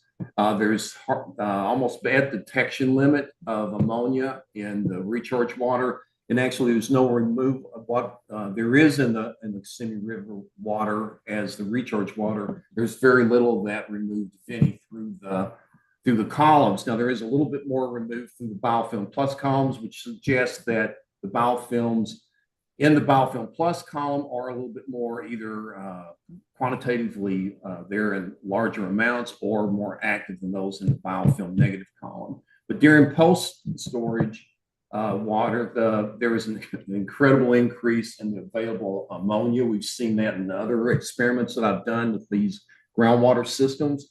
And this I'm attributing this to the microbial utilization of the proteinaceous and nitrogenous compounds that are in the recharge water. And again, that's part of what was in the stored pore water during the storage phase, and also probably what's been adsorbed to the surfaces of the carbonate pore material in the columns during the recharge phases. Okay, next slide, please. Phosphorus. Okay, we can see here that during the conditioning phase, there's a little bit of phosphate or phosphorus introduced into the columns. There's some phosphorus available in the recharge water as well, and there is some significant use or utilization of that through the columns, even at those relatively short residence time in the column. And that goes along again with the nutrient reduction studies that we looked at. There's a appetite by the native microbial communities for phosphorus, and that contributes to that reduction in phosphorus over the storage periods. We've seen in the cycle test data as well. Now, during the storage phase, there is a significant increase in the phosphate concentrations. And again, I'm attributing this to some of the dissolution of the crushed core material that proceeds during these storage periods, because like I said before, the dissolved oxygen goes to below detection limits within less than 48 hours. And the geochemistry modeling that I've done so far on this C38S UFA water is that the ORP significantly reduces to about a minus 275 based upon the sulfate reduction redox pair. Okay. Next slide, please. Okay, I've included silicates here because normally that's considered like a nutrient in the marine systems that I also work in. But I wanted to include these today to show you too that I think there's a dissolution process that's dominant in these stored in these columns during the storage phase. Is that there's relatively little silicates in the recharge water, and there's not much use through the biofilm positive column removal of that, but the biofilm negative column does seem to remove about half of what's in the recharge water. I haven't really determined what that could be yet. That could actually be adsorption because these surfaces in the biofilm negative column have not got the extensive biofilm growth as the biofilm plus column. But there could also be other issues that I'm working on. But in the storage phase, you can see again that there's an increase in the silicate concentrations up to and above that of the native groundwater. And again, I think this is possibly due to the dissolution that's taking place during the storage phase of these columns due to the microbial processes, producing acids, and also to the reductions in the redox potentials. Okay, next slide, please. And now going over some of the geochemical data that came from this C38S UFA, that there's 4 constituents that I've put on this slide. It's chlorides, sodium, phosphate, sulfates, and calcium. And you can see that the conservative constituents of the chlorides and the sodium are relatively consistent across recharge to storage water, which is what we expect, with a slight increase in the calcium in the biofilm positive column. And I think that this is probably due again to the dissolution of the carbonate substrates of the crushed core material that which is enhanced by maybe a more active biofilm community in the biofilm plus column relative to the biofilm negative column. Another thing to point out here is the significant reduction in the sulfate concentrations during the storage phase in both the biofilm plus and the biofilm negative columns. And now this is to show that while we were calculating with the reduction in sulfate and the redox potential during the storage phase is due to this. This shows that the sulfate that's present in the recharge water is being used to drive sulfate reduction during the storage phase. Okay. And again, collectively, I think this shows that there are microbial processes that are driving changes in the geochemistry in the stored water columns. Next slide, please.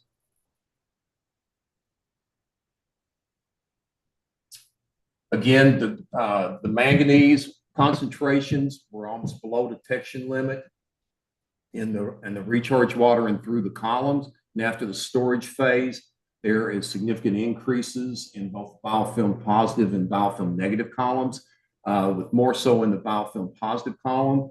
And that is, again, I think it's moving towards the release of manganese from the crushed core material into the solution of the pore waters of the columns that's causing this increase. And again, these are all driven by microbial processes. Next slide, please.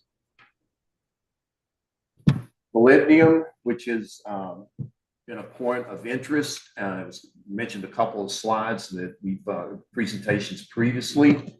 And what we see here is that molybdenum was almost at detection limits for the recharge water and for both of the columns during the recharge phase. But post-storage phase, especially the biofilm negative column, there's significant increases in molybdenum in the water phase of the columns. And I'm going to refer to the Koopman paper, like one of the previous presenters did, and that this is the microbial processes that are capable of driving this, like for instance, sulfate reduction, which reduces the pH at these sites where organic material inclusions are in this core material. And that the carbonate core is then dissolved, it gets to the organic material, and then it's releasing the molybdenum during the microbial mineralization of these, not only the carbon sources that are in that carbonate core crushed material. Okay. Next slide, please. As for total iron, you can see that during the recharge phase, that the recharge water is supplying some iron into the columns.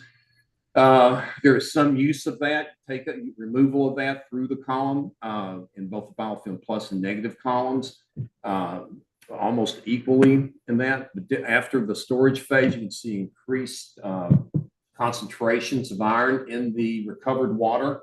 And I'm attributing this almost again to microbial processes that proceed to dominate after the oxygen concentrations are reduced to below detection limits. The ORP then starts to be reduced, and that's because of the mostly being dominated by sulfate reduction. That lowers the pH and thereby promotes the dissolution of the carbonate core and also the solubility of the iron that's present either in the adsorbed material on the core material, on the crushed core material in the columns, or possibly even from inclusions from the dissolution of the core material. Next slide, please. Arsenic follows a similar path, as there's very little detected in the recharge phase, going into the columns and coming out of the columns. However, after storage, there are considerable increases. Again, the biofilm negative column has the largest increase in the solubilization or mobilization of arsenic. And again, we're looking at microbial processes that could be contributed to the iron, molybdenum, and arsenic release from these crushed core materials, and also the adsorbed material that's collected on these surfaces during the recharge phase. The next slide, please. To kind of tie these releases of these metals during the storage phase, I've put this in here to kind of remind me that, and June Marecki and I have discussed these increases in molybdenum, iron, arsenic during the storage phase. And one of the dominant reactions is most likely this anaerobic nitrogen reduction that in the process actually oxidizes the iron that's present in the systems. Now, the cartoon on the left talks mostly or represents mostly what goes on with arsenic, but on the right, it's mostly to do with this anaerobic nitrogen reduction. And this process, which is strictly microbial in its origin and its drive, works on this. It reduces the nitrogen, which is coming into the recharge water as nitrate, and then is using that to then it's reduced, and then that reduction then oxidizes the iron, which in the process of doing that releases the mobilizes the iron and the arsenic that's associated with that iron. Now, there's a whole suite of microbial reactions that are dissimilatory in their nature that are probably taking place in these groundwater systems that I'm not presenting the data here today, but thermodynamically, there's probably a list of 15 or 20 microbial reactions that are driving these different releases of these metals that I've shown in the previous slides, that are shifting the geochemistry of the system during the storage phase while taking up the nutrients that we talked about in the first part of the presentation. Next slide, please. Now, the one thing that came up is like, well, a lot is given into the nutrients like the nitrogen and the nitrates and the phosphorus. But really what drives these systems is the carbon and the quality of carbon that's in the system in the recharge water.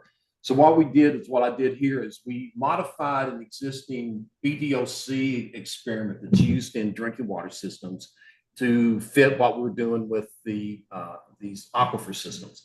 So what I did is I took a column and packed that with aquarium, aragonite or calcite aquarium sands. We put that into the above ground mesocosm to colonize it with native microbial communities of each groundwater system, the UFA or the APPZ. We take surface water that's collected from the Kissimmee River, representing the recharge water.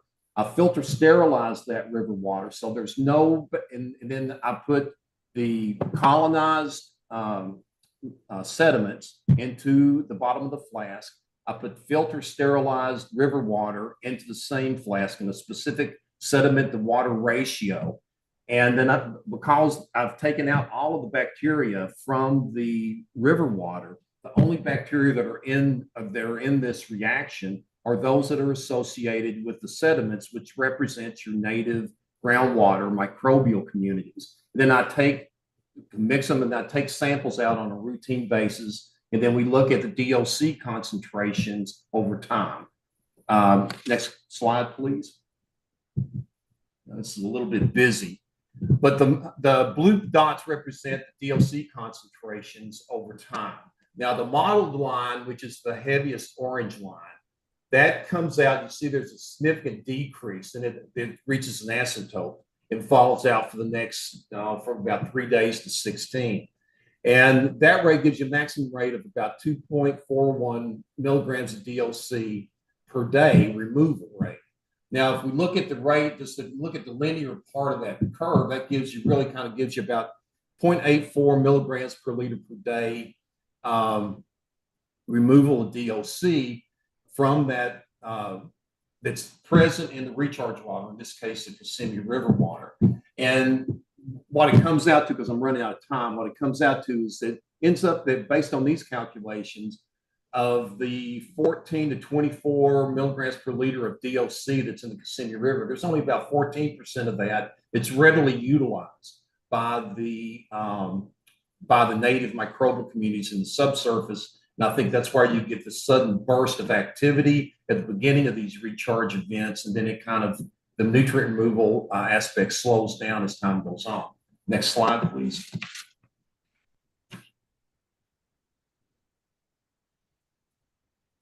Another thing is like, are there any biofilms growing in these systems? And this is one of the columns that I run beside the two crushed korma columns. These are columns, they're filled with 2 millimeter glass beads. They've gone through the conditioning, the recharge, the recovery, the storage, and the second recharge phase, just like the columns do.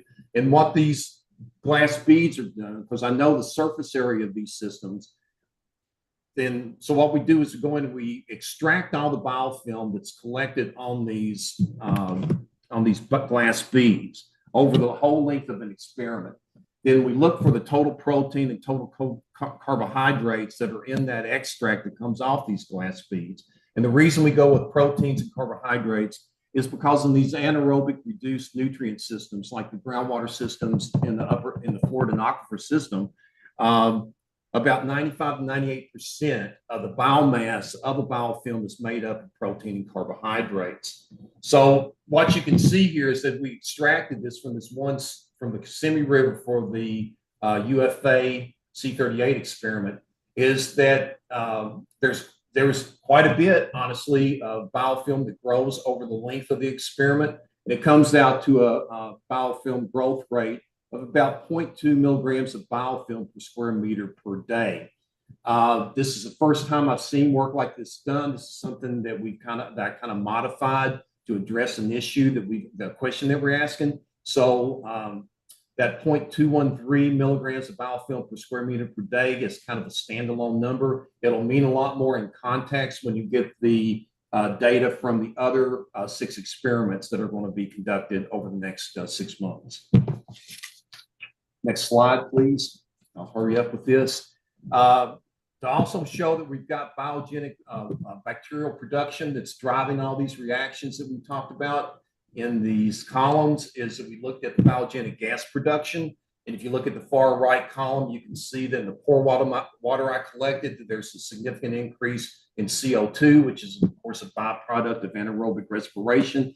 Methane production is possible there. We've had anecdotal comments about this in the past that present in these groundwater systems, but this is a significant increase relative to the air and the that's present in the groundwater. And then ethylene is there too. And the reason I put ethylene in there, because it's a fermentation product, all of which collectively shows that we've got a very active and aggressive, a very active microbial population in both columns, and that that even methane production, methanogenesis, is taking place, which really tells you that there are parts of these columns where the redox potential is significantly lower than that for even sulfate reduction, around a minus 300 milligrams per liter. Last slide, our next slide, which is really the hydraulic conductivity. I guess it's the star of the show for this presentation, is that again, I showed you this slide before. It kind of gives you an idea of how the system is set up. I don't think I need to go over that again. And if you go to the next slide, which is the last slide, kind of gives you the hydraulic conductivity measurements for the C38 UFA columns. And I want to start and tell you that these data are from the second recharge phase only, and also for this second recharge phase, the first 10 days of that phase, the data are not shown. And that was because I found out in the middle of this experiment that there was an issue with the firmware and the pressure sensors I was using. So I had to eliminate those data. So this is like the second phase, the hydraulic conductivity data for the second phase, a recharge phase of these columns. And you can see that even though these aren't quite as uniform as what you see come out of previous other studies that have used packed sand, there is a net reduction in the hydraulic conductivity over the time of these experiments, which in this case would have been about 21 days total.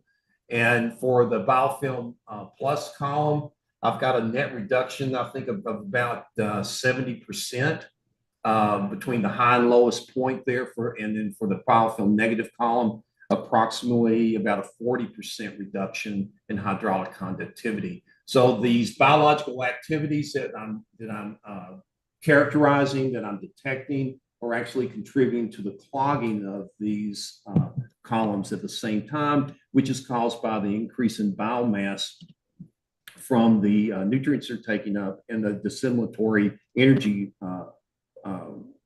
reactions that they're driving. And that should be the last slide. Next.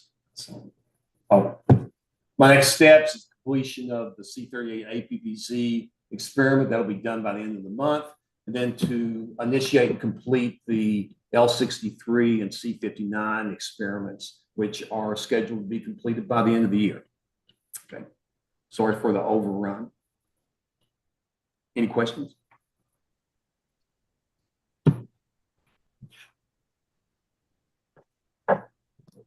All right.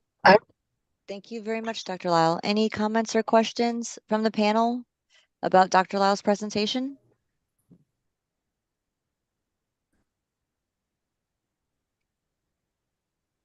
Also, we wanted to give this opportunity to have the panel members discuss any comments or questions about any of the other presentations that were shown in the morning session. I have a question for Dr. Lyle. Thank you for the detailed experiments that you conducted, the column experiments. I'm just wondering if moving forward for the APPZ section, if there was any way that you could use the cores not crushed in the columns and instead analyze them not crushed so that you could investigate fracture flow and fracture conditions, as that seems to be prevalent in the APPZ zone. Yes, the back end of this study or this project is we did collect about 3 feet of solid core from all 3 sites from the UFA and the APPZ, except for the APPZ at C38S. And those were collected on site.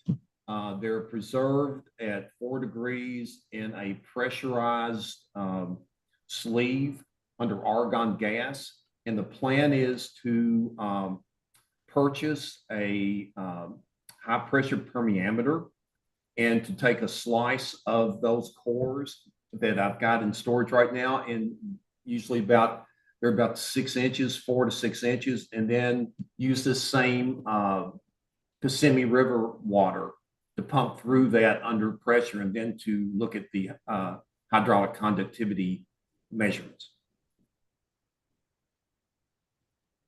Great, thank you.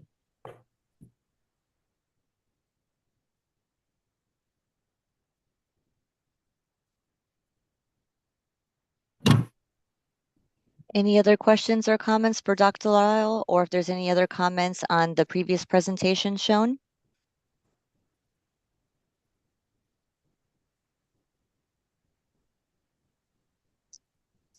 All right, hearing none, we're going to move to our public comment period. And just as a reminder, this is not a Q&A session. It's only for public comments. There will be an opportunity for you to submit your questions on the ASR science plan in a couple of months once it's posted on our webpage, but this is just for accepting public comment. So please use the raise hand feature, and Jennifer Gent will call on you and you can unmute yourself and state your comment. Good early morning. As of right now, we only have one person with their hand up in the public, and that would be Rebecca Elliott. So I'm going to ask Rebecca Elliott to go ahead and unmute herself and to provide the comments.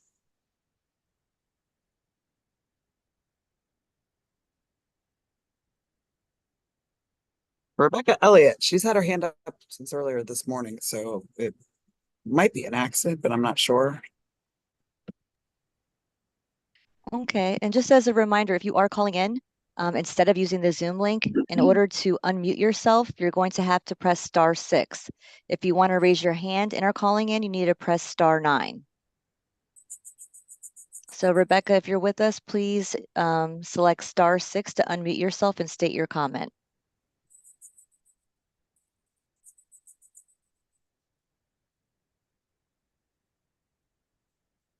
All right.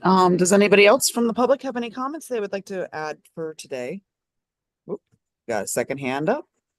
I'm going to go ahead and call on Albury Arlington. Arlington. Hello, this is apologize. Aubrey Arrington. Can you hear me? Yes, we can.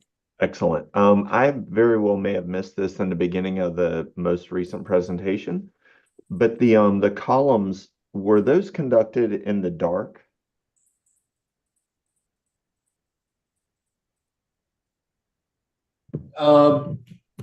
This John Lyle. They when I was not sampling or manipulating something in the system, yes, they were constantly covered in at least thick black plastic shields.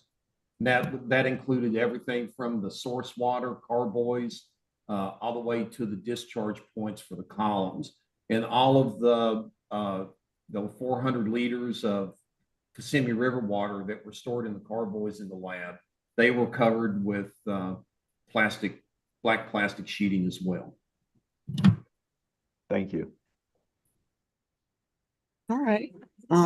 Anybody else from the public have any comments? I'd like to remind everybody that this is kind of a comment session. If you guys have further inquiries, this will be posted on the district webpage for a public commenting period so that you guys can ask specific questions and review the actual documentation of the science plan. So I please encourage you guys to do that. Anybody else have any questions at this time or comments? How about comments?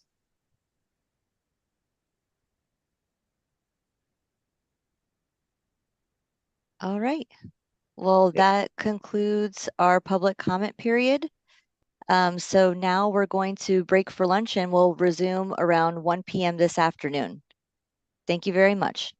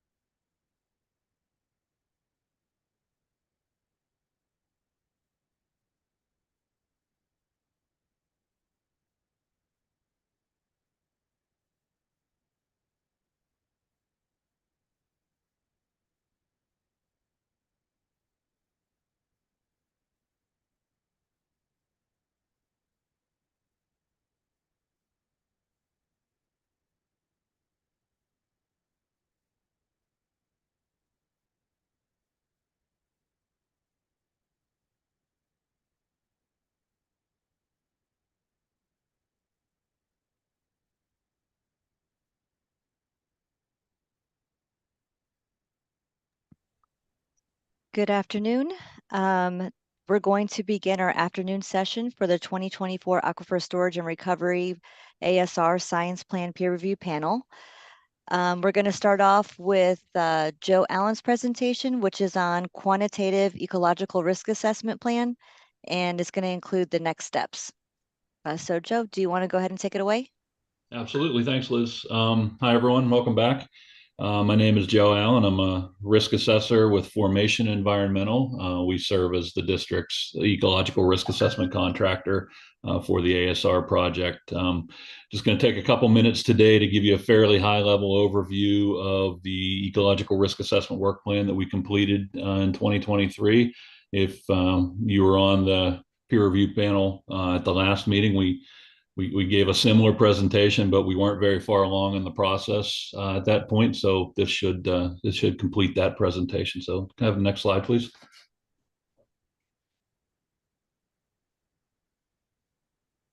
All right. So really quick history on the risk assessment that's been done for the ASR. This will not be the first risk assessment completed. There was one done in 2015 as part of the ASR regional study. It was done by the district and the Corps. It used data from both the Kissimmee River ASR pilot facility as well as the Hillsborough ASR pilot facility. Next slide, please. Oh, well, somehow missed a slide there. But anyway, the conclusions of that risk assessment were basically that risk due to ASR implementation, ecological risk due to ASR implementation was fairly low. There was a slightly elevated risk due to impingement and entrainment of ichthyoplankton at the intake facilities for the ASR, but the toxicity and the bioconcentration risks were low. Now, the NRC reviewed that report, and what you see on the screen now is a summary of the comments that they had. And we took those into account when developing this new risk assessment work plan. They asked for us to look at longer storage times and larger recovery volumes, to do some toxicity testing with adjustments to different water parameters, and to take a look at the effects of water hardness adjustments. And then they also requested some additional in situ bioaccumulation studies, and overall that the risk assessment be more quantitative. So can I have the next slide, please? Oh, so they're out of order, but I already went through this, so let's go to the next slide. So back in 2021, after receiving those comments, the district started putting together a plan to move the ecological risk assessment forward. And we started back in June of 2021 by putting together a scoping memorandum. And the goal for the scoping memorandum was that we wanted to be responsive to all the stakeholders. We wanted to make sure that everybody had their input in how this risk assessment should be done. So one of the recommendations from the scoping memorandum was that we form the ASR Ecological Risk Assessment Working Group that was led by the district and the district's contractors. And you can see the list of agencies that participated in that working group. And we held a series of 5 meetings with interim deliverables between each meetings, and we went through the entire process of putting together this risk assessment. We also used the comments that we got from this group back in 2022, and we had the opportunity to meet with Dr. Carragher for a little bit after that meeting. So we've taken all of those comments, we've incorporated them into the work plan too, which we finished, you can see, in February of 2023. Next slide, please. Okay, so very simply, the work plan follows the US EPA's standard 8-step ecological risk assessment guidance. Steps 1 and 2 are screening level, very conservative assessments of risk. We kind of used the 2015 risk assessment to stand in for the first 2 steps. And the work plan starts at step 3 and goes through step 5.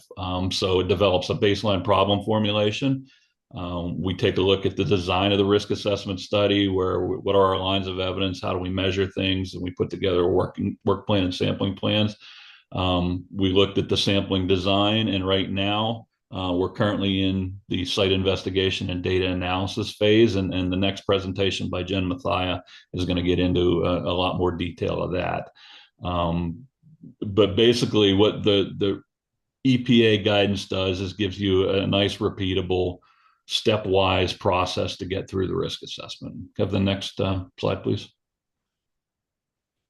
All right, so here is what we outlined in the scoping memorandum for how we're going to put together the work plan. And you see we did it in a series of 5 meetings with the working group. These things are color coded. So working group meeting 1, we started working on the problem formulation. Step 1 is what are our risk management goals and what kind of decisions do we want to make? Then we took the ecological conceptual site model that was developed in 2015.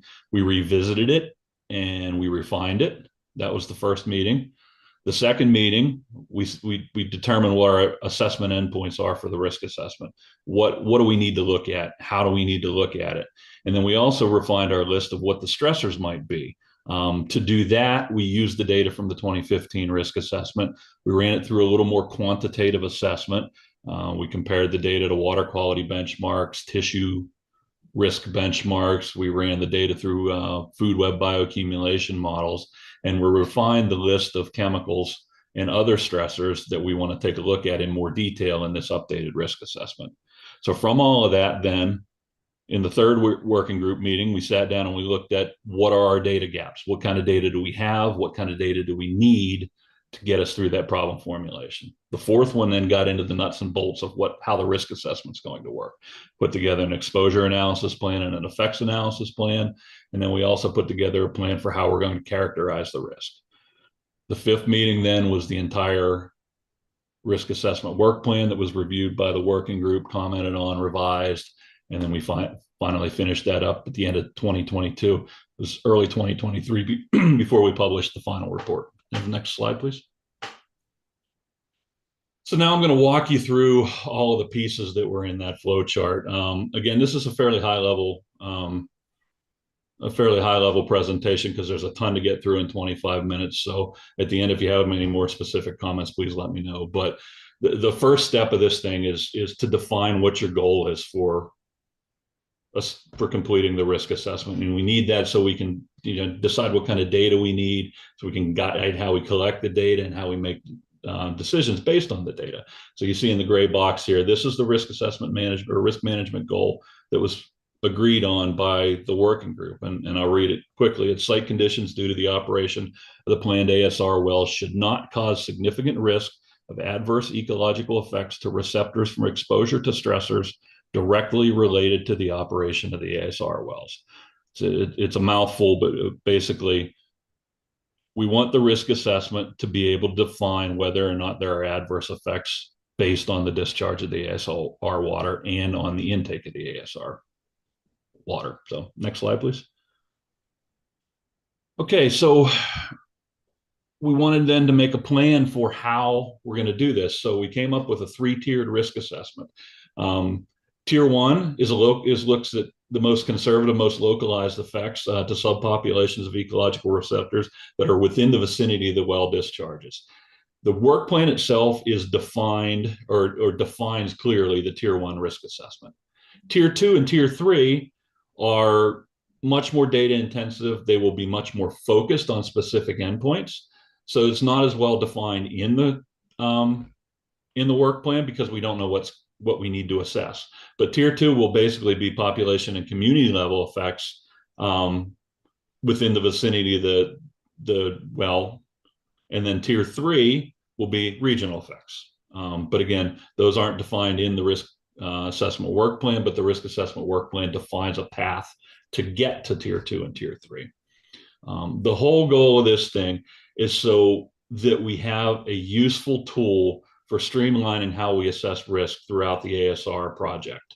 So in some cases, we'll have conditions at other well sites other than the C38 canal that's being worked on right now that are similar. In that case, we should be able to generally apply the results of this risk assessment to that.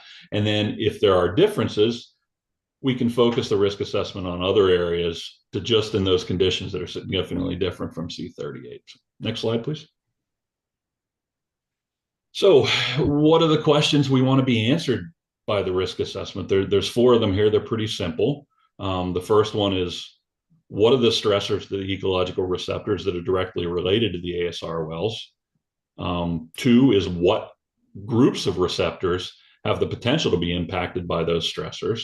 3, are there potentially significant adverse risks of adverse effects to those receptors directly due to the operation of the ASR wells?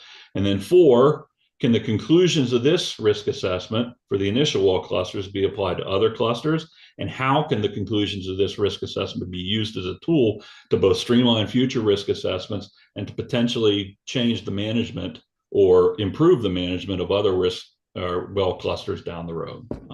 Next slide, please. So this is the conceptual site model.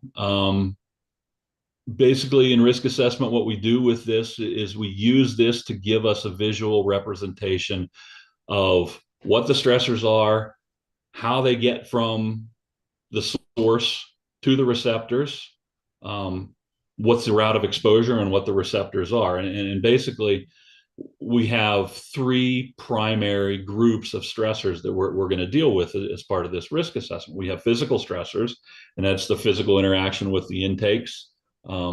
We have temperature changes in the physical stressor category. We have physicochemical stressors. These are things like water quality issues with the dissolved oxygen, pH, TDS, et cetera. And then we have the actual chemical stressors, which we've talked about quite a bit this morning with arsenic and others. At the bottom of this thing, it shows the receptor groups we're going to take a look at. And I'm not going to go through them fully here because we'll talk about them in later slides, but it's everything from a range of community level receptors like primary producers on up through birds and mammals and reptiles. So next slide, please. So this is the list of stressors that the working group decided should be the focus of the risk assessment. Again, you see the 3 categories. In the physical, we have impingement and entrainment and temperature. In the physicochemical, we have things like pH, DO, hardness, alkalinity, et cetera. And then the potentially toxic chemical stressors, you can see the list there. I will say, you see there's a foot or a note on the potentially toxic chemical stressors. What we did with the 2015 risk assessment data is we ran it through basically a screening level risk assessment process, and we made a little more quantitative assessment of those data. And the results of that process from back in 2021 were that really the potential for risk to chemical stressors is pretty low. We're still going to run it through the risk assessment process as identified in the work plan, but we think the risk is pretty low. We think the risk to most of these things through the bioconcentration pathway is even lower. Those noted with the 2 there, mercury, methylmercury, and selenium, are probably the ones that are of the greatest concern in the bioconcentration pathway. That would be up through the food web to birds and mammals, and those will be the focus of that pathway. Again, we're going to look at everything for everything, but that's what the review of the available data tells us is probably the issue. So next slide, please. Okay, so we have a couple different tiers of receptors, a couple different organizational levels of receptors.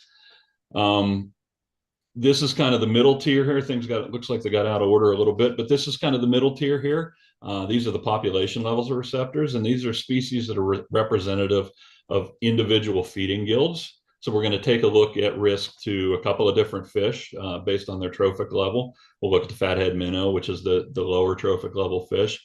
We'll look at black crappie and the bluegill, which is a 3rd trophic level in the middle here. And then we'll look more towards the predator and the largemouth bass. It's a 4th trophic level.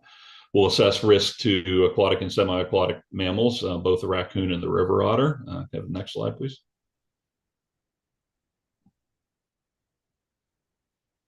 Can I have the next slide, please? Okay, and then these are the rest of the population receptors. We'll take a look at birds. We'll look at the wood duck and mottled ducks. They're representative of herbivorous birds. We'll look at the little blue and the great blue heron. They're omnivorous birds, and we'll take a look at a piscivore and the osprey. And then we'll also take a look at a couple of reptiles with the soft-shelled turtle and the American alligator.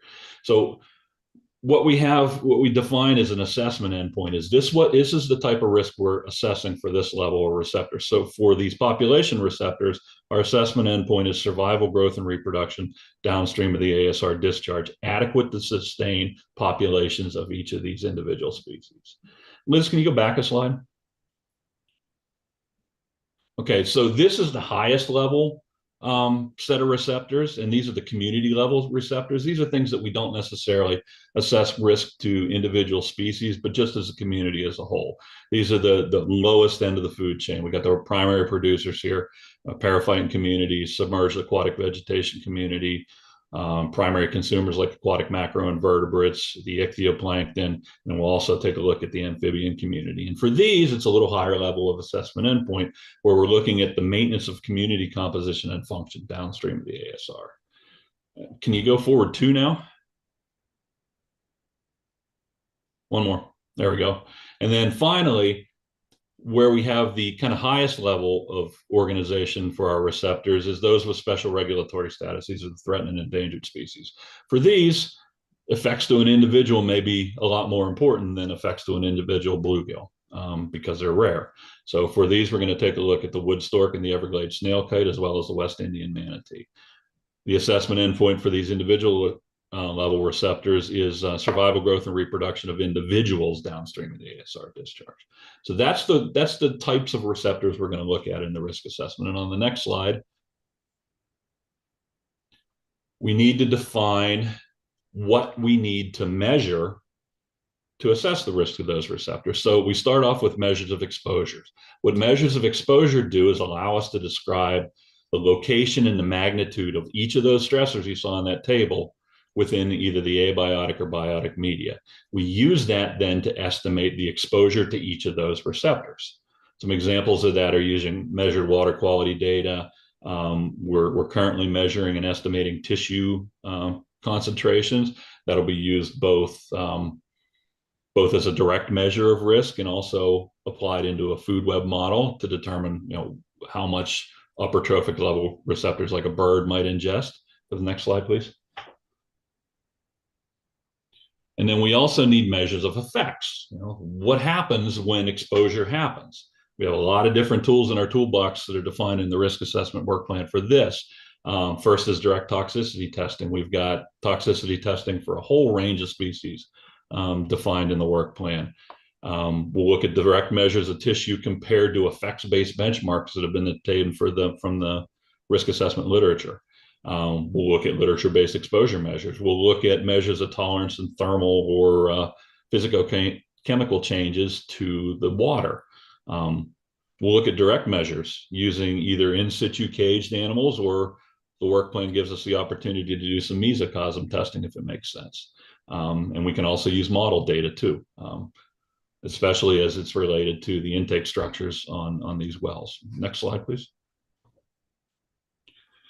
And then the last measure we have is direct measures of ecosystem and receptor characteristics. These are things like Jen's going to talk about in the next presentation, is direct measurements of the aquatic community and population characteristics within the C38 canal, both before the ASR is built and after the ASR built.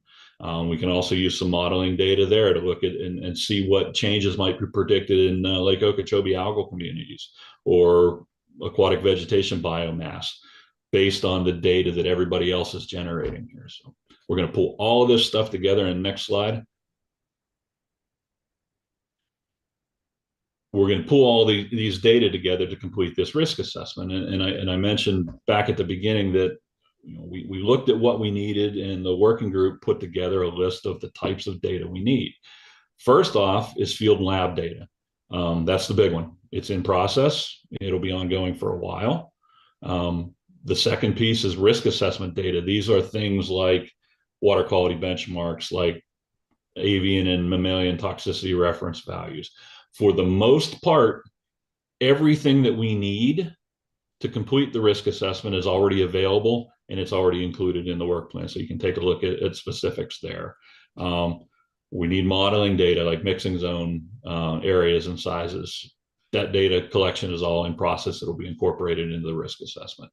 We also need 2 different types of data, being spatial and temporal. We need spatial data to look at what's coming in from the upstream sections and what's going out the downstream sections below the wells. And we also need temporal data. We want to know what it's like now, and then we also want to measure it after the wells start operating. So next slide, please. So we put all of that stuff together in what's called exposure and effects analysis. Exposure analysis is where we quantify the degree of exposure. We need things called exposure units for that, and exposure point concentrations, and I'll talk about those in the next slides. And then we have effects analysis where we determine the relationship between exposure and effects. For that, we use things like toxicity reference values, which are exposure rates for birds and mammals, or things like water quality criteria. And then finally, direct measures. Next slide. So exposure units, we want to take a look at the effect of how things are exposed both upstream and downstream of each of the C38 wells. So we have an upstream exposure unit, which is basically a spatial background. We have the north downstream exposure unit, which runs from the north intake through the mixing zone of the north discharge. We have the south upstream EU, which is fully mixed water from downstream of C38 north. And then we have the C38 south downstream, which goes from the intake downstream through the mixing zone of C38 south. And then we'll take a look at risk across site-wide. So we'll assess risk to all of those different zones as well as site-wide. It's a fairly generic figure here because, as you heard, they're still working on the design of these wells. So once we know exactly where the intakes and discharges are going to be and what the mixing zone is going to look like, then we'll further define those. Next slide, please.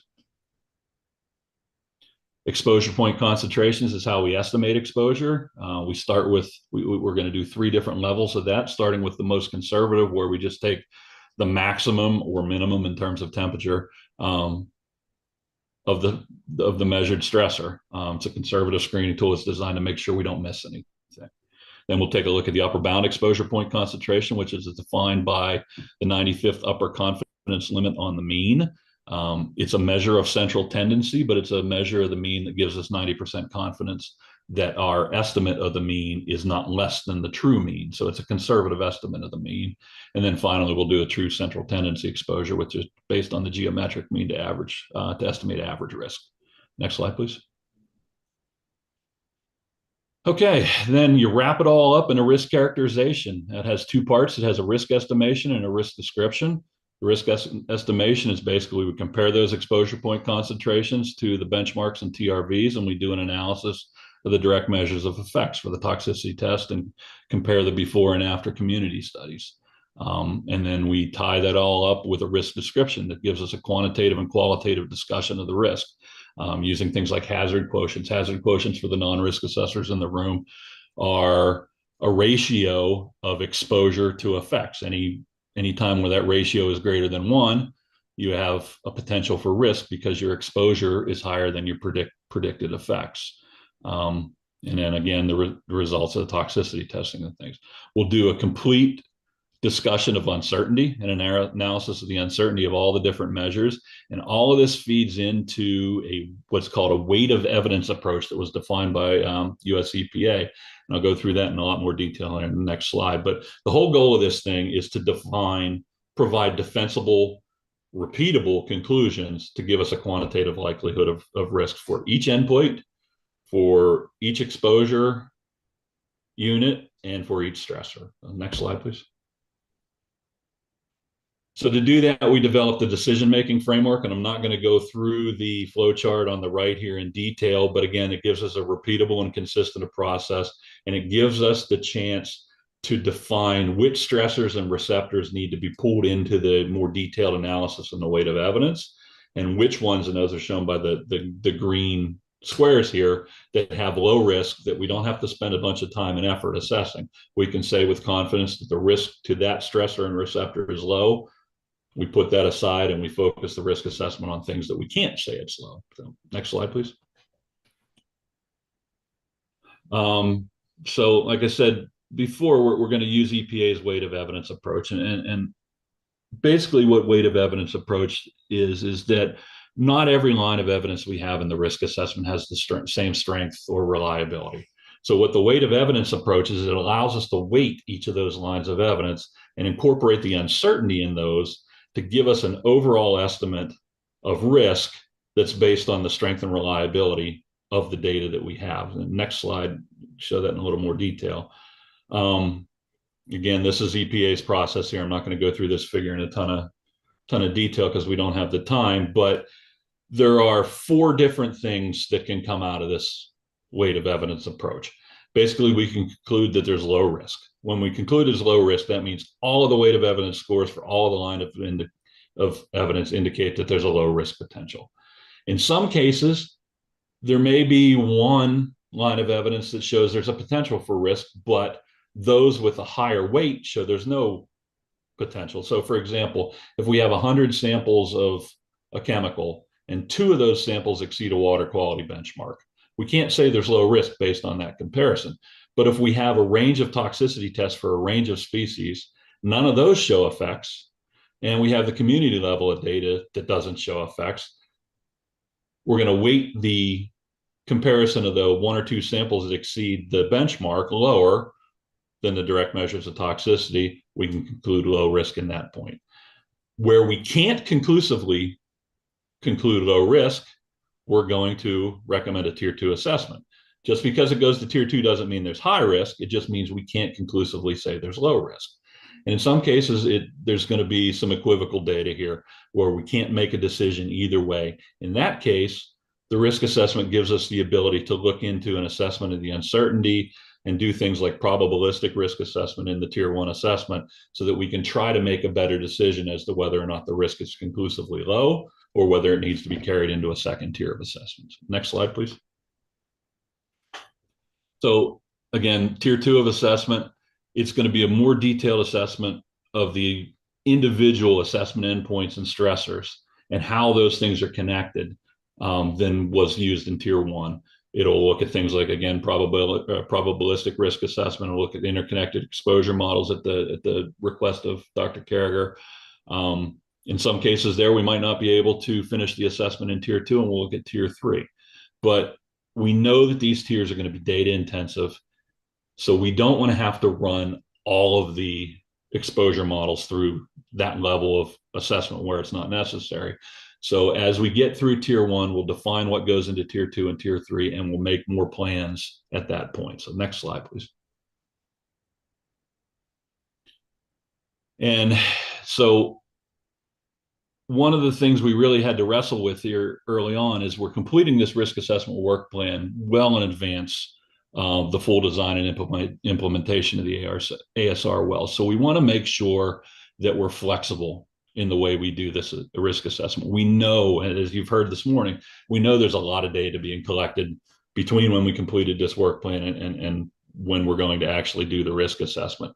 So the work plan itself builds in a process where there's a periodic review of the data that's been collected with the working group, and there's a process for incorporating that into the work plan and modifying the work plan if the data that we get after the completion of the work plan indicate that it's needed. And it gives us decision tools for determining how we do all of that.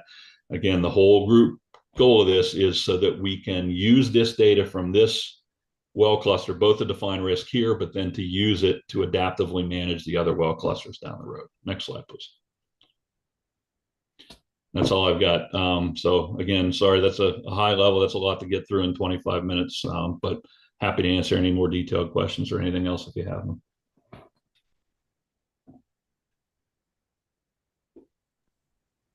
Thank you, Joe. Any comments or questions from the peer review panel? Hi, Joe. This is John Carragher. Thank you for the presentation and really great effort and great work. I appreciated it. Thank you. I was just wondering if you could give a brief overview of how you're considering the potential short-term and long-term risks within the process. So, going back to the 2015 data, we did the quantitative analysis on that, and it shows there's really a low potential for short-term risks to most anything chemically related. So, we think that's a fairly low potential for risk moving forward here. So what we're going to do, as we get the data from the cycle testing is we'll run that through the risk assessment process, and that'll give us a good indication of the short-term risk. Those cycles, it sounds like, are going to be a couple of months at a time. I think we'll then have to step back and take a look at what the results of that are and consider how we're going to do it in a longer term from that. So it's an evolving process, and I don't have a real clear answer on how and when we're going to be able to do that, though. Okay, thank you. Mm-hmm.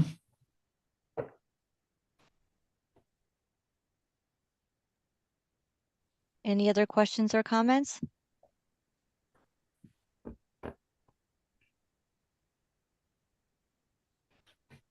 Okay. Hearing none, we'll move on to the next presentation, which is going to be Ms. Jennifer Mathia, presenting on ASR Ecological Risk Assessment, Pre-Operational Ecological Monitoring, Year 1 results. Thanks, Liz. Can everyone hear me? Yes, we can. Great. All right, next slide, please. Yeah, so I'm going to present, as Joe mentioned, the pre-operational monitoring that has been ongoing since 2023, or 2022, actually, when we started, and present the results of the first year data that's been collected. This slide is just showing a brief overview of kind of where we are in the whole process of the data collection to support the ecological risk assessment. So we've been doing the pre-operational monitoring in year 1. We did construct a mobile lab to do bioconcentration studies previously, and then supported the work plan development. Currently, we are finishing up year 2 of the pre-operational studies, and we'll be looking forward to year 3 monitoring as well. Once the ASRs come online, we will continue that monitoring and then potentially do some mesocosm studies, the toxicity testing that Joe alluded to, and those bioconcentration studies using the mobile lab. Next slide, please. So the purpose of the monitoring that we're doing is to support the risk assessment. The receptors and all the parameters that we are measuring are a direct result of the Ecological Risk Assessment Working Group work plan. So everything you see here is as a result of what Joe just presented. The program is designed to monitor the receptors within the vicinity of the C38 canal well clusters, and also they extend out into the North Lake Okeechobee, kind of where we anticipate the mixing zone of the canal with the lake.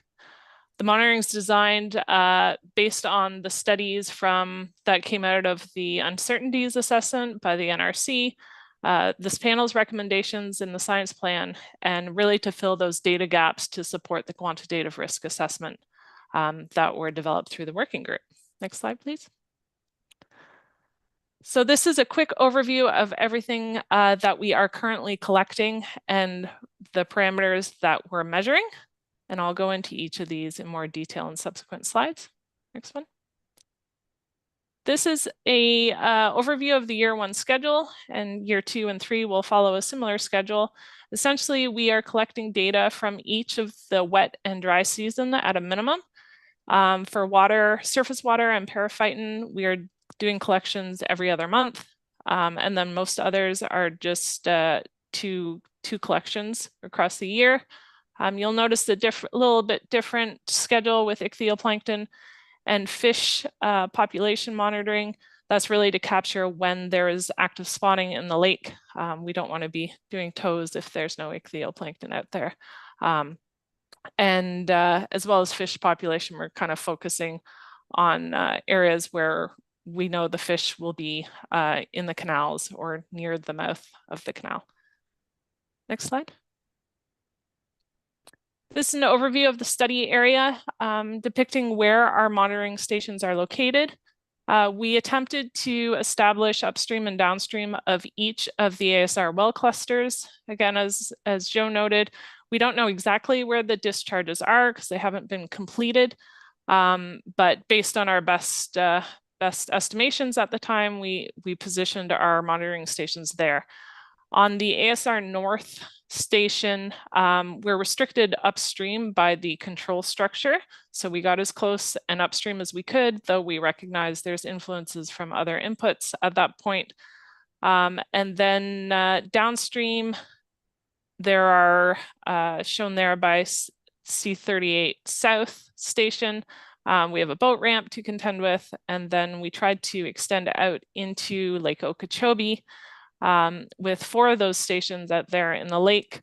Originally, we just had station 7 and 8, but added station 9 and 10 on the shoulders there to support collection of apple snails, which you don't typically find out in open water.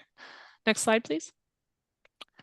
As I mentioned previously, each of these monitoring programs follow a work plan that was developed through interagency review and collaboration with Formation and the working group, the Ecological Risk Assessment Working Group, to make sure we're answering the questions and filling in those data gaps. The work plans each utilize DEP SOPs to the extent possible, and also work to complement the programmatic quality assurance plan that was developed for the ASR program.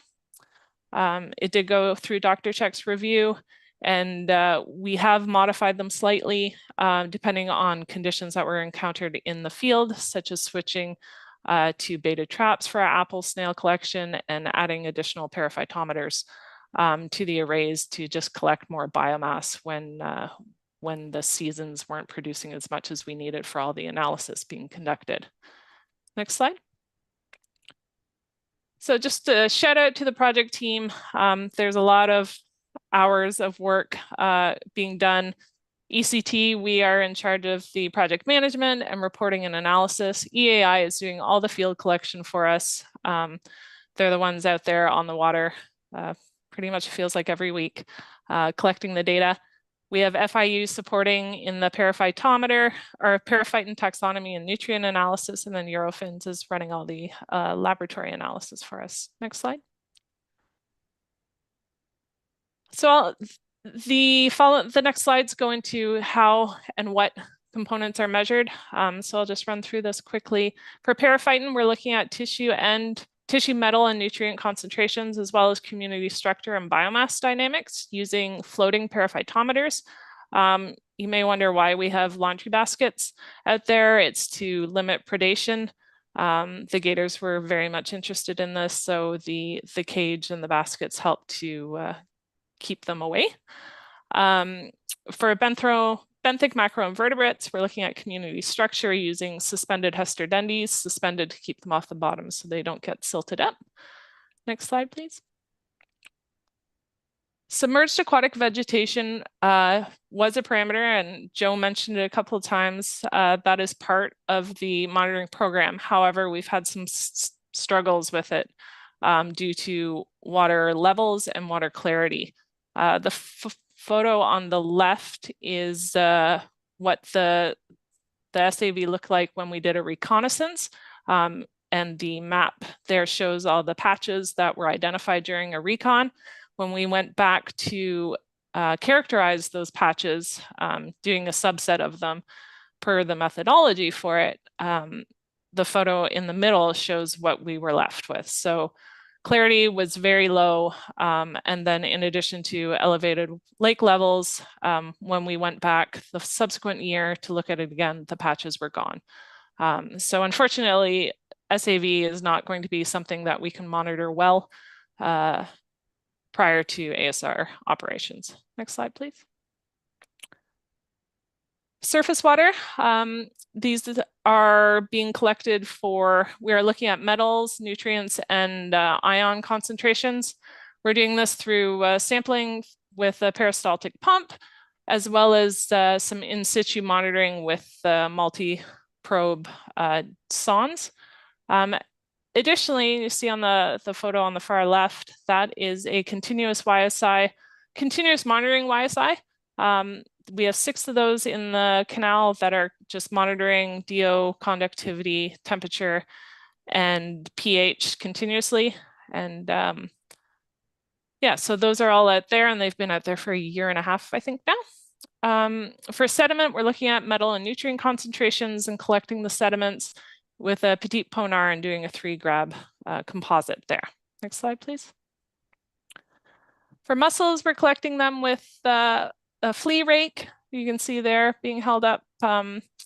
And we're looking at tissue metal concentrations, getting 3 replicates per station, and apple snails also tissue concentrations, but we're using baited minnow traps. You can see the romaine lettuce floating there in the trap, and we're collecting 3 replicates when we can of apple snails. Next slide, please. For fish, we are doing both tissue analyses as well as community sampling using electrofishing off a boat. Tissues from largemouth bass, black crappie, and bluegill are being collected and being sent as whole fish for analysis. We're also doing some dip netting near shore where the toes, the ichthyoplankton toes don't work well due to the vegetation, and the shock doesn't work well either in those areas. So we're just doing some dip netting there into the potential nursery areas. And then, as I mentioned, ichthyoplankton, we're looking at community composition there with plankton toes, and we are towing at 3 different depths. And this will support any of the impingement and entrainment concerns with the intakes, as well as characterizing the communities that would be maybe in the direct discharge or path of the discharges. Next slide, please. So to go into the data analysis, as you can imagine, there is a lot of data that's being collected. So we have attempted to visualize them, the results, as much as we can. First, we start off with just some basic summary statistics and univariate testing, just looking at the differences in concentration in communities by station, season, and also channel bank.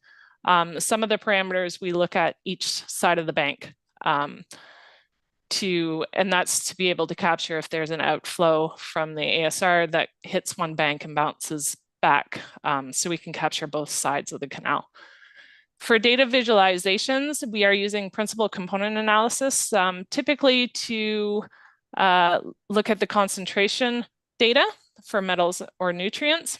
And then we're using non-metric multidimensional scaling to visualize patterns of association in taxonomic data. We then run some multivariate comparisons. We do an analysis of similarity to test for statistical differences between any of the groupings, and then a similarity percentage analysis to determine which variables accounted for most of the differences between or within groups. So we identify if there are groups and they're significant, and then we look at what's driving those differences. The table there that you probably can't read very well, but just goes into how each of the parameters or each of the receptors are analyzed and what's analyzed, whether it's station and season, canal side, or whatnot. Next slide, please. So just a brief overview of the results in general. Nutrients measured in water, periphyton, and sediment samples were frequently detected. Metals were less frequently detected, as you can see in that table down below, shows the frequency of detection. So you can see, for example, methyl mercury is detected in each one of those receptors, whereas antimony wasn't detected in any. The graphics on the right, top one showing methyl mercury. So we did see some expected patterns of biomagnification. You can see periphyton, very low detection and concentrations moving up through the food chain to fish, which was as we would expect, and similarly, as expected, aluminum doesn't biomagnify. Next slide, please. So now I'm going to go into some just high-level observations from each of the receptors. I'm not going to go into every parameter, but just to give you a feel for the kind of data we're collecting and some of the trends that we're observing. When we look at spatial differences in surface water, we definitely can see that stations 7 and 8, which are the lake stations, appear to be significantly different from the canal stations. You can see that from the asterisks in that PCA diagram. These stations out to the right are stations 7 and 8, where the others are clustered. And then through the colors, we can see how different events change. So you can see the red red symbols there are event 2, and they're all clustered in one area. So that suggests there is significant difference, or at least some groupings developing spatially for water quality. We also look at the data in box plots that show the median and then the range of the data points. And you can see as we move from station 1, for example, alkalinity, station 1 through station 8, the canal stations 1 through 6 appear to be similar, and then move out stations 7 and 8 are definitely different. And not saying that's not expected, but it's just the whole point of this pre-operational monitoring is to establish those spatial and seasonal differences that exist prior to ASR operations. So when we do the collection, when the ASRs are operating or cycling, we'll be able to tease out what is natural variation and what is actually as a result of ASR cycling. Next slide, please. Looking at seasonal differences, we saw some significance depending on the parameter. For example, chromium, there was significance there between wet and dry seasons, and you can see that in the PCA analysis with the clustering by color, wet season being blue and dry season being red. And then again, you can see the station 7 and 8 standing out on the right there by themselves in that season. Next slide, please. Just wanted to touch on methyl mercury as an example, just watching it, the concentrations or observing the concentrations in the different receptors there. Sediment at the top right, you can see station 8, very different from all the other stations. In the PCA, you see definite clustering of seasonal differences. You move up to periphyton, there's no significant difference there, and seasonally it's less, there's less grouping. Muscle tissue, there's no significance there spatially, but you can see the wet season, dry season clustering in the PCA quite a bit. And then fish tissue, we didn't have enough data to be able to really conclude on any significant differences there, but there appears to be some wet-dry seasonal separations. Next slide, please. So this slide is showing some of the results for the diatom community structure. What we can see here, panel 2, so panel 1 is just some examples of diatoms. Panel 2 is showing diatom taxa richness by station. And you can see there appears to be a general trend in richness, decreasing richness with proximity to the lake, though that didn't come out as being statistically different. Additional data collection will either refute or support that observation. Maybe we'll see significance at that point. When we look at panel 3, you can see the diatom assemblages by station and event. In the color, you can see definite clustering by event. So this supports the observation that the community changes seasonally, and it's a predominant change there. And each of those vectors in that PCA are kind of represent what's driving the differences and in what direction. So though I don't have a legend here, but you can infer what might be responsible for those groupings using the vectors that are there. Panel 4 is showing tissue analyte concentrations by station and event. And then panel 5 is where we used a distance space redundancy analysis PCA plot of the relationship between diatom community structure and water quality. So since we had paired data for water and periphyton, we had enough data to be able to see how the water quality might be driving the diatom and soft algae communities. And what we got out of this is that the surface water analytes account for approximately 45% of diatom abundance, which is a pretty good driver. We saw similar results with the soft algae too. And And so as we collect more data for the other receptors, we'll be able to do this similar analysis to see how the water quality is dictating the receptors' tissue concentrations or community structure. Next slide, please. This is benthic macroinvertebrates. Again, you can see definitely wet season, dry season groupings, which is statistically different as shown in the box plots down below, but less so differences by station. So less spatially, but definitely temporally. Next slide, please. These are the results of the fish community structure. For this one, we did supplement, or we attempted to supplement the data with the FWC data that's being collected out in the lake. And when we combine the data sets, there's definitely clear groupings between the canal, our lake stations, and then the stations that FWC is monitoring. And that isn't surprising considering the location and also where the gear types being used to do the collections differ somewhat. But you can certainly see the differences in the groups in panel 4 there, and as well as panel 2 with the FWC data being those light blue parameters. The table to the bottom right that shows group 1, group 2, group 3 demonstrates which species are responsible for those groupings, like what's really driving the groupings, and those species are represented by the numbers on the vectors, which yeah, there's too many to show on the diagram itself, but yeah, most predominantly, largemouth bass is driving a lot of it, as well as black crappie, and we see the bluegill in there as well.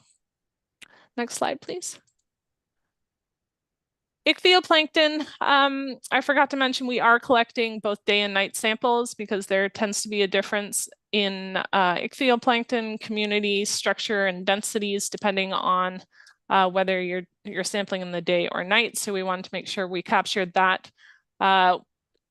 Year 1 results suggest there's no difference, significant difference in by diel period, but there's definitely a wet season, dry season difference, as is depicted by the bottom PCA there and the box plot.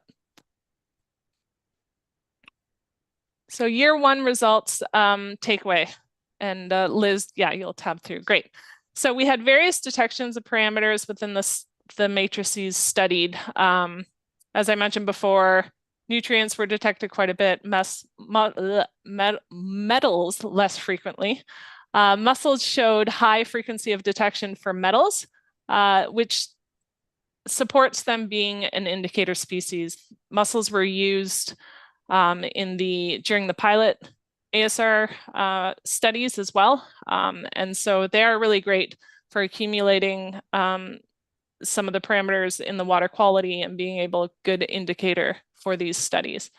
Periphyton results suggest individual stations may actually oscillate between nitrogen and phosphorus limitation over time, and that's kind of what we can see in the PCA analysis where the groups were moving through the events, collection events. Taxonomic data suggests communities do differ between the canal and lake stations as well as seasonally. Periphyton abundance appears to be strongly moderated by time of year. Surface water quality predicts 45% of the periphyton community, but is a poor indicator so far of periphyton tissue metal concentrations. The variability in the data suggests there are potential influences from additional sources in the lake, such as stormwater runoff or other canals that are connecting to Lake Okeechobee and into the C38 canal. So there is quite a bit of I'm going to use the term noise in the data that we will attempt to try and clear away so that we can better establish those relationships and understand how the community and the concentrations in the tissues are now as opposed to when ASRs are cycling, so that before or after comparison, we'll have to eliminate the noise in the data. As data collection continues, we'll be able to make those more robust inferences on seasonal and spatial relationships in response to those surface water quality data, like we've done with the periphyton and water quality. And then additional data collection needed under the pre-operational conditions to establish those stronger relationships between the parameters and support the ecological risk assessment. I think that was the last bullet. And then, yeah, next slide. Thank you.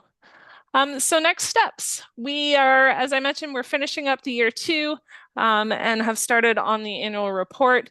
That report will not only look at year 2 as its own data set, but will compile the data with year 1 to have those larger data sets to make stronger inferences about relationships.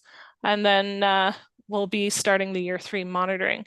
As I mentioned, we'll be looking at bioconcentration studies using the mobile lab, some in situ, as Joe alluded to, you've shown there with the floating cage, which is full of mussels.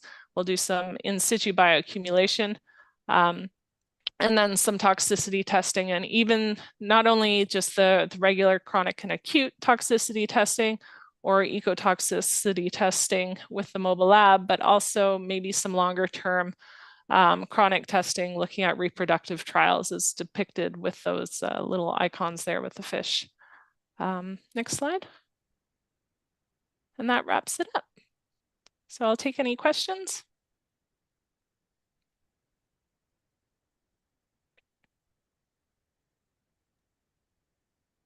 All right. Do we have any questions for Jennifer in the peer review panel? Any comments?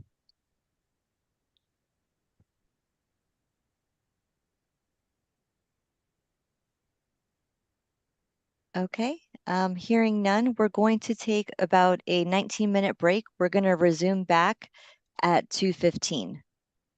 Thank you, everyone. Thank you.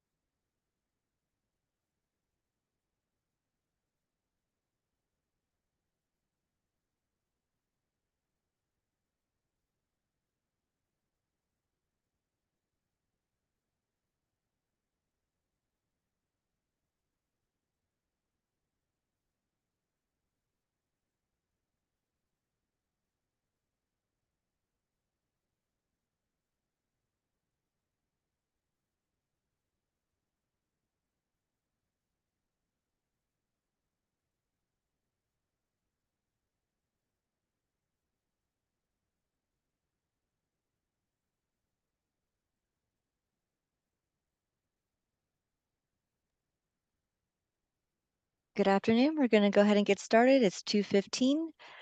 We're going to go back on the agenda to item number 5, which was the seismic survey update. Do we have anybody from Collier Geophysics on the line to go ahead and give the presentation?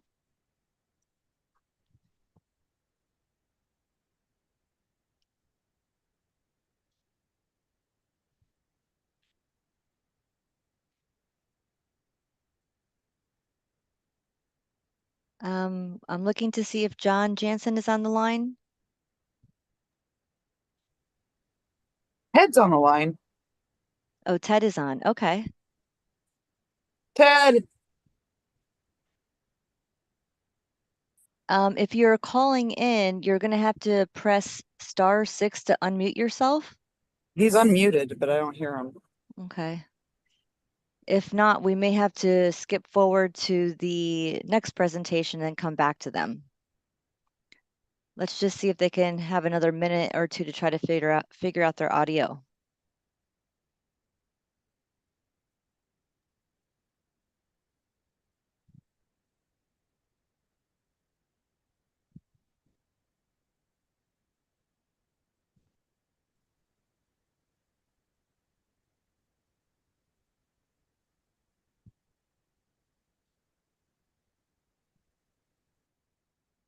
John Jansen's also on. So we're looking for Ted and John.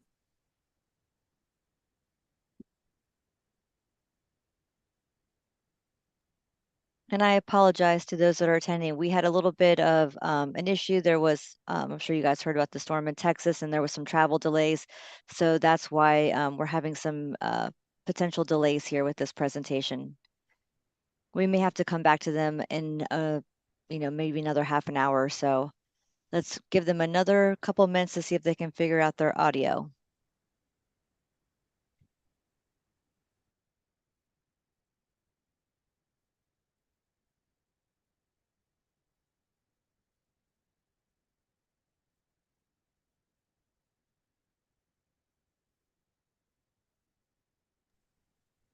Okay, I've received an email that they're actually have a conflict right now, so we're gonna come back to them in a little bit.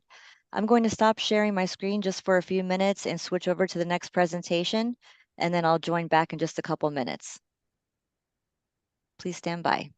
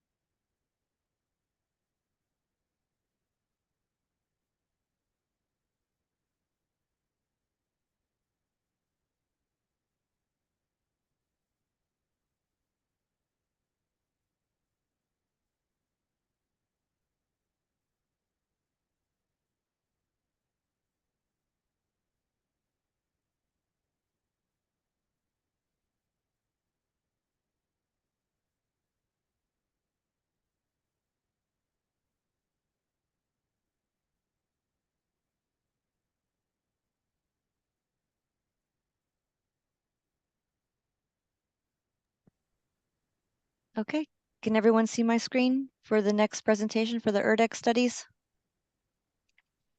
Sure can. All right, great. So I'm going to go ahead and pass this over to Matthew Farthing with ERDEC, and I believe he'll be giving part of the update. Thanks, Liz. Can you hear me? Yes, we can. Thank you. Yes, thanks again. I'm Matthew Farthing, and together with Tony Bedner, Manny Mickelson, and Martin Page, I'll be giving an overview and an update of the work that the Engineer Research and Development Center has been doing to support the ASR science plan. Next slide, please.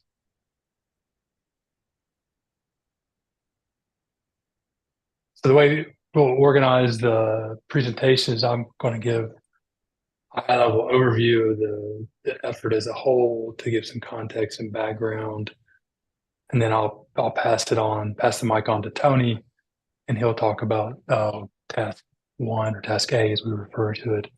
And then after that, Martin Page will talk about his team's efforts on the surface water characterization, so we can get into more detail on the science. But so as background, though, we were asked to look at one of the questions related to ASR, which is the potential mobilization of constituents of concern, and in particular arsenic. And to do that, we came up with a five-part program or proposed plan consisting of laboratory experiments and numerical modeling to assess some of the potential for mobilization due to ASR well operation. And this is something that we're to have a close collaboration. Our part of our team is the Pacific Northwest National Lab. And then also we're relying heavily on collaboration and teamwork from the other members of the ASR science plan, like the Water Management District, the Jacksonville District at the Corps. And we've also had a lot of help already in our so far from Stantec, and I know Tony and Martin will call out particular folks, but Rick and Carolyn Smith and Heath Wentz have been really, really helpful so far. Okay, so next slide. So to give an idea of these 5 tasks and how they relate, our overall goal is to come up with a validated and calibrated reactor transport model. So that's this task D at the bottom here that we can then use to do simulations and help assess the potential for mobilization of constituents of concern like arsenic due to ASR operations in a well field. But to get there, we have to do there's a lot of steps and processes and pieces that have to go into that. So that's why we've have to go, characterize the subsurface and understand what's there, what its composition is. We have to understand the composition of the surface water that will be introduced and the impact of the treatment proposed treatment regimes on that surface water before it's injected.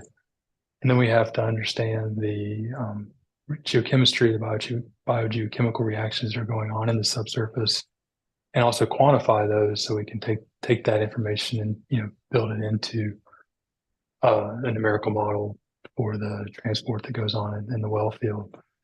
So the characterization steps, that's what we've started so far. That's task A, called core collection, that Mandy and Tony will talk about. And then the surface water characterization, or task E, is what Martin and his team will talk about. And then our lab scale modeling is taking place in task B and C. And task B is going to focus on batch and small column scale studies using crushed material.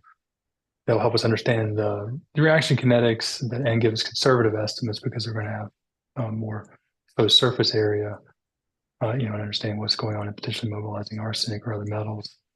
And then in task C, we're moving to larger columns and intact cores, so we can start integrating the interaction between the transport processes and the reactions and the geochemistry to get a more realistic picture of what the right parameterization should be for a well field scale model that would again be done in task D.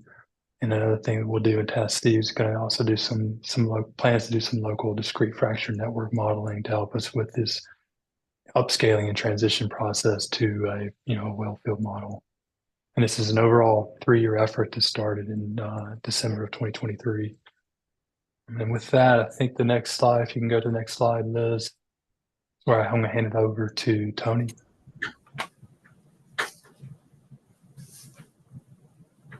Hello, this is Tony Bednar. I'm a senior research chemist at ERDIC, co-leading, task A with Mandy Michelson.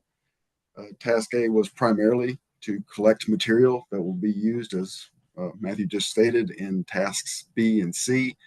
And the entire project is meant to be iterative between tasks B and C, providing information to task D and E, and then backfeeding into B and C again. So next slide. So our objectives from task A were pretty simple to start with. We had to get material that was going to be representative of the aquifers, and we were able to use existing coring activities to collect these materials. The samples were collected so that we could transport them to the sites that investigations will be happening, which is specifically Erdick Krell in New Hampshire and PNNL in Washington. Erdick Vicksburg will be where the analysis is performed. And it was also kind of a central staging point before the cores were separated and sent to the two locations in Hanover and Washington.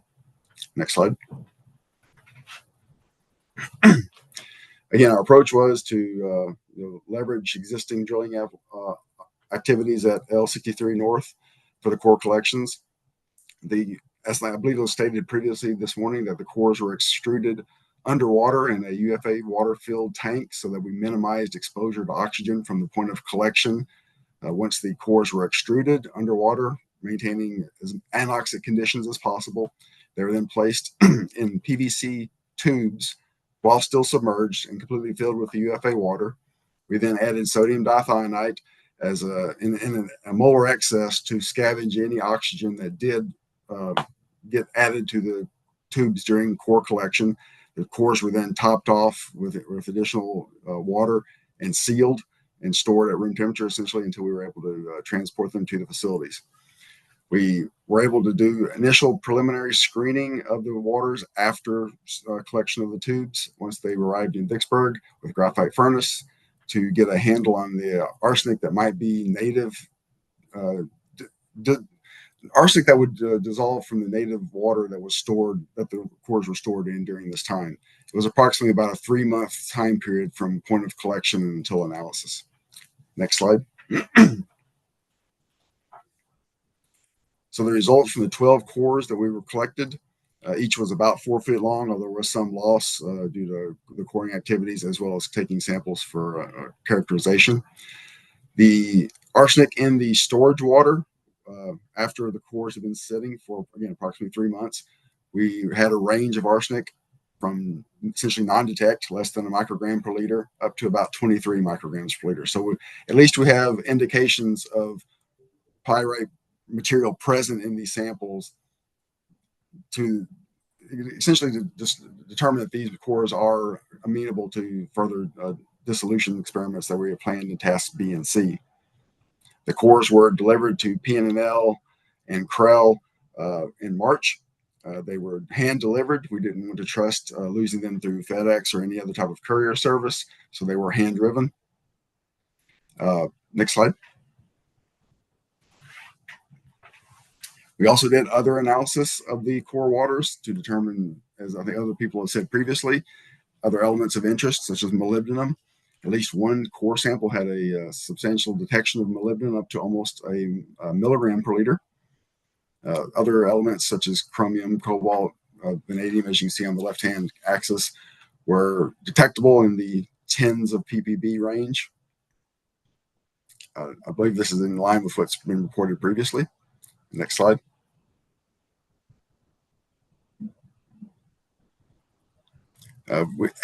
Once the cores were delivered to the sites, specifically PNNL, we did do a preliminary investigation of PNL number 7, just one of the random cores that were collected. It had an arsenic detection, so we knew that this material might be something to at least initially investigate for signs of arsenopyrite or other materials that might be important in this sample. It was extruded into a, sorry, next slide. It was extruded into a holding tank that had deoxygenated water created by nitrogen sparging. We then laid out the material from the core so we could get a visual representation of what was present. And as you can see, the transport of the core was fairly friable, so we had the core broke into several large components. Some of them displayed this black coating material on parts of the core residue. We weren't sure if this is an arsenopyrite or if this was some residue from the collection activities, the metal boring, the drill mud, whatever it might be. Next slide. So we did collect some of this and did initial X-ray diffraction analysis. No arsenopyrite or any other iron sulfides were detected, but it could be a function of it being a non-crystalline material or it could be a lower concentration that isn't amenable to XRD detection. If it's less than about 1% or so, XRD is not going to be specifically sensitive to concentrations that low. So further analysis is needed. This is, again, preliminary screening work that's meant to drive our additional work in tasks B and C. Next slide. Just some points to note during our collection activities. Some of the cores, the tubes did leak during transport. Minimal impact because we had the excess oxygen scavenging agent added to them. They have been topped back off with deoxygenated water using a sodium carbonate saturated solution. Again, we did have some core breakage. Obviously, the material is quite friable, and over a 3,500 mile transport in a car, we did get some breakage. Obviously, less than we would have expected with FedEx or other transport. We did try to take as much care as possible with these materials. Next step is in association with task E that will be discussed next, getting deoxygenated and treated waters so that we can begin core and batch experiments in tasks B and C. Next slide.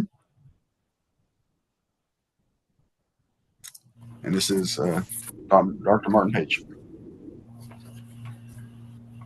Thanks, Matthew and Tony. I'm going to switch gears to talk about our recent pilot studies on source water treatment that will ultimately provide the water samples for future arsenic mobilization studies using the core samples. Before we begin, I want to acknowledge the ERDIC team that worked tirelessly to design, build, and pilot test these treatment systems. I also wanted to highlight that this work, as Matthew mentioned, involved close collaboration with Stantec. You already heard from Heath Wentz today on the water treatment design status, and Heath and his team provided critical guidance that enhanced this ERDIC Task E effort. Jennifer Gent and colleagues at South Florida Water Management District also really helped with timely logistical support and direction. Next slide. The first schematic just provides an overview of the source water treatment approach that is recommended to minimize arsenic mobilization when injecting into an aquifer in which oxygen is not significantly present. Treatment processes for achieving near potable water quality consistent with ASR standards were assessed previously by Stantec in proof of concept pilot studies. As discussed in the earlier Stantec briefing, we are also integrating and assessing capabilities to remove the oxygen from the water during treatment. Next slide. So we've got three objectives. The first is to generate representative water samples that were consistent with the water quality from those previous proof of concept studies led by Stantec, before we add on any of the additional deoxygenation approaches which were not piloted previously. The second objective was to generate additional samples and help assess approaches for deoxygenation and stabilization of the water to reduce that arsenic mobilization potential. The experimental matrix on the right summarizes the different treatment approaches. We examined two representative low-pressure membranes that were assessed previously by Stantec, one polymeric and one ceramic. We also assessed two deoxygenation approaches, a chemical approach in which a reductant was added to the water, sodium hydrosulfide, and a physical approach in which a gas-permeable membrane was used to physically remove dissolved oxygen from the water. The third objective arose as an opportunity to support ongoing parallel efforts by Stantec mentioned today on assessing dewatering technologies. So what we did is we extended our pilot studies to support membrane backwash water sample generation for the Stantec team. Next slide. So foundational to the pursuit of these three objectives, we designed and built a small pilot source water treatment system that would allow for comparing two membranes in parallel while also incorporating the deoxygenation and stabilization methods. This was a smaller system than those used in the previous proof of concept studies, but it did provide a level of control and operation consistent with a real treatment facility, including automated backwash and membrane cleaning cycles.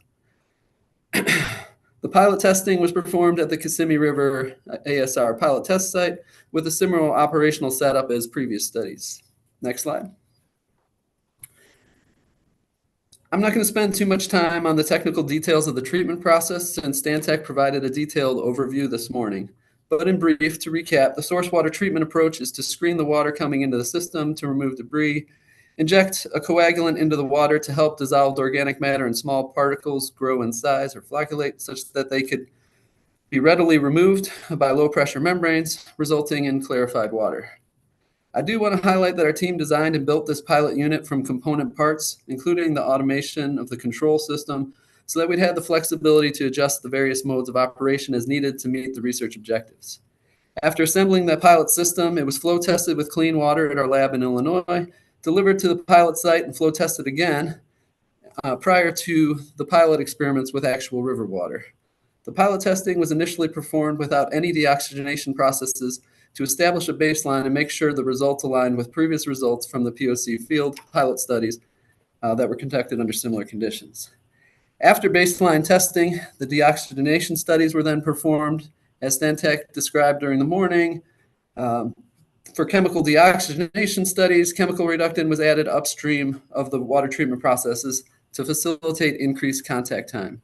For physical deoxygenation studies, the water was treated by the other processes first prior to passing through the deoxygenation membrane. The membrane processes were studied in parallel, and the two deoxygenation approaches were studied independently for each membrane. Next slide. In late February of 2024, we performed the initial pilot testing over a 2-week period at the site and assessed the various treatment configurations while generating representative water samples. Water samples were analyzed both on-site and at certified contract labs off-site, and we're very happy to see that the water quality and treated water aligned closely with that from the previous POC studies by Stantec, as shown in the figure in the lower right of this slide. Our Kissimmee River water source quality was also similar, and we are confident that the associated water samples generated by this pilot system are indeed representative for future arsenic mobilization studies. I want to dive a little deeper into 2 of the water quality parameters just to highlight some key differences that we observed during the testing amongst the technologies that we're comparing. Next slide. So the first interesting note was consistent with what was observed in the previous POC pilot testing by Stantec, but I just wanted to highlight it again. This relates to the organic matter present in the water before and after treatment when using the 2 different membrane treatment processes. I want to emphasize up front that this is not solely due to the difference in the membrane material, but also to how chemical coagulants are applied before the membrane treatment setup and potential impacts on the product water organic matter levels, as shown here with the different color levels after treatment by each membrane. In general, the product water from the direct filtration with the ceramic membrane was very clear, low in color, whereas the process with the polymeric membrane did not move as many of the color-inducing molecules from the water, leaving a higher residual color in the water. Next slide. The key second difference I wanted to highlight with some data was observations of the oxygen levels after the 2 different deoxygenation approaches. Physical deoxygenation appeared to be more effective than chemical deoxygenation in lowering the measured oxygen concentrations of the treated water. I'll dive into this further on the next slide, but as you can see in these data sets from the 2 different membranes, we saw a significant drop in oxygen concentration once the physical deoxygenation process was activated in days 2 and 5 of the pilot operation. However, chemical deoxygenation with the sodium hydrosulfide tested during the second half of the pilot testing had limited impacts on oxygen levels in the treated water. Next slide.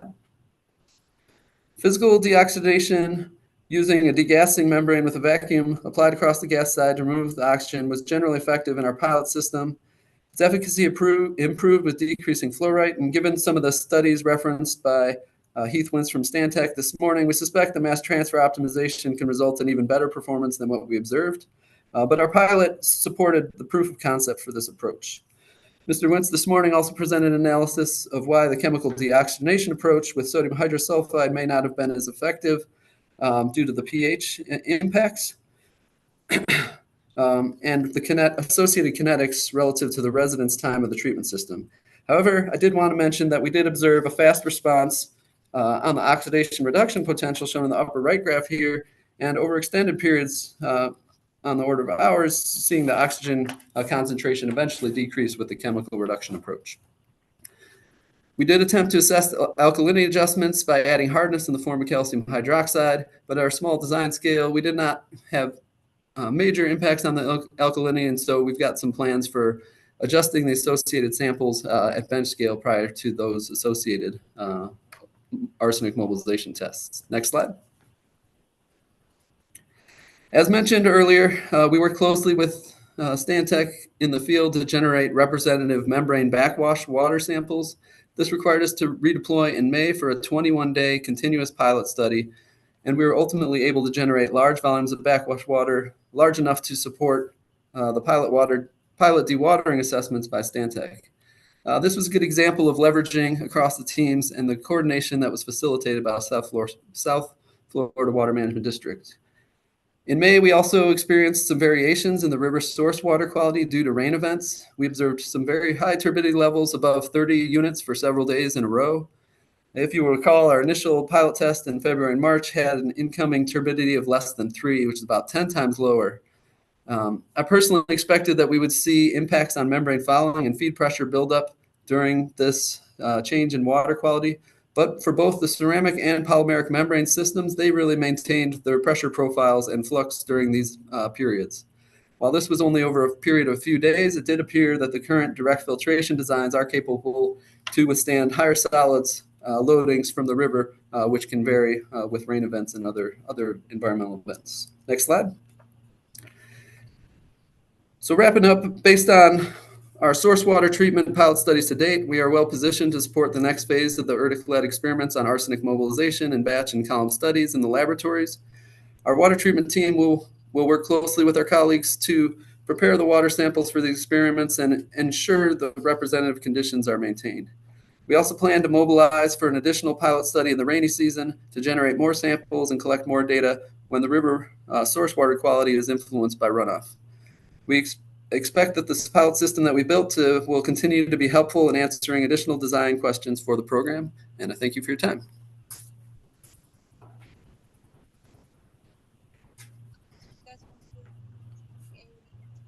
Scheduled budget, or do we want to skip that?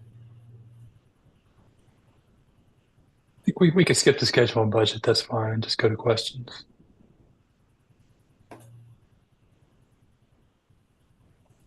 Any questions or comments for ERDIC on what was presented on Task A and Task E?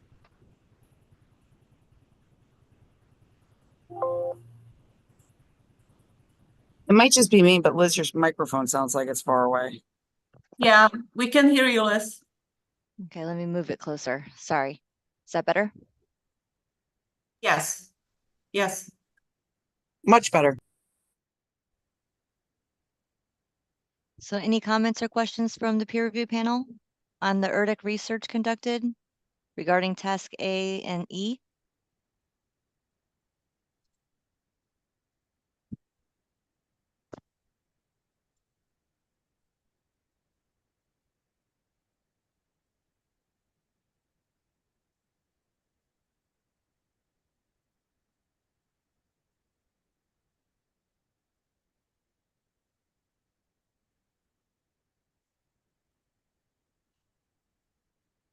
All right, hearing none, we're going to try to go back to the seismic survey update. Let me see if I can pull up that presentation and share it with you guys.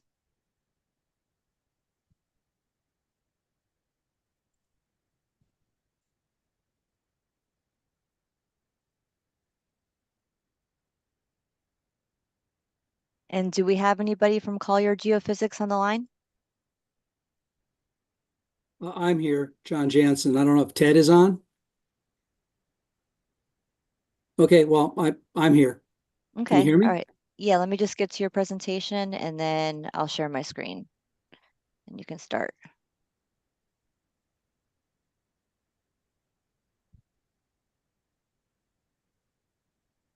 I see Ted online, so I'm not sure whether he's just not unmuted. He needs to unmute. Well, John, are you able to cover the presentation or is it really Ted that needs to go over the slides? Oh, I can give it a go. I think I can muddle through. If Ted wants to jump in at some point, that's fine, but I'm okay with giving it. Okay, great. All right, go ahead and take it away. Okay, so basically we're here to talk about the 2D seismic reflection program we've been doing in support of the ASR program. And next slide, please.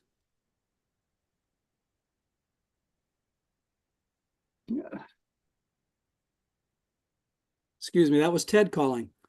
So why do we need to do seismic reflection? Well, as we tend to work with conceptual models that look like this one here, and this is actually a good conceptual model of the Floridan aquifer. You can see there's quite a few borings, and you can see the stratigraphic relationships. But as geologists, we know that that's not really how the subsurface looks. Toggle again. We know that there's a lot more complexity. There's stratigraphic and structural changes that occur in between the borings. So we know there's a lot more complexity in the subsurface that we just can't get with borings that are spaced hundreds of thousands of feet apart. So we need higher data density. So how do we get to the point of higher data density? Well, one good way to do it is geophysics. Next slide. So we were using seismic reflection for this project, and you're probably all familiar with seismic reflection, but for those of you who might not be, it's an oil and gas technique that's been developed to basically provide very high resolution images of the subsurface down to depths of thousands of feet. And it's done as the picture shows, with some type of a seismic source. In this picture, it's a vibrosize. It could also be a weight drop or even an explosive. And it puts seismic energy, in this case, sound energy, into the subsurface. It travels down, and when it hits a layer, it's reflected back to the surface. And there's a line of geophones that you can see on the right side of that picture that record the energy and record the time from the source to the geophone. And basically, by collecting the reflections off of a whole string of geophones, hundreds of them, and sorting out the geometric factors, the geometric differences in the wave path that the energy took, you can stack a whole series of source and geophone locations into a single trace. And that's the panel on the right. It shows how the different geophones and sources are gathered, and they're sorted and they're stacked, and they collapse into a single trace. And basically, you'll do that for every source and geophone spacing. In this case, it was between 50 and 25 feet. So you're getting 100 to 200 and some of these traces per mile. And it gives you a high resolution image of the layering. And you can also look at changes in the velocity and density of the rock units as you go along a horizon. And that gets at things like lithology and porosity. And with some processing and some data, you can estimate permeability. Next slide, please. So this is just a kind of a schematic of what reflection is trying to do. This is an outcrop in Texas, and we've kind of superimposed what a reflection section might look like if that rock outcrop were in the subsurface. So the black bumps are peaks on the seismic energy trace, and the red bumps are troughs. So you can see when you get a contact from say a limestone here to a shale where the upper red bumps are, you're going from high velocity to low velocity, so you get a big trough. And if you look just below that, where you go from the shale in the middle of the section to back to a limestone, now you're going from a low velocity to a high velocity, and you get a peak. So the reflections mark the contacts between the formations or the rock types, and the direction and magnitude of the reflections, peak or trough, tell you about the relative change in velocity and can be used to estimate lithology and porosity and permeability. Next slide. So some of you might be familiar with the old way that seismic reflection was collected 10, 20 years ago. And that's the image on the images on the left. You've got a crew that's laying out a whole string of geophones. You're laying cables that are literally miles long. In the lower left, you can see that typically there'd be instead of a single geophone, there'd be a group of geophones to try to cancel some of the noise, the ground roll. it was very intrusive, very labor intensive, not the standard practice anymore. Now things have gone to be wireless. So we have in the middle a vibra-sized truck on top. That's a big truck that kind of shakes the ground with a pad that's in the middle of the truck. And lower center, that is an accelerated weight drop. That's the source that we used for this survey. They're both wireless. They're on GPS, so you can move them and initiate your shot without having to have a wire that goes back to the recording instrument. And on the far right, you can see these are wireless geophones. So instead of having these phones that are hooked up by cables, these are self-contained units that you plant in the ground. They have a data logger, they have a battery, and they have a GPS unit. So you put them out there, you turn them on, they collect data for 30 days straight, and they have a very accurate clock. And you just, so you don't have to have cables between them. It just makes it faster, and you can go across roads and things without having cables laying in the way. Next slide, please. And that was the system we used for these surveys. So what does the data look like? The image on the right, that is a typical seismic reflection line. This is for a project we did in California, actually.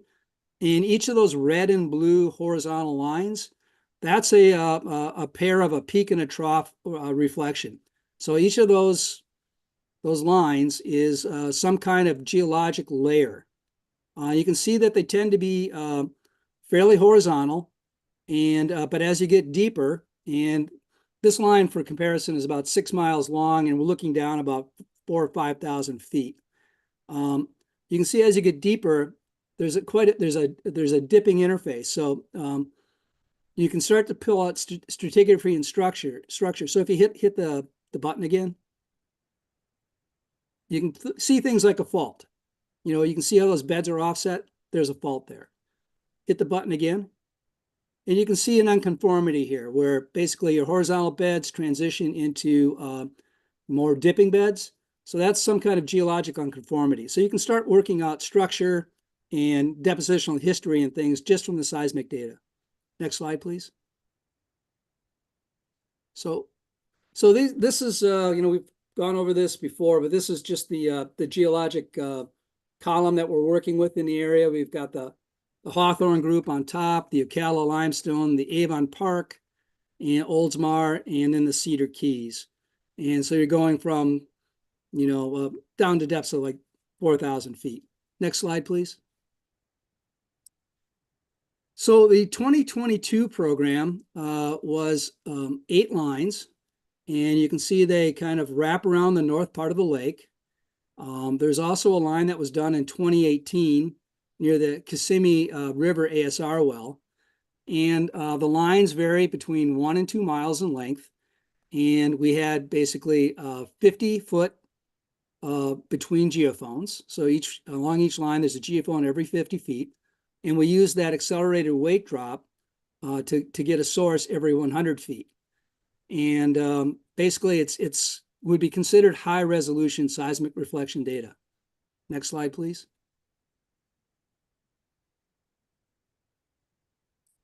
So this survey kind of follows up on some work we did in 2018 as a pilot project, where we did four areas along Lake Okeechobee, and 3 of the areas had 2D data acquisition, and in the lower right, you can see there was actually one area where we did perpendicular lines in the West Palm Beach area. The other 2 on the north part of the lake were just single 2D lines connected with collected with parallel geophone lines that were like 50 feet apart to give some idea of changes in a 3D perspective, but basically 2D data. But in the southwest corner, in the spoil management area, we did a full 3D survey, and that's the area at the lower left.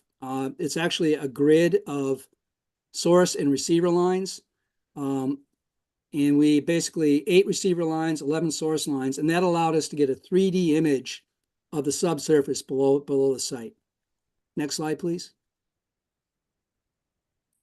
So once you collect the data and you get something that looks like that seismic section we looked at before, all that is in time, not in depth. So you need something to convert the time measurements to depth. Fortunately, there are a lot of good well control with good geophysical well logs, including acoustic logs and density logs. So we're able to take that data and calculate changes in velocity and density that would create reflectors. And then we're able to mathematically convolve that with the pulse from the seismic source. And we're able to generate what would be a synthetic seismogram. So basically, the image on the far left, that is basically the where we would expect to see reflectors. The blue thing in the middle, that's the seismic pulse from the seismic source. So the red panel just to the right of that, that's the synthetic seismogram. That's what we would expect to see given that the geophysical well log data for a seismic survey collected in the area. And the black panel to the right, that's the actual seismic data from one of the lines. So you look to correlate your synthetic seismogram with your actual seismic data, and then you can identify which reflectors come from which formations, and you can directly translate the time data into depth data from the geophysical well logs. So that was done for all the lines. Next slide, please. So we're just going to walk through the lines. We have been going back and forth on interpretation on these things.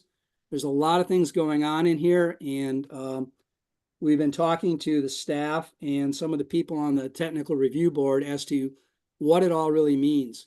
So this is basically C38 South, which, as you can see, is kind of on the northwest part of Lake Okeechobee. And this is a mile long. And you can see at the top where you have the Hawthorne, you've got nice parallel coherent reflectors. And then as you get into the Ocala and the Swanee, there are still coherent reflectors, but there are areas where the reflectors are broken up. And those could be stratigraphic changes, those could be fracture zones, but it indicates there's discontinuity in those layers. So toggle it again, please. So this is the units that have been interpreted and correlated with the well logs and the geophysical well logs. So you can see, basically the top of the Ocala there is at about it's probably about 70 milliseconds. And then you get into the blue reflector is the top of the Avon Park. And then you get what we think is the Avon Park permeable zone, the green. And then the Oldsmar, top of the Oldsmar is the red at the bottom. So, and you can see that there are just areas where you have dipping layers, and there are areas where you've got nice coherent reflectors. So making sense of that, what that all means, there's a lot of information there, but it has to be correlated carefully with the well control to determine what we're seeing there. Are we seeing stratigraphic changes? Are we seeing fracture zones? Some of the work before, we thought we were seeing deep karst features in the Oldsmar that were propagating up and disrupting units up into the Ocala. That's an interpretation. That's not for sure. I mean, there could be areas in here that look like you probably have reef structures. So there's a lot here. Next slide. So this is C38 North, which is just a little bit north of C38 South. And you can see again, very similar. Yeah, thank you. Very similar. We have the flat lying up in the Miocene deposits, and when you get into the the Ocala and Swanee, you get, once again, you got dipping units, you've got areas of consistent units, and you have a lot of structure in the aquifer. Next slide. So this is C40, which is a little further to the southwest along Lake Okeechobee. Very similar situation, but what's very interesting about this one and stands out is if you look to the far right, you'll see an area where the hawthorn reflections kind of dip, and there's a kind of like a little bowl structure there. And if you look below it, there's an area of kind of chaotic reflectors, and things dip into that area of chaotic reflectors. I think if you go to the next slide, that's a blow up. Okay, that's one. And one more toggle. Oh, go back. It wasn't in there. So if you look at the black oval, that's the area I'm talking about. That looks very much like some kind of a collapse feature, where you have something in the Avon Park that is allowing the units to collapse into it. But it's worth noting that even though the hawthorn reflectors are folded, they're not broken. So it looks like that feature's been active during the deposition of the hawthorn, but it's not been enough to offset or fracture those units. Next slide, please. So this is C41, and that is a little further to the southwest. Toggle it again. And if anything, you'd see that the certainly from the hawthorn down to the top of the Avon Park, things are fairly consistent, fairly uniform. You get deeper into the Avon Park, into the Oldsmar, and you can see some dipping units, some areas where you've got chaotic reflectors, especially to the right. You've got features that are, kind of dipping up towards the center. So there's something going on there, probably stratigraphic. But once again, a lot of structure in the Floridan aquifer. Next slide, please. And this is, well, here we're at C44, which is kind of off to the east, away from Lake Okeechobee. Very similar pattern to what we're seeing before. The deeper reflectors are fairly coherent. There are probably fewer areas where they are discontinuous, but there's still, you can see dips and folds in those deeper structures. Next slide, please. And this is line C59, which is kind of on the northern peak of Lake Okeechobee. And toggle it again, please. And very similar, very coherent up in the hawthorn in the upper section. There's a thickening of the upper Avon Park into kind of a depression in the kind of like just to the right of the center that you can see between the green and the red line. There's a thickening there. So once again, probably stratigraphic, probably a lot going on that the people that know the area and the stratigraphers of the area could probably start really picking out some interesting geologic information. So next slide, please. And this is 63 north, just a little further north. Toggle again, please. Once again, same pattern, fairly flat line, continuous reflectors in the hawthorn and the upper Ocala, and you get a little more structure and potential stratigraphic things going on in the lower Avon Park. Next slide, please. And 63 south, which is a little further to the southeast. And, very similar. This line, I do not believe has a well on it, so you won't see a well log, but we're able to take the patterns we saw on the other lines to use to interpret this section. So next slide, please. And this is Port Mayaca, which is middle of the lake on the east side. And very similar again. You can see that there is probably some little more complexity in the upper Ocala, some dips, some folds, some structure on the top of the Oldsmar. Once again, a lot of information there, a lot of detail in the seismic. Next slide, please. So where do you go from here? We've got a handle on the structure. There's a lot of information there in terms of, potential fracture zones, folds, faults, things like that can be teased out. But we'd like to take it a step farther. And we kind of talked about this at the start, where the nature of the reflections that you see on the seismic section are a function of the, excuse me, they're a function of the change from one layer to another in terms of density and velocity, but they're also change as you go along a reflector. If you go from, say, like a very tight carbonate to something that's shaly or sandy, you'll have a change in density and velocity with that change. You go from a sand to a clay, you get a change. So you can look at those changes in wavelets as you go along a reflector and start teasing out changes in lithology, and porosity. And that's called attribute analysis. You're looking at very subtle changes in the wavelet.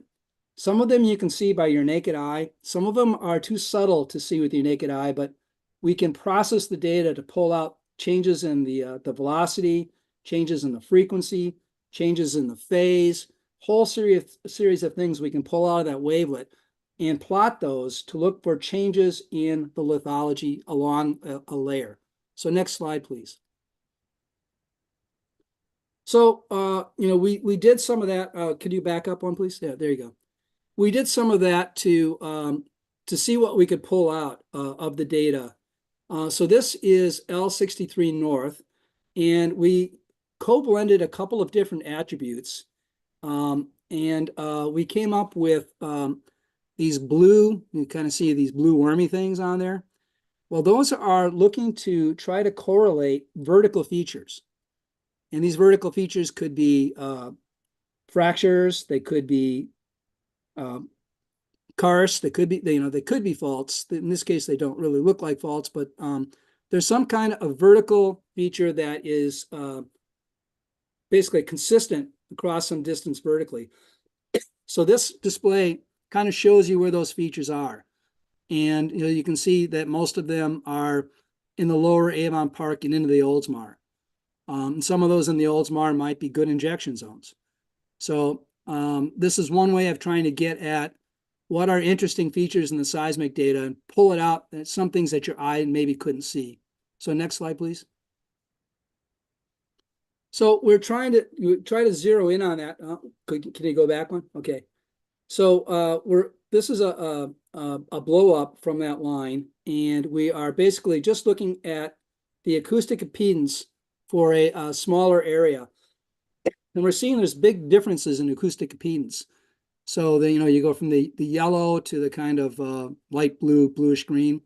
And so that shows that there are quite a bit of difference along these layers, in between the layers. And that tells us there's changes in lithology. Next slide. So we did some other attribute work on that, and we used that to try to estimate changes in porosity based on the attributes. So this is a case where the yellow shows higher porosity and the blue shows lower porosity. And it's correlated with an acoustic log there in the middle.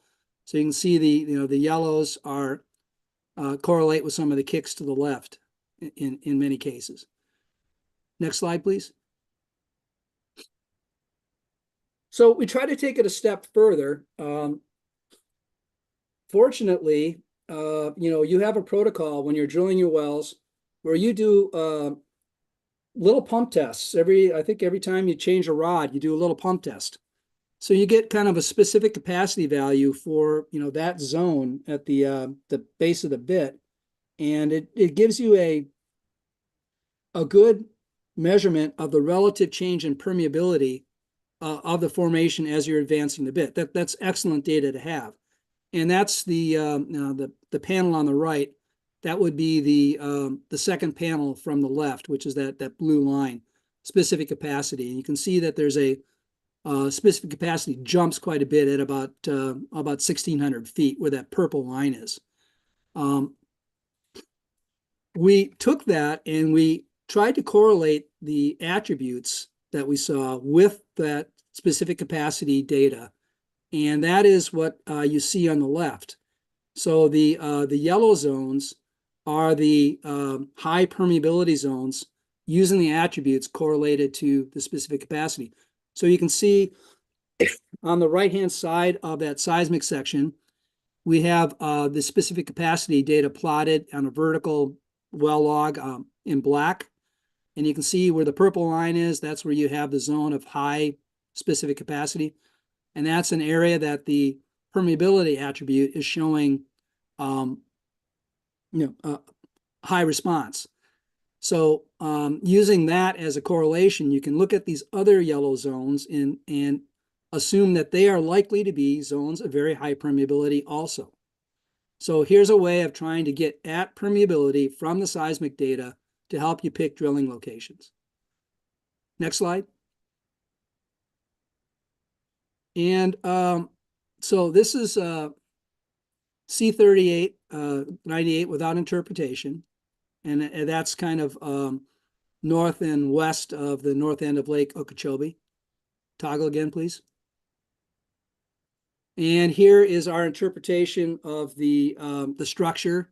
We saw this before, where you've got what seems to be flat lying in the Hawthorne, and then at the base of the well, there seems to be some kind of structure down in the Oldsmar, and it carries up into the Avon Park. Next slide. So we took that and we made a plot of basically the acoustic impedance. And you can see, there are zones of anomalous acoustic impedance down in the Avon Park and the Oldsmar, and those are the brown and the green. Next slide, and they correlate, that is an acoustic log on there, so you can see where they tend to correlate with the log data, but you can take that and project out away from the well and start looking for areas where you have these anomalies in acoustic impedance. Next slide. And we then applied that porosity estimate. So we're now making an estimate of porosity on that section. Next slide. And then we applied that same permeability attribute. So once again, we're looking at these yellow bodies as being areas that are likely to have higher permeability based on the seismic attributes. Next slide. So one thing we'd like to bring up, and this was Bob Verastro's dream, as he put it. We have this 2018 data. We have the 2022 data. We have some data from 2006, I believe. And we have some current data that's being shot by the state. So we have all this data in and around Lake Okeechobee, but they're all processed to different levels with different parameters. And I think it would be very productive if someone would take all of this data, process it to the same set of parameters, so we could look at it, directly compare it line by line, and make a comprehensive interpretation of what this all means using all the data we have for the area. Next slide. So that is what we wanted to share. We're right now working with Stantec to expand the attribute work that we've been doing to try to pull more information out of the well logs and the core data, and look at some of the new wells that they're drilling and see if we can improve the attribute work and give you more information on the changes in porosity, permeability, structure, stratigraphy, and the subsurface. So thank you. All right, thank you, John. Any questions or comments from the peer review panel? Yeah, this is Renee. John, thank you very much for that very informative presentation. I have a question about, could your results be influenced by the groundwater conductivity, also could be interpreted as groundwater salinity? No, not for seismic. It would certainly affect any of the electrical methods that we use. But the nice thing, well, a characteristic of the seismic work is it is independent of the TDS of the formation water. It will respond to, like, if you had oil or natural gas, you'll see an anomaly from that. But it will not basically change based on the salinity of the water. So it's kind of nice sometimes to pair it with electrical methods that do respond to changes in water quality, because you can pull out the structure from the seismic, and then you look at changes in water quality from the electrical methods. But we didn't do that here. Thank you. This is Tom Messimer. I just have a couple of comments, and also to make the district aware that I'm sitting on about 225 miles of continuous seismic reflection data. Some of it I collected in 1974 when I was with USGS, and we went over the same areas in the Caloosahatchee River estuary with 4 different sound sources. And then I have a line from the Florida Keys up past Marco Island and Naples, right off the beach at Captiva, and then up the Caloosahatchee River estuary, past Fort Myers. And that has been deconvoluted. It was a joint venture between Rice University and myself when they were returning.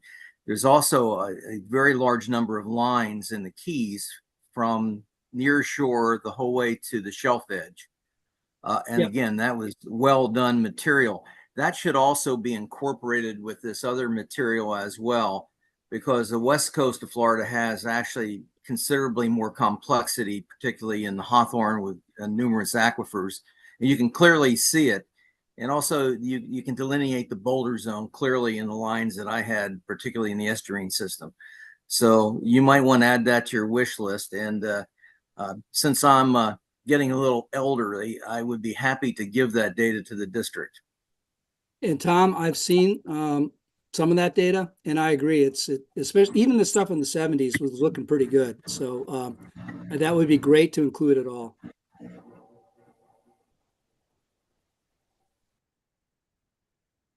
All right. Thank you. Thank you both, and we'll accept your donation. Any other comments or questions from the peer review panel? And we can even cover any of the other presentations that were covered this afternoon if you thought of something later that you'd like to discuss or talk about.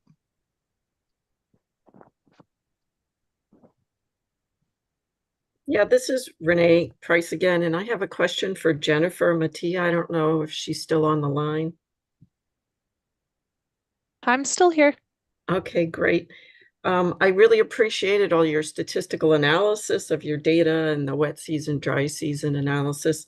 But I was wondering if in the final report you will include the maybe graphs of the continuous data of the canal using the EXO instrument. Yes. So in the year 1 comprehensive report, we do have a figure that shows the continuous data as it was collected during that first year. So that is in the report that I believe is available to the panel.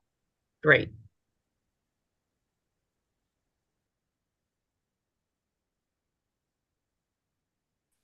This is Tom Messimer. Just a general comment. I guess when we were in the field yesterday, there was a lot of discussion on actually removal of PFAS as part of the process designed for injection.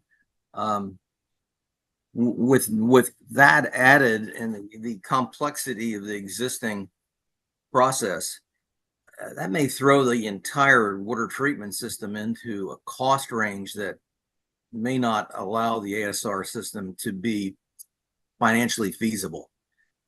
I think the district may consider here before the plan is built, to have a panel of true membrane and water treatment experts review the design and do detailed cost estimates independent of anybody involved in the project, because if it's found that by scaling all these things up, we can't afford to pay for it, it would be good to find it earlier rather than later. That's one of my biggest concerns about the entire project. The hydrogeology is done very well. There's excellent data. The modeling is done well and has multiple uses. So not just for this project, but for water management in general. But the cost of treatment to me right now is the outstanding issue that needs to be resolved. And I can, I've served on several NWRI panels, and you might want to contact them because they're very good at doing these kinds of analyses.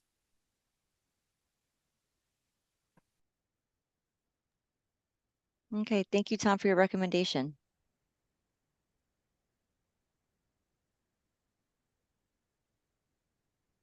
Any other comments or questions before we move into public comment?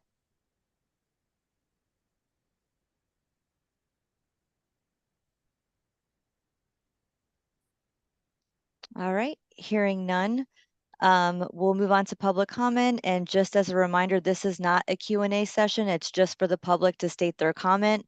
We're looking for particular comments on the materials that were presented today. So Jennifer Gent, can you tell me if we have any hands raised?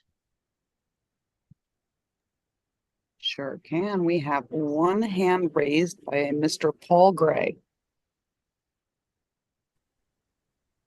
Hi, folks. Paul? Sound check. We got you. Okay, great. Yeah, this is Paul Gray from Audubon, Florida. And I just want to say on behalf of Audubon, we're really grateful for all the work that you guys are putting in on this.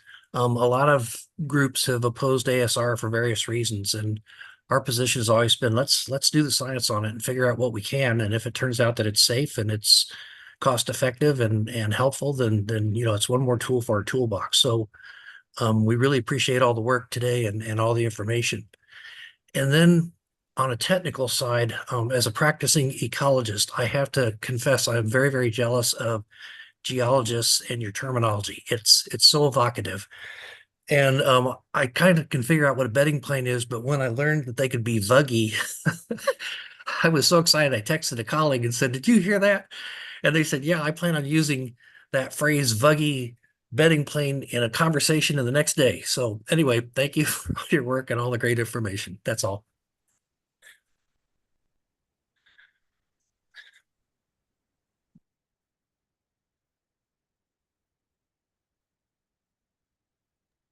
Thank you, Mr. Gray. Any other comments or any other hands raised? If you're participating via phone, you can use the *9 to raise your hand and *6 to mute and unmute. We do not see any more of the public with their hands raised, but Tom Mismer still has his hand raised. Just want to check back with you, Tom, if you had something additional to add, or you just left. No, I think I wasn't sure how to unraise my hand. So. All right.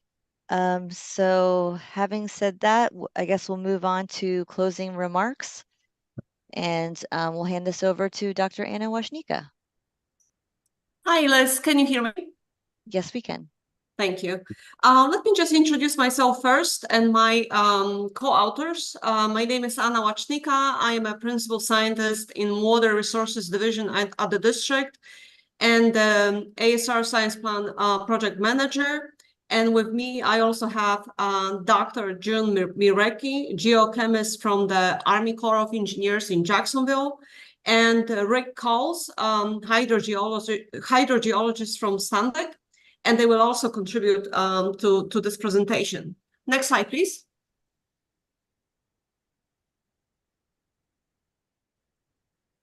Okay, I'm going to start with an update on the Science Plan studies schedule. There are several studies highlighted here in blue that were completed prior to this workshop between 2020 and early 2024. During that time, our team developed the ASR programmatic quality assurance plan for all the study types that we currently are conducting under the Science Plan.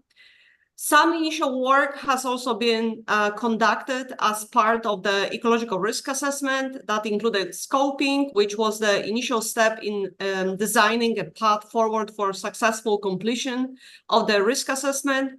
Also, initial risk assessment analysis based on the historic data that were collected during the pilot ASR eco era studies back in early 2000s. And last year, we also developed a work plan for completing ecological risk assessment, which Joe Allen talked about earlier today. And as part of the hydrogeo studies, we completed seismic evaluations of the ASR locations, subsurface, and that was discussed earlier by John Jensen from Collier Geophysics. And another study that was currently completed was optical borehole image logging, which was done by U.S. Geological Survey. There are still several hydrogeological, geochemical, and ecological studies that are ongoing or are planned for the next 2 years and beyond. Some of them we talked about today, and they're highlighted here in green and orange. There are also some studies that are not mentioned, that are mentioned in the science plot, but not shown in this table, like, for example, buffer zone evaluations. But and that's because they're linked to the construction and ASR cyclone testing schedule and will be conducted in the near future when the cycle testing begins around 2028, 2029. Next slide, please. So just a short overview of the ecological risk assessment progress. We have 4 phases in the ecological risk assessment, which are recommended by EPA. The first 2 are part of the planning process, and they were completed between 2021 and 2023. We are currently in phase 3, and in that phase, we are collecting data needed for completing ecological risk assessment, which Joe Allen discussed today.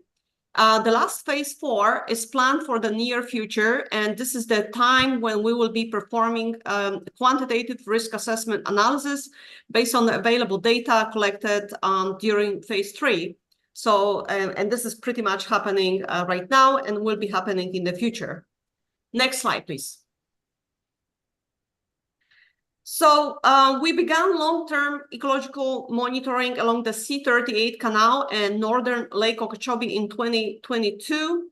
This is the pre-operational phase of the monitoring. We are currently finalizing year 2 of that monitoring, and we will continue for at least 1 or 2 more years. This data will then be used in the ecological risk assessment. And this monitoring will continue during cycle testing for additional 2 to 3 years, and that data will be later compared to the pre-operational phase of the monitoring, which will allow us to assess effects of ASR operations on the adjacent aquatic ecosystems, which was recommended by the National Research Council in their 2015 report. As part of this long-term eco-monitoring, we're collecting data on several eco components and water quality along the C-38 Lake Okeechobee Transact, which Jennifer Mataya described earlier. And these eco components and frequency of sampling were determined during the ecological risk assessment interagency working group meetings, which took place between 2022 and 2023. Next slide, please. Like Jennifer mentioned earlier, we are also planning to conduct acute and chronic toxicity tests in the next 2 years, and that data will also be included in the risk assessment analysis. To conduct chronic toxicity tests in the field, we developed a mobile temperature control flow-through laboratory, which is depicted on the bottom of the slide. And this mobile lab will allow us to conduct the chronic tests at multiple ASR locations in the future. We will be conducting standard tests on survival, growth, and reproduction under varying water quality conditions using selected organisms that are currently being monitored as part of the eco long-term monitoring. And the acute tests will be conducted in the specialized ecotox laboratory. Next slide, please. I also would like to quickly mention the mixing zone modeling that is currently being finalized by Intertek PSI ECT team for the C38 location. The final report will be included in the next version of the science plan. But just quickly, for this modeling, we use the US EPA supported core mix mixing zone model, which is often used for the environmental impact assessment of regulatory mixing zones resulting from point source discharges. The analysis conducted over the last year focused on the discharge of a single recovery location from 2 wells at a local rate of 10 mgd. Test runs were conducted under varying receiving water flows. The initial results indicated the need to introduce mixing in the C38 canal via the use of high-velocity pipeline discharge. As part of this work order, we also developed bathymetric profile of the C38 canal between C38 north and south ASR locations to support the modeling. Similar work, but possibly using slightly different approaches with multiple outflows and flows may be conducted at other locations, ASR locations in the future. Next slide, please. Okay, and now we are going to switch to Dr. June Mirecki, who will give a short overview of the surveys of radium occurrence in native UFA and APPZ zones. Hello.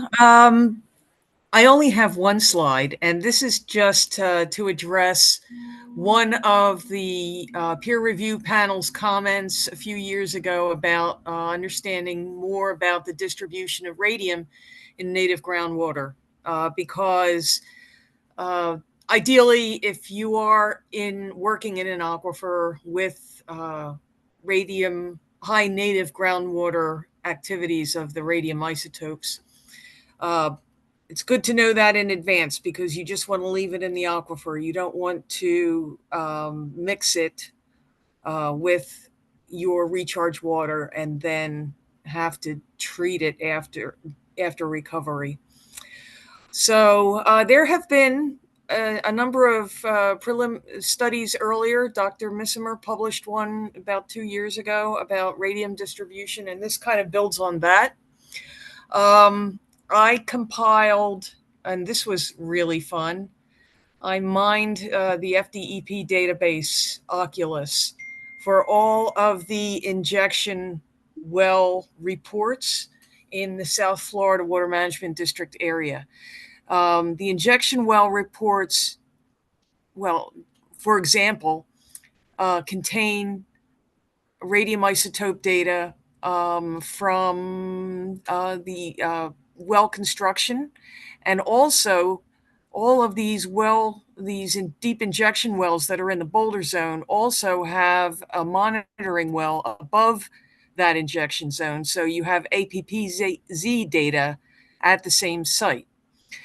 So I went through and compiled 85 radium data from 85 well construction reports. And these were reports for injection wells, associated monitoring wells. And in Lee County, there have been a whole bunch of new groundwater production wells. And so as part of that well construction process, you have to collect and analyze a sample of native groundwater. And so that comprised the data set.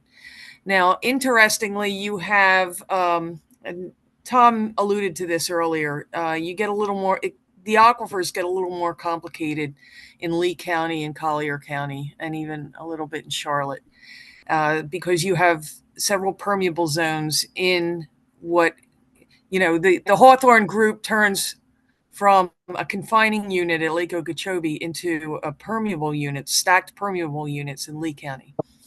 So we have data from all of those different aquifers where the production wells and the monitor wells were constructed.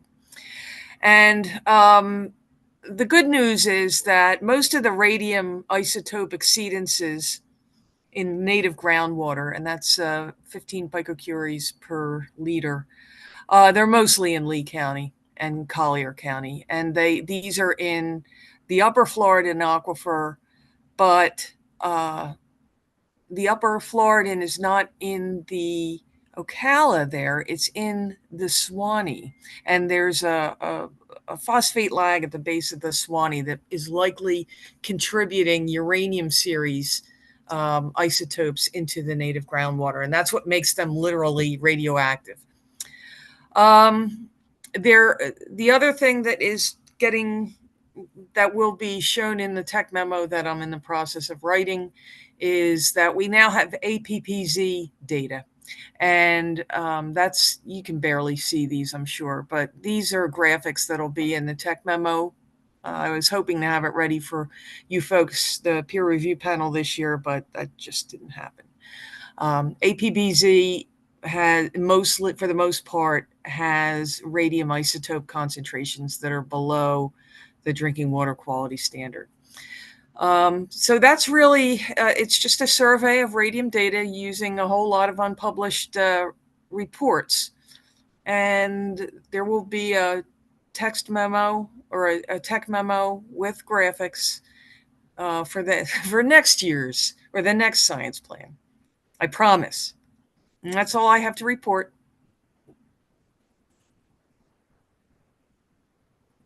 Thank you, June. Next slide, please. And now Rick Cowles will give a short overview of the groundwater modeling efforts and additional borehole fracture analysis that Stantec is currently conducting. All right, thank Anna.